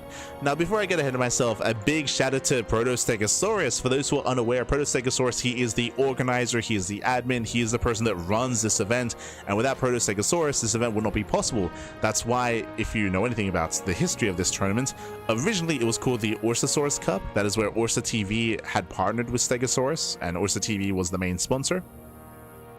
So it began with the Orsasaurus Cup, and then Orsa TV stepped away, and then it became just the Stegosaurus Cup, and then Pig, after seeing less support for the tournament, stepped in as the new main sponsor, and from the Stegosaurus Cup, it is now called the PiGosaur Cup.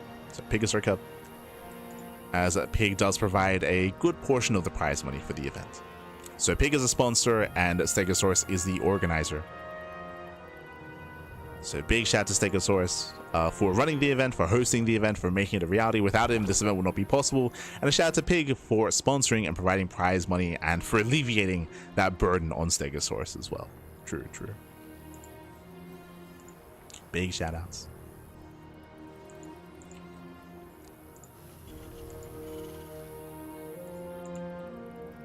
As we are going to be getting into our grand finals here. Welcome to the Old Republic.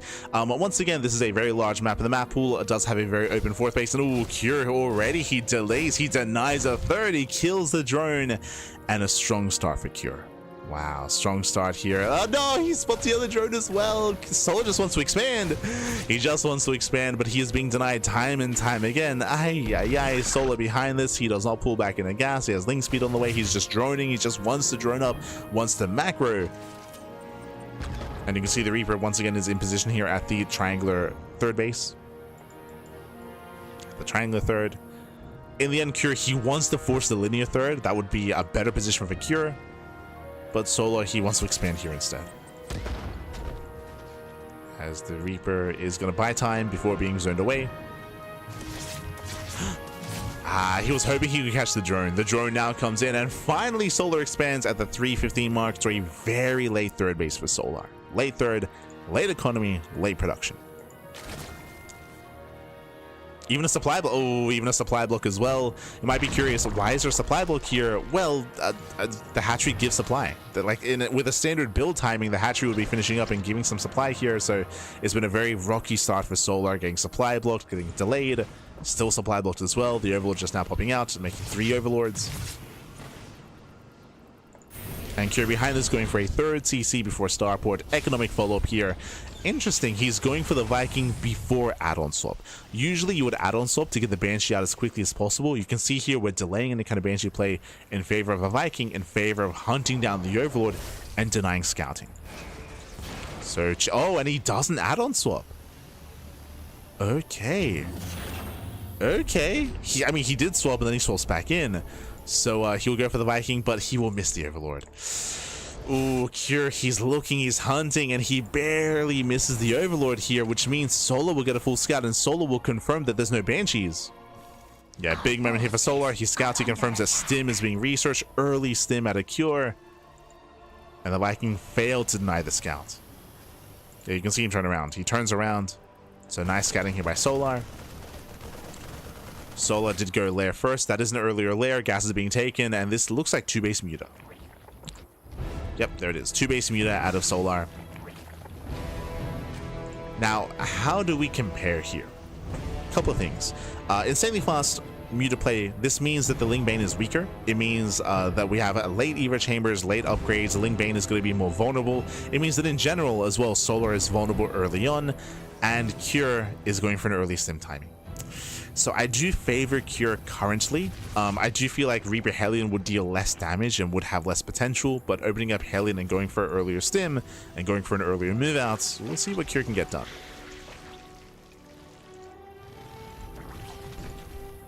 Liberator into the main base, doesn't see much. Hellion's a denied entry into the natural. So far, Solar is successfully hiding his Spire. So far, so good. As the Liberator was sniped.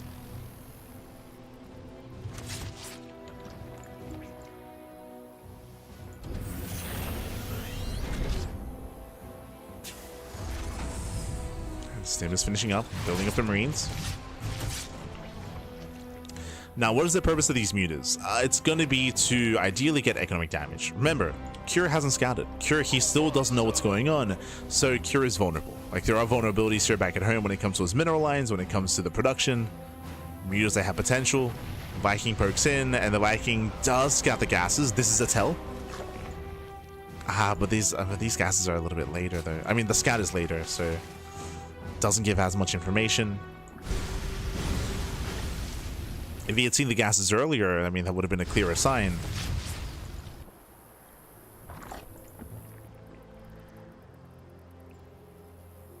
As the mutas are coming. Making their way into the natural. Again, no turrets. Cure getting caught out. The Marines did respond. Nice reaction. Very quick. Quick to react, quick to respond. We have the turrets on the way. Go one for each mineral line. And ideally you have one in between the production buildings, but we'll see. Viking is hunted down.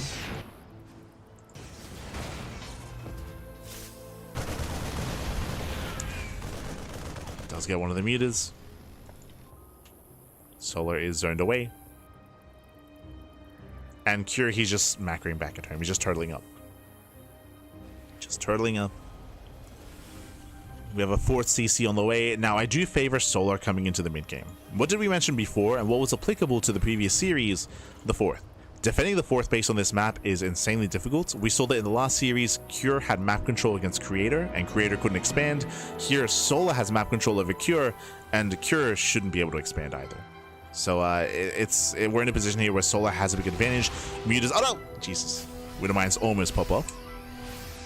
But the mutas so far, they have map control, they have vision, and whenever Cure tries to expand, that should trigger the ground army of Solar. Until then, Solar's ground army is going to be staying at home. Staying back, building up his Lingbane. Ooh, Cure is pushing. Bold move. Cure is moving out. I do think the best defense is a good offense, specifically on this map. Like, instead of trying to defend your 4th base, it's better to be aggressive and fight for map control. That's why I enjoy out of this map. Yes, it does promote fighting for map control instead. Mutas that get past. Oh. But again, there are reinforcements. Mutas is zoned away. Solar, he's busy with the main army. The 4th base is getting up. Landing the 4th is one thing, but securing the 4th is another. We need some city. We need bunkers, depots. We need some city here to survive. Planetary's on the way, but a planetary on its own is not good enough.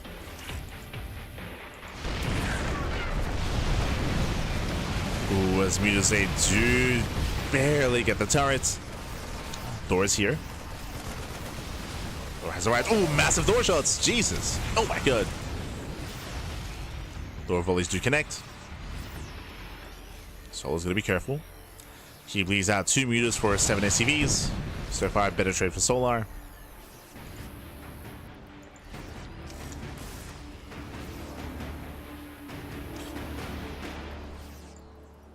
Cure is good as sensor towers, good as turrets. It's still a very vulnerable position. Bear that in mind. And it comes down to this push. Now remember, mutas, they're built to harass, they're built to contain. They're not really built to, they're not built to fight head on like this. So Cure, he has potential with his micro, with his control, where he could win this fight and get across the map. Oh no! Oh, Solar with a misclick here. He wastes some Banelings on the rocks. We've all been there. Solar, gotta be careful. Gotta be careful. Northern base goes down. Solar going for the backstab. But there are reinforcements at home to defend. The Widowmine shots. Oof. Yeah, Widowmines, they pop off. They zone Solar away. More mine shots connecting.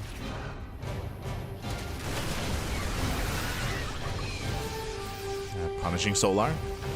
Solar trying to take up into Ultras. That would be ideal. Oh! We get some decent Bailey connections. They're okay. They're okay. Nice cleanup on the Marauders. Okay, 4 Marauders go down. Kindness Planning is on the way.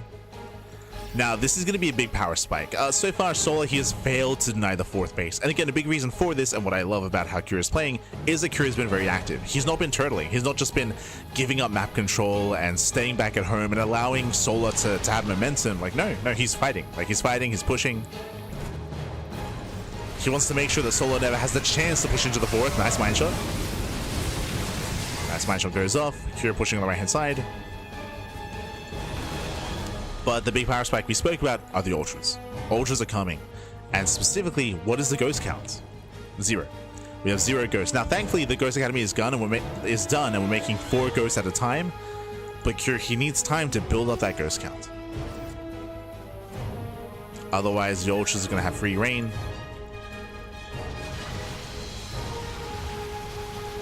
Okay, is that the mine shot?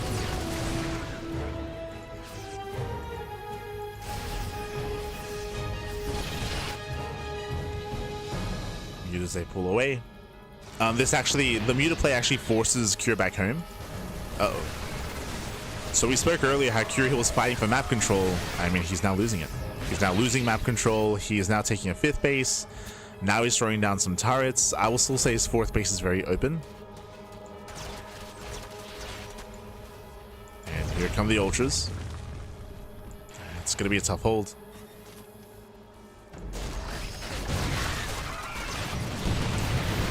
Solar, yes, be careful to every extent. Solar, he has a lot of supply back at home, so he has to regroup. Bring it all together. And again, Kira setting up.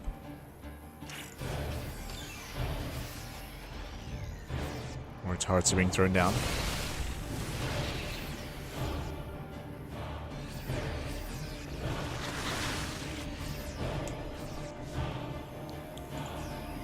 And again, Kira, he is taking a much more defensive stance this time.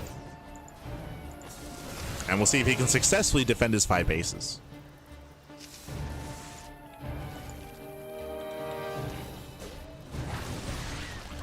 See if we can pull this off. Got the turrets, another sensor tower.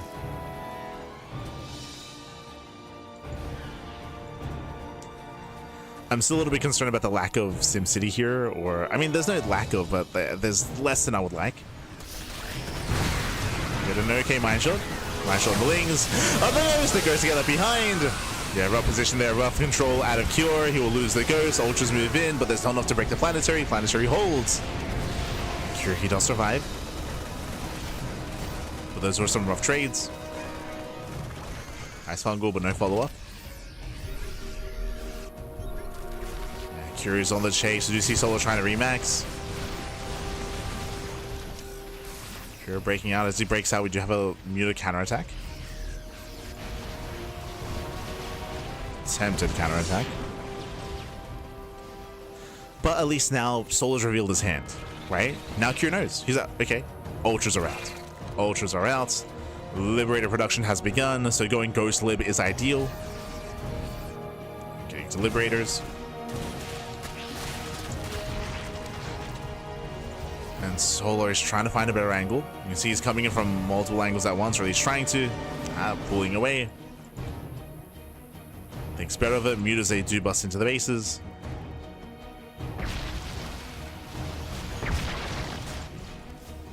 He rotates this upside. Mine shots!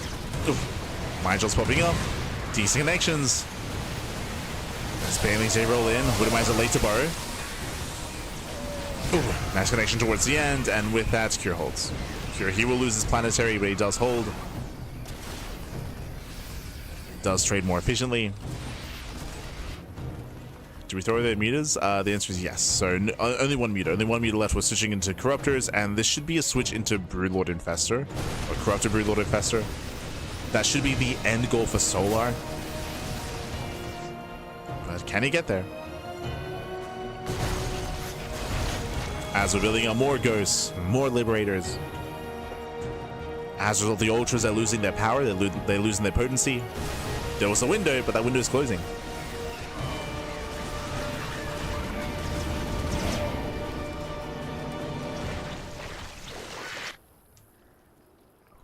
The window is closing on the Ultra. The ghosts. Oh no! Yeah, once again they get left behind. 2 ghosts get thrown away. Banelings rolling in, but more ghosts have arrived. Oh my god! Yeah, ghosts they clump up the Banelings, they pop off. And we have a back and forth here as Lings they flood into the bases. On the one hand, all the ultras got sniped. On the other hand, though, the Banelings they did pop off against the ghosts. So some hefty losses there for Cure, and you can see that Cure can't afford them. Yeah, Cure cannot afford those losses. Solar can remax. Solar has map control. He can remax, he can afford these trades, and Cure cannot. So Solar may have just done it.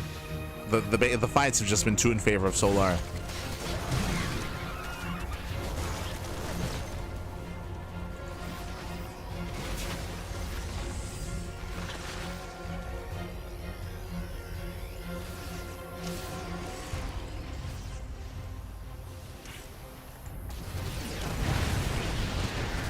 Two in favor. Here comes the remax. Ultras, they try to zone away the main army. Their bandits are connecting. Meanwhile, the planetary is also getting surrounded. Picks off all the medevacs. Planetary goes down, and this is again the most important mining base for Cure. And he will lose it again. GG. GG gets called. The writing is on the wall, and Solar takes game number 1. GG. Whew, GG, well played. Again, a very intense, very back and forth game. Honestly, I really enjoyed Cure's mid game. His mid game was what you want to see on the Old Republic. We spoke about it. You want to be fighting for map control. You want to be active on the map. You want to make sure that your opponent doesn't have the luxury of mass expanding and just containing you. But we got there in the end. Is the issue. We got there in the end. We got to the point where Cure was stuck at home, where he was stuck trying to defend on 4 and 5 bases. But once again, to re-emphasize, specifically on the Old Republic, the 4th and 5th base locations are very open. They're very accessible. It is easier to push into these bases as the aggressing player. It is harder to defend. Oh. It is more difficult to defend, so we did see Cure attempt and fail to defend his 5 bases, and with that, Solar did it well. Now we're getting into game 2. Jumping to game 2. Game 2 is going to be on Tourmaline. We go from the extremes. Kind of. Old Republic is a large map with a accessible 4th base. Here we're loading into a small map with an accessible 3rd. So early game aggression is more favored here. Let's go. Let us go.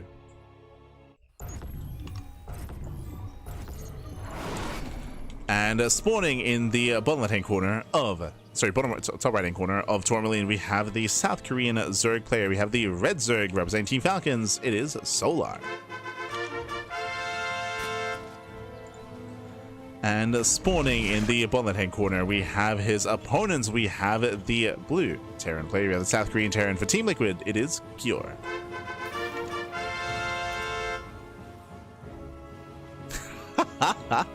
I see the biggest shoutouts are Este Protostegosaurus. Much love, man. Much love.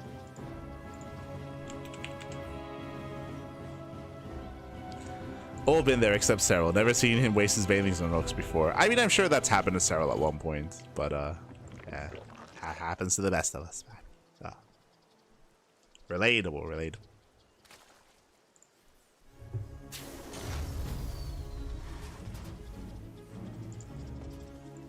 But here we go.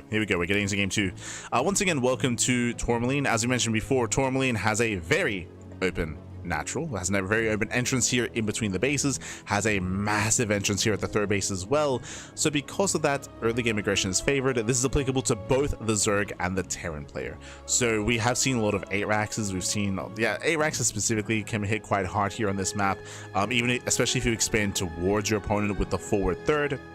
Likewise, roach-based play has been very common here on this map as well from the Zerg side of things. Show us what you got.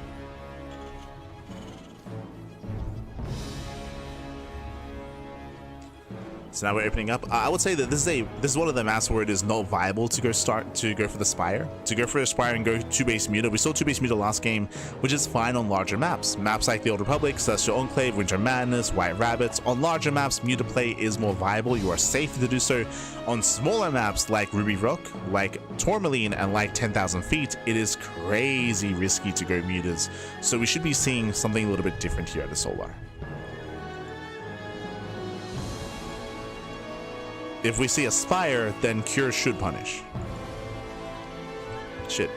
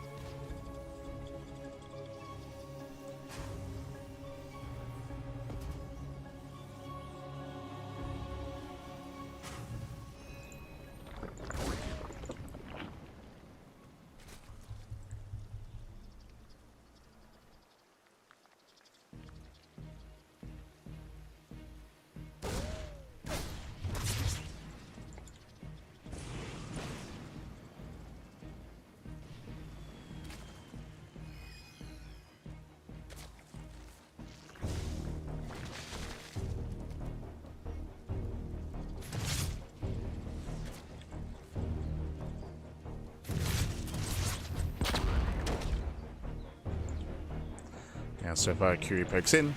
Behind this going for a 1-1-1. Sorry, my apologies. Was a little bit distracted.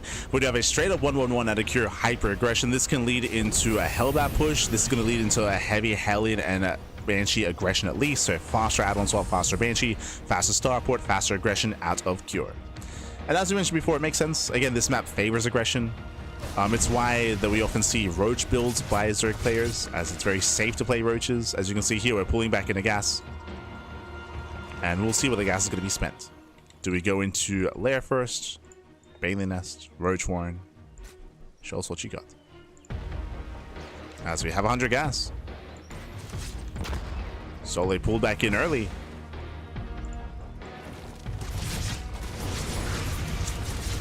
The Hellion will threaten the third.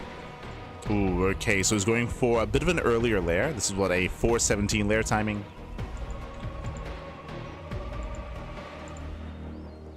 So we have a slightly earlier lair than usual. No shot he's going Spire. No shot. Okay. Kier, as you can see here, he's going for his third base, thankfully. So he's going for the third TC after the starport. Hellions are going for the dive. They're trying to. Lings are in position.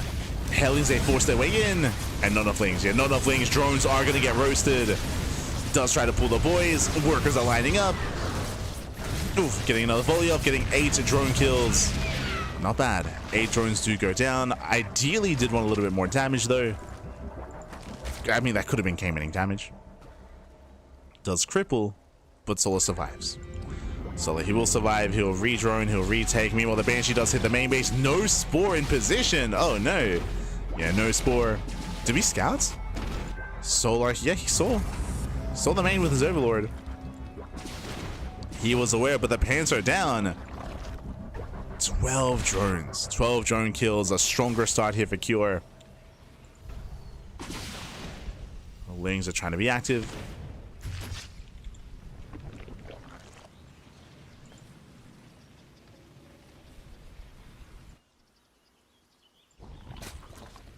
Last Cure, he is solid back at home, and Cure can now expand.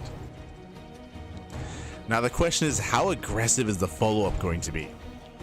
So far, we have Stim on the way, we have a 3, soon to be a 5 rack setup. Nothing crazy yet, everything's looking standard. Aside from the more aggressive Reaper Hellion this time. Sorry, Hellion Banshee, that's what I meant to say.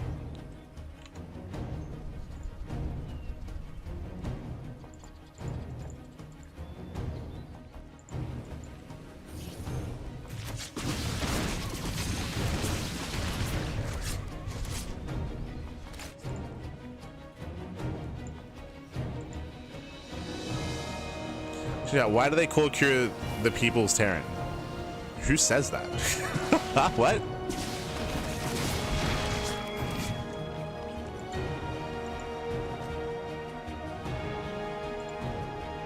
as Cure does move out.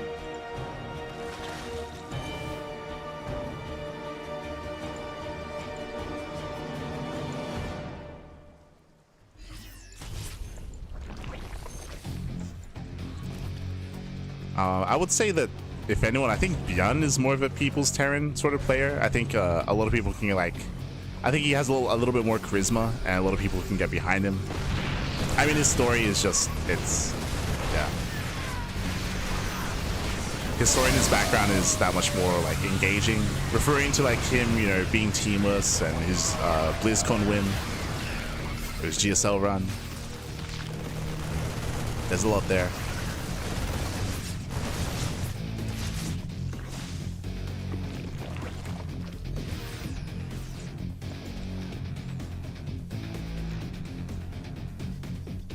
So I mentioned a few times on Winter/Loco, no idea why. It's interesting. I mean, they have their own narratives, they have their own storylines, I guess.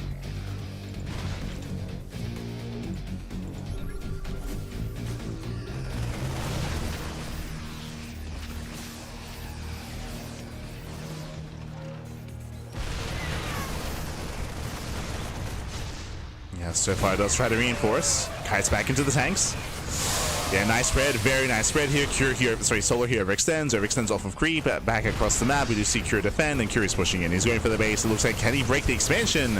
Yeah, not enough banelings. Not enough banelings here. We have 3 banelings to defend. The base goes down, massive pickup. Do we focus fire? Oh, not quite. Picks up, pulls away, and Solar, he's on the back foot. He's on the back foot here. So far, Cure with the 1-2 punch was able to pop off with the initial Hellion Banshee, now breaking the 4th base, and momentum is heavily in favor of Cure. Cure is not all in, he's going for the 4th CC, but Cure is now rallying. He's now rallying across.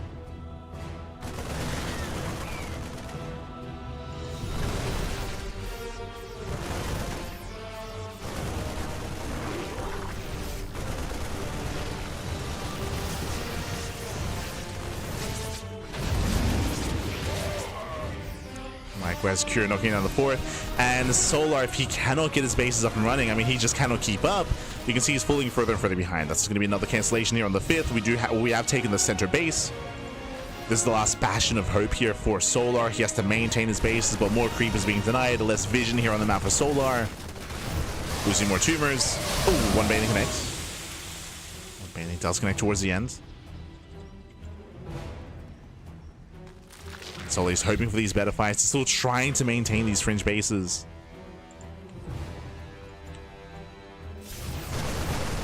Oh, gets 1, 2, 3. Gets all 5. Very nice. Gets all 5 banelings. Once again, just trading as efficiently as possible. Here comes the main push. Right through the center. And Solar cannot let this army get to his 4th base. Cannot let him get in. He's got to fight for it. But he's distracted. Okay, did rush into Ultras. Now these are vanilla Ultras, no upgrades. Baileys, they do not connect. So far he's holding on. And Solar, he's holding on. He's surviving, kind of splitting, is still a ways away. 2-2 is still not yet done. These are 1-1 Ultras, just now finishing up 2-2.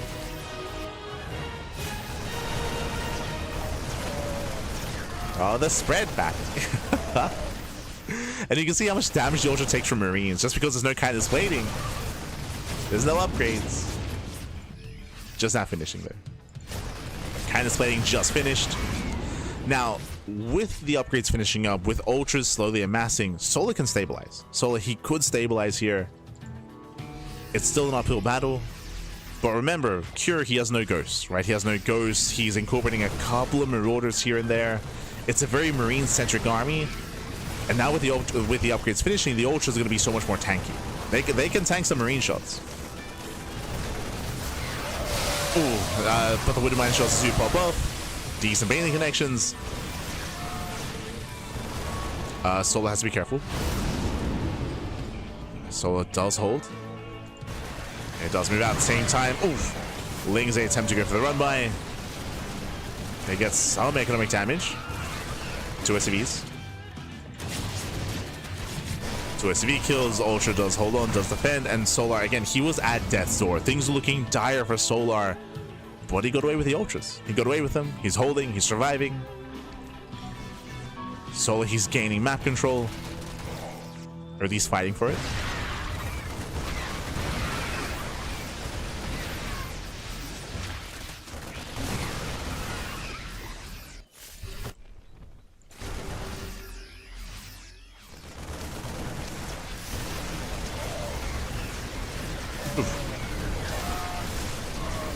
As Lings Ace try to collapse in.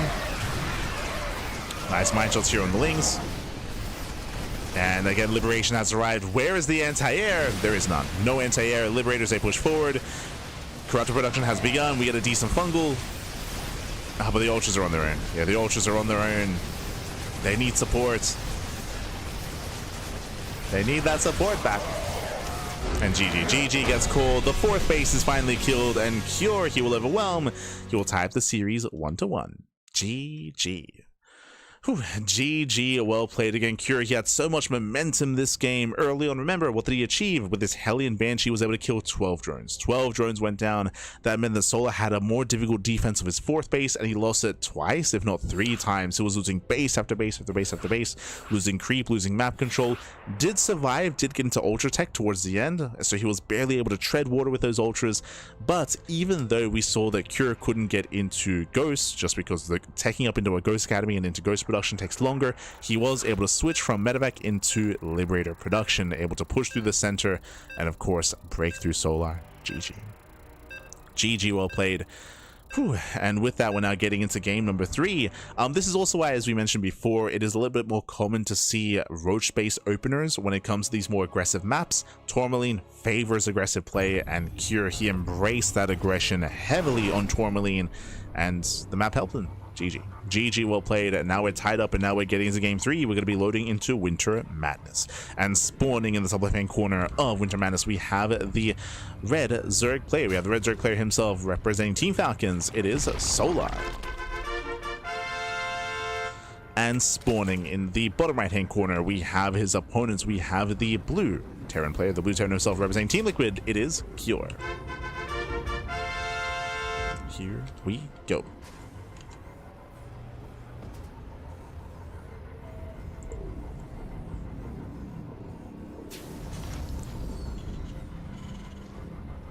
We go.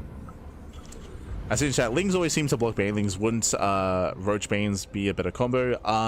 No, not necessarily. Lings often actually do a great job at locking down an army. So the way that Ling Bane works is that you actually have them in different control groups. The Lings, they ideally rush past the Bio army, comes in from behind, locks them in place, and then the Banelings crash in and can lock them down.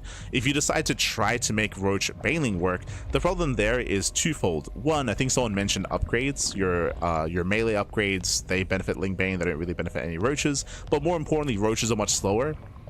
And not just that, but you don't actually have that ability to lock the army down with your Link support. Not just that, but also both those army compositions or both those units are very gas intensive, right? That's why you go one or the other. You either go Roach Ravager or you go Ling Bane, just because you're spending your gas on either Banelings or on Roach Ravager, right? You can't really afford both.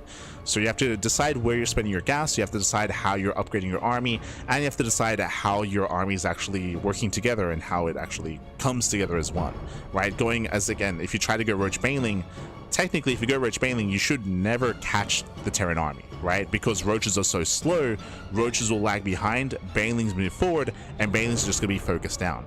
Lings are faster than Banelings, so Lings should be ahead of the Baneling so that they can tank and also surround. So that's how they kind of like work in unison. Is that Lings are faster than Banelings, and you want the Banelings behind the Lings, because if the Banelings were in front, then the Banelings wouldn't connect because they'll be killed, right? Like they'll be the first to be shot.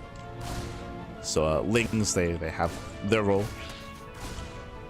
That's also why, we did mention this previously, but if you're unaware, that's also why the most important upgrade for Zerg in ZVT versus Bio is Carapace. Not melee upgrades, but really Carapace, because you want your Lings to survive, right? It's all about survivability. It's all about surviving and tanking to allow for the Banelings to actually connect and actually get there.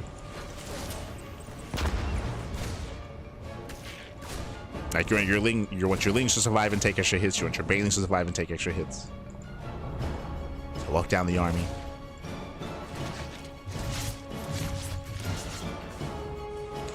Roaches, they have their place in this matchup for sure, but again, it's typically a much more defensive style of playing. I mean, there's a lot of nuances to that.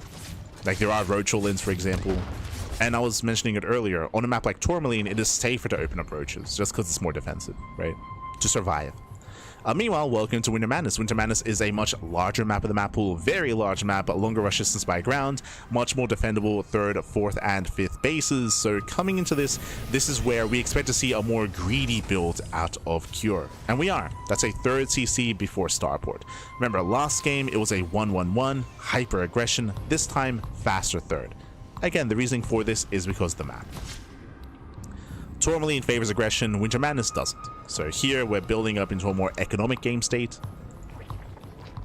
and we're gearing up for a longer game. Meanwhile, because of how large the map is and because of the tendencies of Winter Madness, this is where something like Mutaplay would be viable. Going into Aspire again, just like game 1, and going into Mutas is an option here for Solar. Not saying he has to, but it is going to be something available to him. That is going to be a 4:24 lair timings. This is more standard. Remember, last game was an earlier lair. This time it's going to be a little bit later. I mean, I say later, it's still lair first. So we're going lair first. Already second gas is being taken. This is a really fast second gas geyser. So based on the lair first, based on the gas, I'm leaning towards Spire. We have seen Solo go for like a Hydra heavy style, like Mia Micah S. Ooh, was Hellions to get in? That should not have happened. He gets into the middle line, 6 drones getting roasted. Lings, they try to engage. Nice positioning with the Hellions once again, and Lings are all going to go down. One more volley here on the drones. Gets 2 more, 4 in total. Oh my god. They almost come back too soon. 8 drone kills. 8 drones, not just 8 drones, but 8 Zerglings as well. Nice trade here for the Hellions. Behind this, we do have a safety Baneley Nest. Banshee does poke in. Banshee pokes in, pulls away. Double Evo Chamber. We're not rushing into any tech. Okay. So lair first into a Baneley Nest into Double Evo Chamber. This is a very safe way of playing. Why is it safe? It means that Baneling speed can be prioritized. So this can lead into faster Baneling speed, leads into later 1-1 upgrades. It also leads into faster Overseer and faster scouting. As that is accessible with the faster lair. So the Overseers are out. Ooh, the Overseer's out of position. Queen is going to survive though. Queen does survive. And back at home, we're just getting to our 3rd base and building up. We have a 5-rack setup, a standard production setup here for the Terran. We're just getting into the mid game.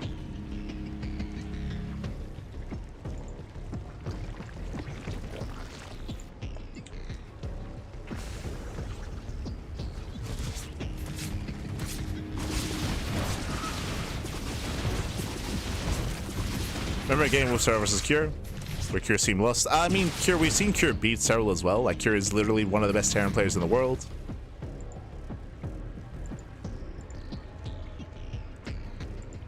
Is one of the best. Like, I would say that Cure has better TVP than, say, Beyond, for example. I even prefer Cure's TBT. I mean, hey, we even saw Cure beat Maru in TBT recently as well. I think that was in EWC. Yeah, in Esports World Cup. I would say that Cure's weakest matchup is this one. Like, I think that he has... Like, there was a time where Cure even had the best TVP in the world. That was before Clem kind of took that from him. But I would say Cure's top 2. It's top 2 TVP. He has some of the best TVT as well.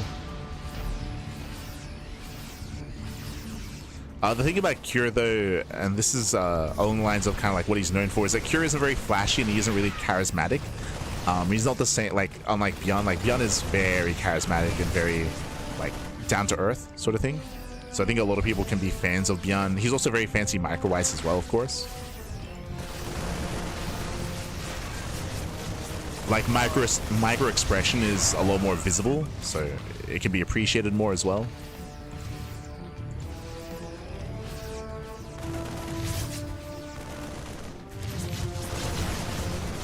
Cure is a little more standard in his play.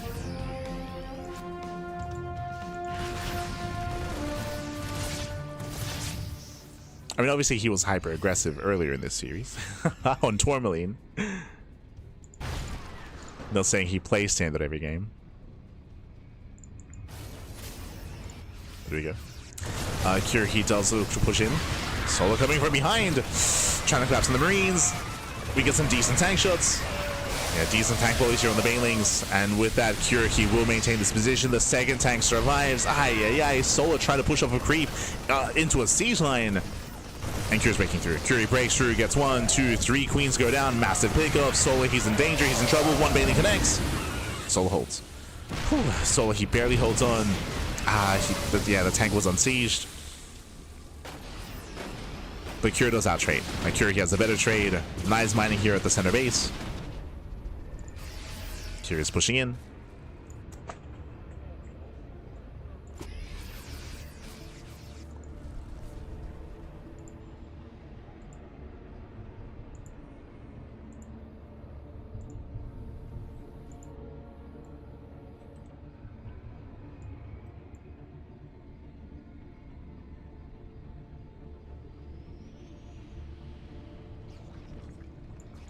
Cure does move in.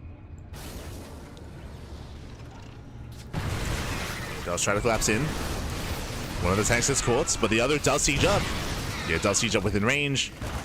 Manages to distract at the natural. Cure still applying so much pressure here.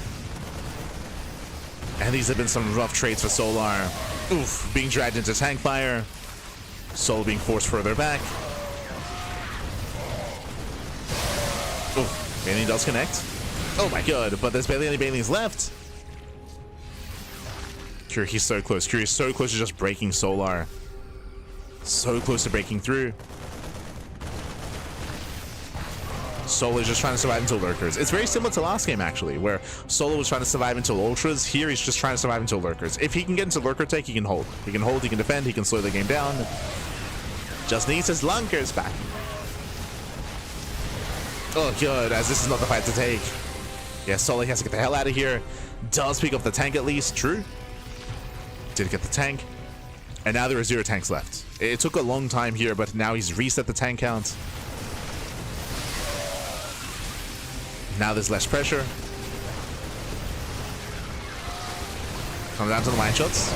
Ooh, forcing friendly fire. Oh my god, that Widowmine killed more Marines. There used to be Marines here, papi. Ay. The friendly fire.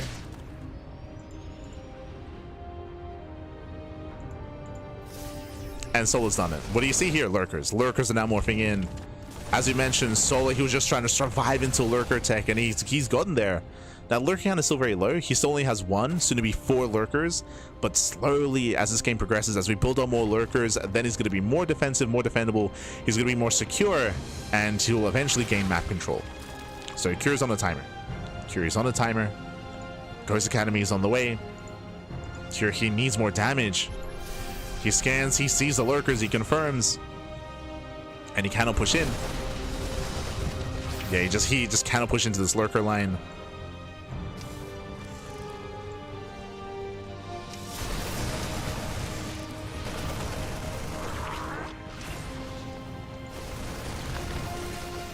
Here he's rallying in. Widowmines will not connect. Yeah, he gets caught on board, he gets caught unsieged. Solar, he's holding. He shuts down the army, and Solar, he is now embracing his hive tech. Whew, okay, so momentum has swung away from Cure. And again, Cure, he was so close to breaking Solar. So very close.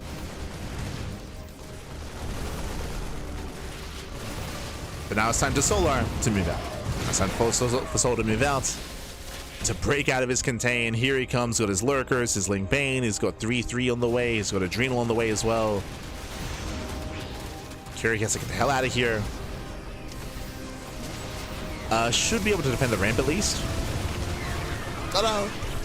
Yeah, lurker shots going off, he does get 1 lurker. Planetary gets surrounded, Planetary goes down, massive pickup. Takes out the Planetary.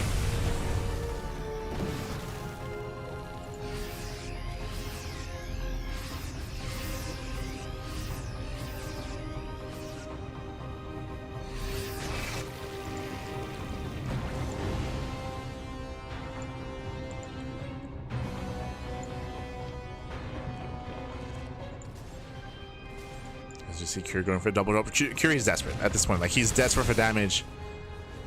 He needs to get something done, as he's contained on 4 bases. So on 4 bases, he's undersaturated. He only has 64 SCVs. Solo's already maxed. Oh, but hey, there's nothing at home to defend. The mineral line! Yeah, Solo's out of position. Completely out of position. The pans are down. 7 drones go down. Can he get the expansion? It's going to be close, and he can. He can, and he will. The base goes down as well. Massive pick-up. You can see the massive F2 as Solo races home to defend. But it's too late. Too late. 10 drone kills. The expansion as well. You can see Cure drop back in.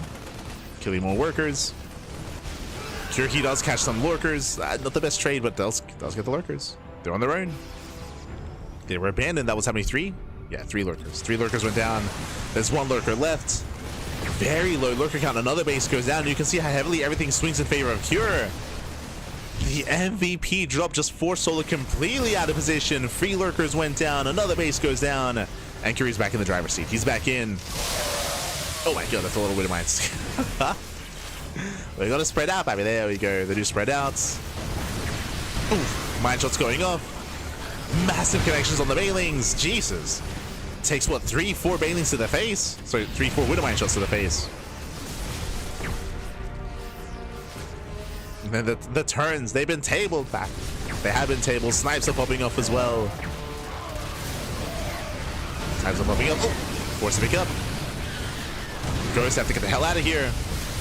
And they can't well. There goes they can't well. Nice control there by Cure. He pulls away. Gets out of range of the lurkers. And we're getting messy. We're getting very messy at this point. Earlier, Solar, he had full control of the game. The drop didn't just get damage done, didn't just kill drones and kill a hatchery, but he forced Solar to turn around, turn everything to react and respond, which means he abandoned his lurkers. Lurkers went down, that exposed the base. Base went down as well. Everything just went on fire. Everything fell apart. And now we're getting messy. Cure, he rotates. He's rotating over towards the base on the left-hand side. Where are the lurkers? There's 3 lurkers are on the right. So the lurkers are on the right-hand side. They're not here to defend. Liberators move in. And there aren't many Bailings. Only 7? Only 7 Bailings. Pure Hydra's not good enough. Bailings do zone away. Okay, okay. Does use them well. Never mind. Ooh, Bailing kills a Ghost even. Ghost goes down. Lurkers are on their own. They should be sniped. Down goes 1, down goes 2, down goes all 3. GG gets called. Solo, he's pulled apart, and Cure will take a 2-1 lead in the series. GG. Whew, GG, well played. A very, very intense back and forth here. Initially, Cure had momentum. Cure, he was trying to break Solar before Hive Tech and before Lurkers. Cure, he barely failed to do so. Everything swung in favor of Solar. Solar, he broke out. He got into his Lurker Tech, got into his Hive Tech. He contained the Terran player, was killing planetaries, was mass expanding. And then it all came down to that drop, to be honest. That MVP double drop of Marines. He was able to kill the expansion, kill some drones, and completely pull Solar out of position. Completely pulled out of position, created a massive opening, and then GG. GG, well played. So very nice comeback there by Cure. And now we're getting to game number 4. Loading into game 4. Spawning in the top left-hand corner of Ruby Rock, we have the South Korean Terran player. We have the Red Terran representing Team Falcons down in the series. And one more loss, and that is the end of the broadcast. That is the end of the series, the end of the finals, the end of the tournament. Guess I bounce back here and now to force the ace match. It is Solar. And spawning in the bottom right-hand corner, we have his opponents. We have the Blue Terran player, the Blue Terran himself, the South Korean Terran, representing Team Liquid. It is Cure.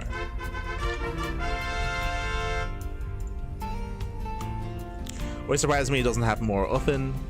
Maybe the builds are too tight to fit them in. If you're referring to borrowed roaches, the reason why... Oh, we're proxying. Let's go. Let's do it again. We have 1, we have 2, we have 3 SCVs. Proxy 3 racks here out of Cure. He's going to commit. He's going to double down. A hyper aggressive build here. And we'll see if Solo's Overlord scouts this. Oh boy. Comes down to the Overlord. Comes down to the scouting. We'll see if we can get a read on what is happening here. If you remember, Solar, Percival did this against Solar, and Solar did scouts. He did confirm. Solar, he will not check. The Overlord is parked here outside of the natural. He's parked outside. He will not check the proxy location, which means Cure, he will get this up and running. I'm not saying that this will work, but now there's a higher chance of it working. So far, so good. But I was getting at in regards to the conversation regarding Burrow is that Roach builds and Roach openers in ZVT were very common and very meta. Several, he would play Roaches every game in 2023 and 2024 as well. But coming into this year, the Roach meta is subsiding. The reasoning for this is because of the buff of the Baneling. Banelings now have extra HP, so now Ling Bane is more viable. Meanwhile, the proxy is revealed. More importantly, 2 SCVs are revealed. So some misdirection here from Cure. He reveals 2 SCVs. His third one is kept back on purpose. Roach Horn's on the way. And Cure is going for the natural. Yeah, he's going for the natural. Now, what he wanted here by revealing 2 SCVs is he wanted to make Solo believe it was a proxy Churax, and he wanted Solo to pull the boys. He wanted Solo to pull the boys and lose drones in the defense. Solo, he takes it seriously, going for Roaches, giving up on the natural, and saving his drones. So good reaction here by Solar. He gambles well.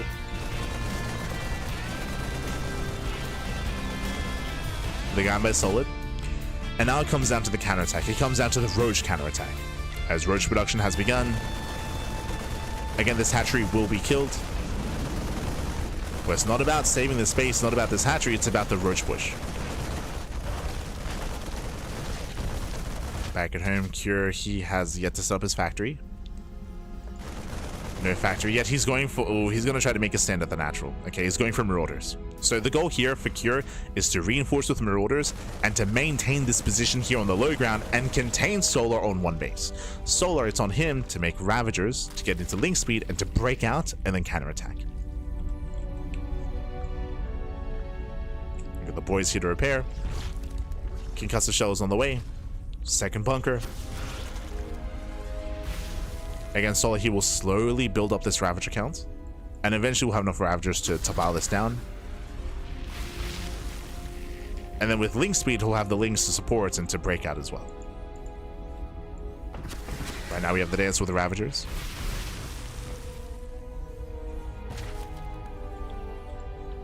Just again forcing the repair. How many Marauders do we have? 1.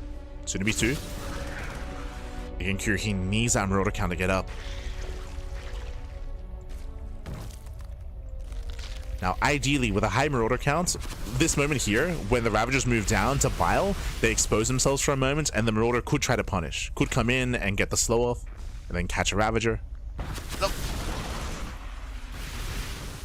There we go, now we have 2 Marauders. And Solo has to be careful. He has to be so careful with these Ravagers. Lings are amassing as we speak. Who catches who? Oh, does move down. Yeah, he moves down. He doesn't quite get caught.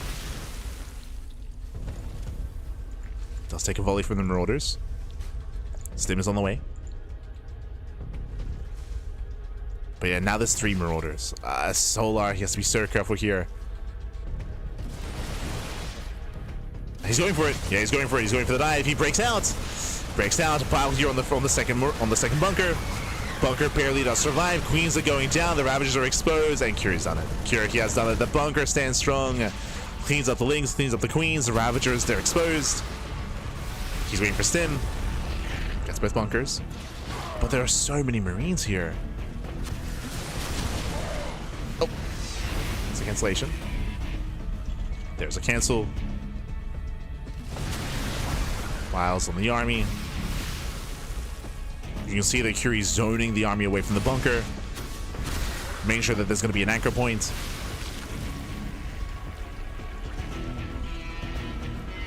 And he's building up his Ravage accounts. Oof. And with Stim, then Cure can dive. Can't dive yet. Wiles, they do not connect. Very nice twist. GG gets called. Yeah, Cure has done it. And Cure, he will take the series 3-1, becoming this week's PiGosaur Cup champion. GG. GG, well played again. Very, very tense couple of moments there for Cure and Solar. We saw that, as we were trying to mention, the Solar's goal was to try to break through that bunker. Meanwhile, it was on Cure to punish the Ravagers. We saw that Solar, he committed. He doubled down once he went in with the Queens. He went in with the Queens, and we saw that the connections were not good enough. He did not kill the second bunker. He only killed one. So we saw that Cure was able to stand his ground, snipe the Queens, pick off the Lings, and maintain his position. Solar, he failed to break out. GG. GG, well played. Congratulations here to Cure, as he does overwhelm, does claim the series, is going to be our champion. GG, well played. We saw a lot of variety here, and again, a lot of it came down to the map pool. I'm really happy with how this map pool has turned out, to be honest. Really happy. When it comes to the series itself, if you remember, it all began on the Old Republic. It all began on the Old Republic, of course, where we saw Cure struggling to defend. We did mention at the time how on the Old Republic it is very difficult to maintain your fourth base, and we saw that they were very aggressive, very active. Honestly, it was a really good game one. Both players are fighting hard for map control, but eventually Solar took it. Eventually Solar was able to take that map control away from Cure, and was able to overwhelm and was able to shut him down. Meanwhile, on Tourmaline, we saw that Solar, he was on the back foot. Cure was being hyper aggressive, knocking down base after base. Yes, Solar eventually got into ultras and eventually tried to stabilize, but it was too late. He was losing so many workers, so many hatcheries, so many bases, and was overwhelmed on Tourmaline by a more aggressive Terran player in Cure. He was hyper aggressive on Tourmaline, which that kind of play is favored. Coming into Winter Madness, we did see a bit of a different approach, a more mid-game play, of course. We saw something very similar where Cure was trying to break Solar early on, was trying to break his bases before Lurker Tech, not Ultras, and he failed to do so. Solar, he barely held on, he got into Lurkers, and honestly, Winter Madness was Solar's game. That was Solar's game to lose, and we saw that Solar, he was caught out of position. He was lacking map awareness, he was lacking map vision, and because of that one drop, I want to bring it back, that one MVP drop, it was 2 medevacs. It was 2 medevacs full of Marines. He got across the map unscouted, he was able to unload on the base on the left-hand side, he killed the expansion, and Solar turned his entire army around. He F2'd back home, which meant that he left his lurkers. He left his lurkers abandoned by themselves. They were exposed on their own, and Cure was able to catch him. He was able to catch those lurkers. He was able to kill the base on the left, then come in on the right, the 1-2 punch. Solar pulled apart. He was completely out of position for both engagements, and Cure had a crazy comeback on Winter Madness, and then it ended with a whimper, with a proxy here on Ruby Rock. Did end here on Ruby Rock with the cheese, with the proxy. Very intense early game, of course, and congratulations here to Cure. GG, well played. Shout out to Solar. Solar has been improving a lot. As I mentioned before, I would say that Solar has some killer ZVP. Like, his ZVP is looking insanely good right now, just because of the meta, just because of how the meta has unfolded and shaped in current times. Solar's been excelling in ZVP. When it comes to a ZVT, it's still a little bit more up in the air. I would say that this is Solar's worst matchup. Solar has, I mean, we just saw him take down Raynor a couple of days ago in ZVZ. Solar, his ZVZ is looking insanely good. His ZVP is looking like some of the best in the world, but his ZVT is still lacking. I should emphasize, yes, Solar did defeat Clem last week in ZVT, that is true, but we casted those games, and if you remember, those were very specific builds and very specific styles. We saw like Clem fail with like a Hellbat push. We saw Solar went 2-base muta and he hit it well, and he was able to catch Clem off guard with 2-base muta. Like, there were some very specific situations. We didn't really get to see like a lot of macro back and forth between Clem and Solar, so it was a much shorter series, much shorter between Clem and Solar. I think we saw more macro here between Solar and Cure, where Cure was able to excel. And GG, well played. But otherwise, thanks for watching. Thanks for tuning in. Yo, Protos Degas. Thanks for the cast lights. Fun long nights. Yes. A bit of a longer broadcast here tonight. I'm starving. I'm gonna go get some breakfast. Get some food, and rest up and get ready for the evening. But otherwise, thanks for watching. Thanks so much for the support. I hope you enjoyed the content. Hope you enjoyed the casting. Hope you enjoyed the StarCraft. After ZZ1000. You're welcome. But thanks for watching, thanks for tuning in. For now, we're going to be wrapping up here. Stick around, we're going to be giving another StarCraft streamer a raid, so give him some support, give him some love. Enki, See Enki giving Babylings a raid. We'll give Babylings a raid as well. All the Duckling support. All the Duckling support. But thanks for watching. Thanks for watching. I might stream later on tonight. I do stream on my personal channel, !light in the chat. I might ladder a little bit. I'm still on the fence. Still on the fence. I still got to rest up and get some food. I might do a ladder stream, or we might play some Final Fantasy. One or the other. So you can follow me there if you wish. I do not ladder on this channel. We do try to make sure that the CranKy Ducklings is just for like team content for casting purposes, so and for talk shows as well, so we try to like leave it professional here on the CranKy Ducklings. So yeah, if you want to tune into my personal content, I'm live on my personal channel.